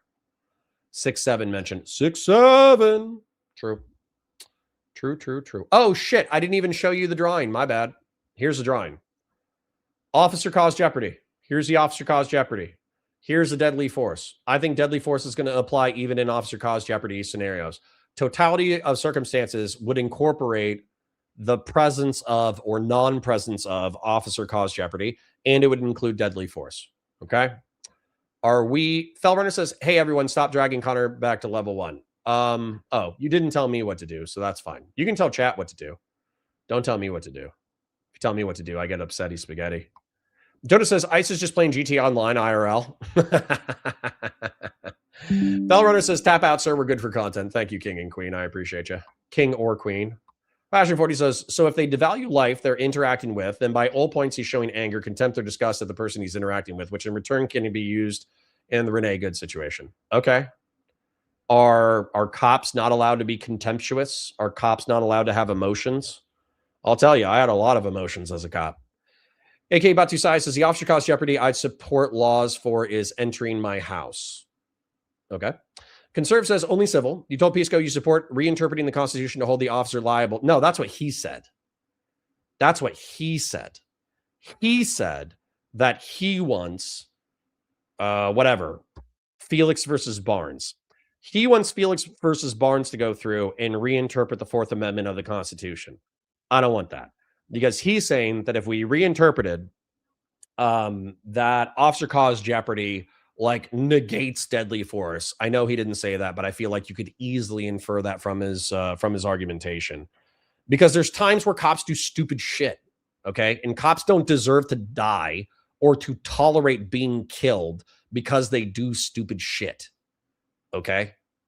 Let's take the Renee Good scenario where she was still fleeing and eluding, but the officer was actually struck and run over by the vehicle and his legs were crushed. What you guys would say is that because the officer walked in front of the car and it's officer caused jeopardy, that's his fault for stepping in front of the vehicle. He should not or will not or could not be able to fire in the vehicle, and him getting run over is just his fucking tough luck. He just has to suffer that result because he's the one who put himself in jeopardy. Otherwise, he risks criminal or civil sanction. Whereas what I would say is, no, he is lawfully able to defend himself because there's an imminent threat of death or great bodily harm. But because he put himself in that scenario through recklessness or stupidity, he can be sanctioned and or fired, and his agency can be sued. And I think that's a perfectly reasonable position. So I don't want the Fourth Amendment to be reinterpreted. I would like to pass legislation. If I was a legislator, if you were talking to Congressman Deering and I could go to Bernie Sanders and AOC and the progressive guy who's in the district north of me, whatever the black kid's name is, he's like the youngest congressman who's ever existed. Maxwell Frost. If I could get Maxwell Frost, AOC, Bernie Sanders, I almost said Matt Gaetz, Thomas Massey, Rand Paul, I can't even think of who else. But if I could get a bunch of congressmen and senators who are either libertarians, liberals, or progressives, and if I could propose the Renee Good law, that's what I would propose. Okay. Fashion 40 says, but I'm not trying to argue to debate. It's just sharing the viewpoint. Okay. Appreciate you. Sorry if I'm tired and grumpy. Jonah says they should give General Grievous a show. He has a ton of lore, and then they can make him a badass again. I agree with that. I agree with that. I'm actually doing a General Grievous Star Wars breakdown right now. And I thought 36 dicks was a lot. Jonas doesn't like Tiberius. I wish he made more content. Don't we all? Kay says Pisco has trouble getting that people just disagree. True. Yeah. Yeah. Oops, I'm behind. Oh, whoops. Okay, that's fine. AK Batusai says, oops, I'm behind. That's okay. Pisco doesn't talk to anyone. He talks at them. Sure, but I have that same autism, so it's okay. Christian Blair says, all right, how y'all feel about Friday, July 24th, 2026 is BDSM day? Oh, my God. I'm not sitting through 6 months of campaigning. Endure. Yes. No, let's just do like a month. Let's do like a month of campaigning. What is it? Is it January now? I think the end of February should be the end of the gubernatorial election. They catch all the gloop. Kingslayer says, the reason why I asked you, can they be discreet, is if you take all the reckless actions up to the point of the imminent threat and separate that from the imminent threat of death and great bodily harm, then that's the moment of threat. I don't know how to re-explain myself without looping. So as an example, there's 2 approaches to a vehicle. It's a simple traffic stop and you don't have a violent felony. You are walking to said vehicle and the driver decides to take off and it looks like they're going to hit you. Looks like they're going to run you over and hit you with their car. Do you have the ability to pull and fire your sidearm? I would say that even if you stepped in front of their vehicle, you are currently in the lawful performance of your duties. So even though it could be argued that you violated policy and engaged in officer-caused jeopardy, if you're about to be struck by a vehicle, you should be able to pull your sidearm and kill the driver, okay? Because they are trying to hit you with an imminent threat of death or great bodily harm. However, what I would say is that the recklessness of the action should be evaluated. So let's say that you had 10,000 other approaches to the vehicle, and not just that, but there was like a reason to, actually, maybe there's like 10,000 other ways to approach the vehicle, and you approach the vehicle in the uniquely most dangerous way possible. Then I think law enforcement officers, number one, should be trained better so they're not doing that. But then number two, I don't think that you should go to jail or prison for approaching a vehicle in a way that's dangerous. If I was prohibited from approaching a vehicle on foot in a way that's dangerous, I wouldn't be a cop. Probably 30% of the job is approaching vehicles in a situation that's potentially dangerous. So like a lapse in judgment should not mean incarceration. Okay. It should mean at most, in my opinion, a wrongful death lawsuit, depending on the egregiousness of the actions of the officer. Fell Runner says condoms. Oh, okay. Kingslayer says, so you're asking for a moment of threat doctrine for criminal law purposes and totality of circumstances for civil? Yeah, kind of. That's a kind of an okay way to summarize it. 9 out of Ben says, I can give some leeway for the role itself being more gray areas of negligence. Sure.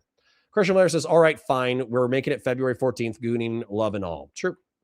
9 out of Ben says, but unless it's strictly defined as agreeable, I'd never drop the standard enough to ban or restrict criminal liability. I'd rather trust a jury to do so on a case-by-case basis. That's a lot of time and energy, but whatever.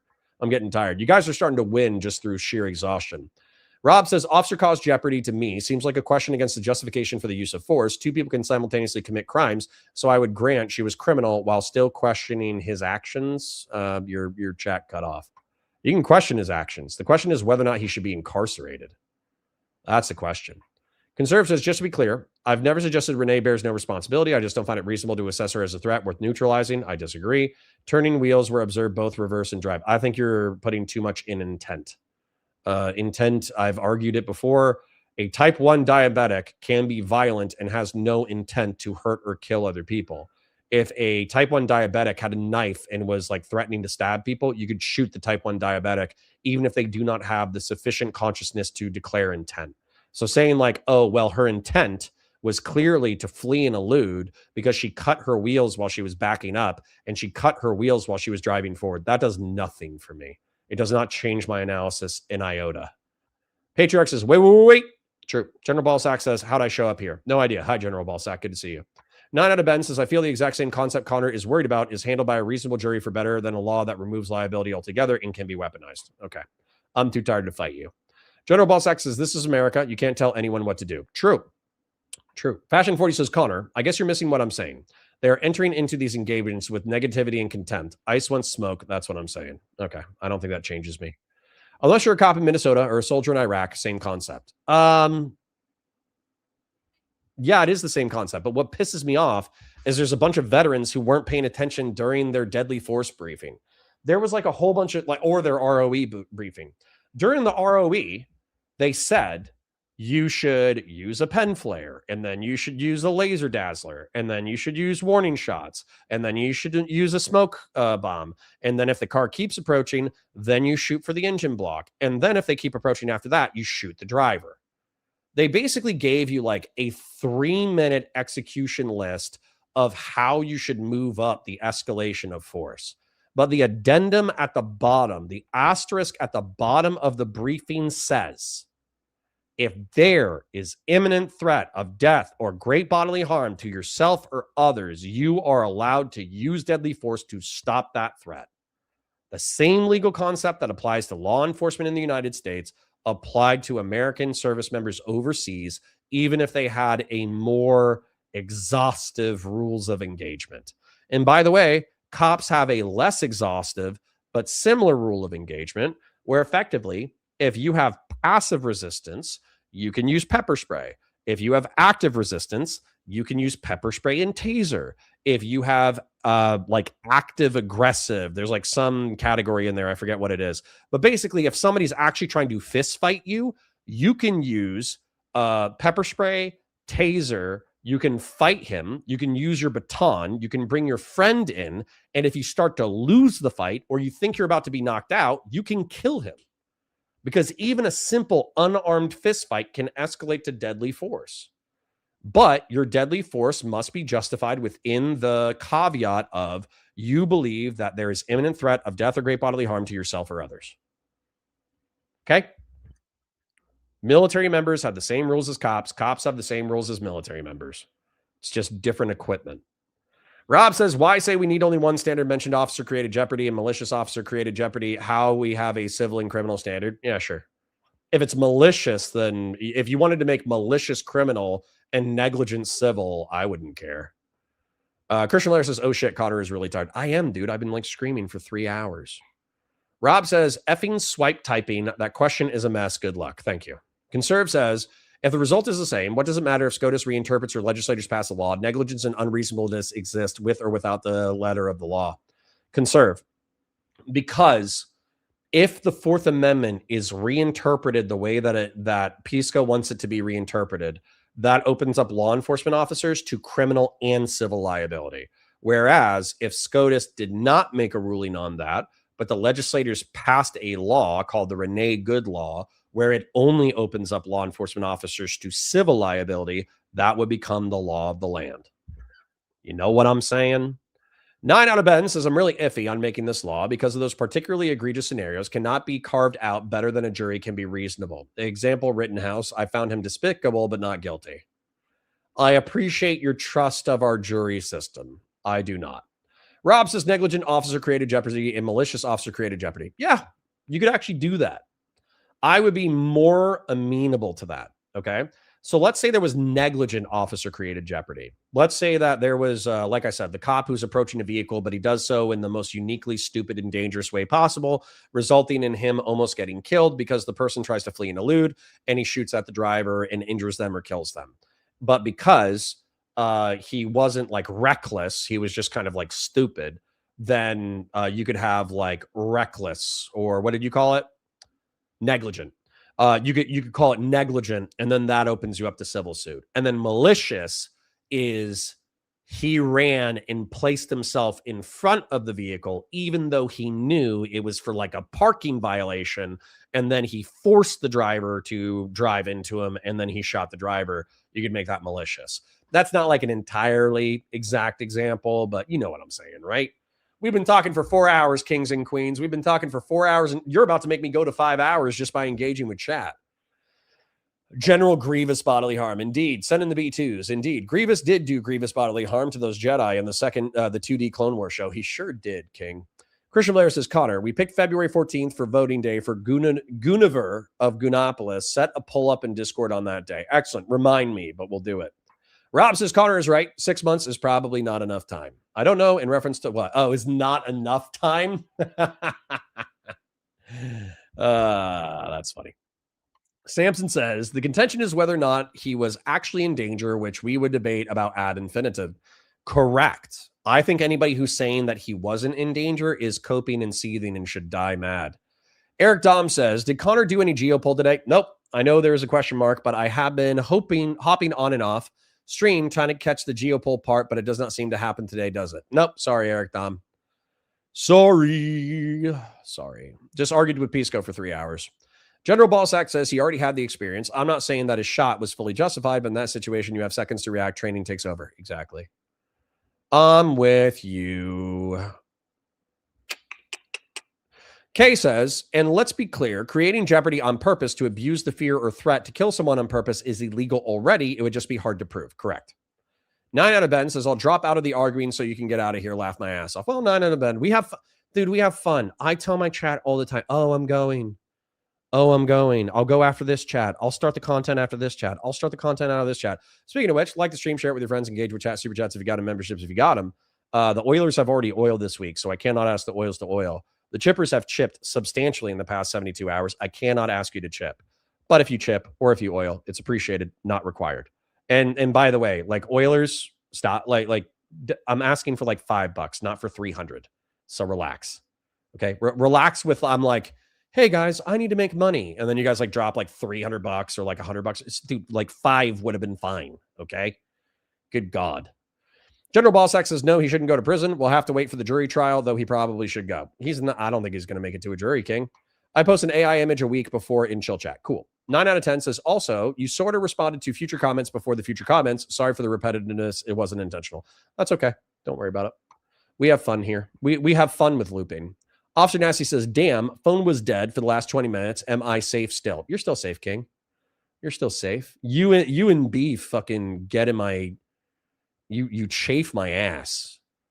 You chafe my ass, but I still parasocially love you. I just love you less than my other children. You know how this is probably how my parents feel. I think I'm just gonna be real. I think my parents love they're always gonna tell me that they love all the boys equally.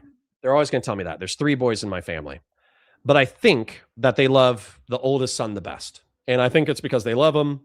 He listened to their advice. He got the job that they wanted. He married the nice girl who made a lot of money.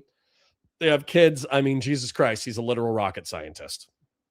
You know, how are you going to hate a rocket scientist? You know, how are you going to tell a rocket scientist he didn't live up to his potential? You know? And then I would say they love the baby because the baby is the baby. So I would argue that my little brother screwed up in a variety of ways, particularly when he was a late teenager, arguably worse than me. But he's the baby. So you got to forgive the baby.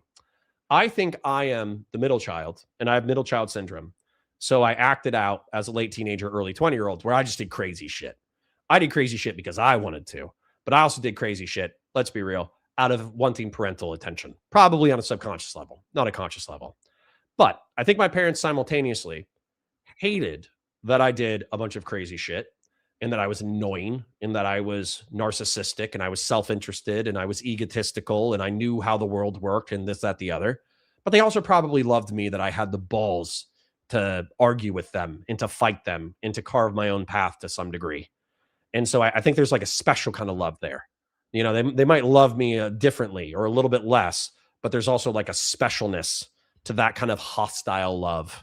And that's the hostile love that I have for Officer Nasty and Beef Supreme. They piss me off. But I love them in a special way. Maybe a little bit less than the rest of my children, but I still love them in a special way. All right. Well, QC says the old head cog non-pile people super PAC for Christian shall have our official endorsement statement out by the end of the week. Excellent. Well, QC, you're my non-pile head. Key says someone fleeing isn't a threat of bodily harm. You standing in front of a moving car is a threat of bodily harm. So I guess he shouldn't stand by himself by your logic. Neither stops the body harm. Keys, you are like a week behind, bro. You're like a week. I don't even have the time to tell you how wrong you are. We've been fighting about this week for like a week and a half. All right. You're wrong. Go watch the content. Shut your butthole.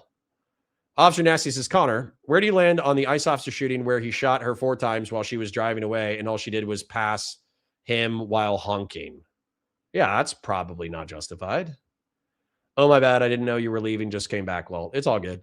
It's all good. Don't worry about it. I like hanging out with you guys. I like in the morning when I'm like, I'm going to start content. I'll start content in 5 minutes, and then it takes me 30 minutes to start.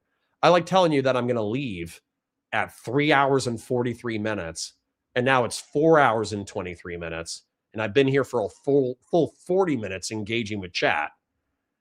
So yeah, like I'm saying I'm leaving. I'll be here for another 15 minutes. Oh, Fellrunner says, I super chatted $5 once to ask him to announce lol, nothing on 300. Well, it happened. Officer Nasty says, but you're saying you love me? Yeah, like parasocially, in like not in like a romantic way. Jonah says the Emperor of Mankind to Perturabo. Exactly. AK Batu Sai says, higher standards, yes. Perfect standard, no. Correct. Jonah says, of course I love you, son. I just love you less than your other brothers. That's funny. Yes. The Perturabo relationship. Hey, says, my middle child is the only son and he's very autistic and I love him so much. It makes my heart burst to think about. That's with women. Wick says, who's winning? No one. Sacred Snow says, shooting the shit with chat is better than stream intro music in every single way. Well, thank you, King. I appreciate that. All right, Wick, if you actually want to check out the debate, I yelled at Pisco. I did not yell at Pisco for the first hour because I knew that we were going to yell at each other later. And then we probably like actually just like thought for like 3 hours. It was actually kind of like it's kind of a marathon, if you ask me.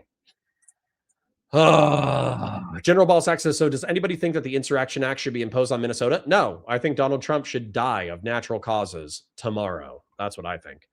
Christian Valera says, got another meeting. Have a good day, Connor in chat. See you next time, 07. Thank you, Christian Valera. So I'm going to dip myself. AK Batu Sai says, Wick, all I'm hearing is ICE officers need bigger guns. True. I will have to see it. Yes, it was a spicy debate indeed. Anyways, I parasocially love you guys. I'm going to get out of here. Thank you to the 11 people who have donated. Anonymous Chatter, Real Serious, Grassroots Hegemon, thank you for oiling today. King with 10 gifted, $20 super chat and $100 super chat and another 20. Thank you to Audacity for the 5. Thank you to From the Ashes for the 10. Thank you to Buzz Rocker for the gifted. Thank you to From the Ashes with the 2. I do parasocially love you guys.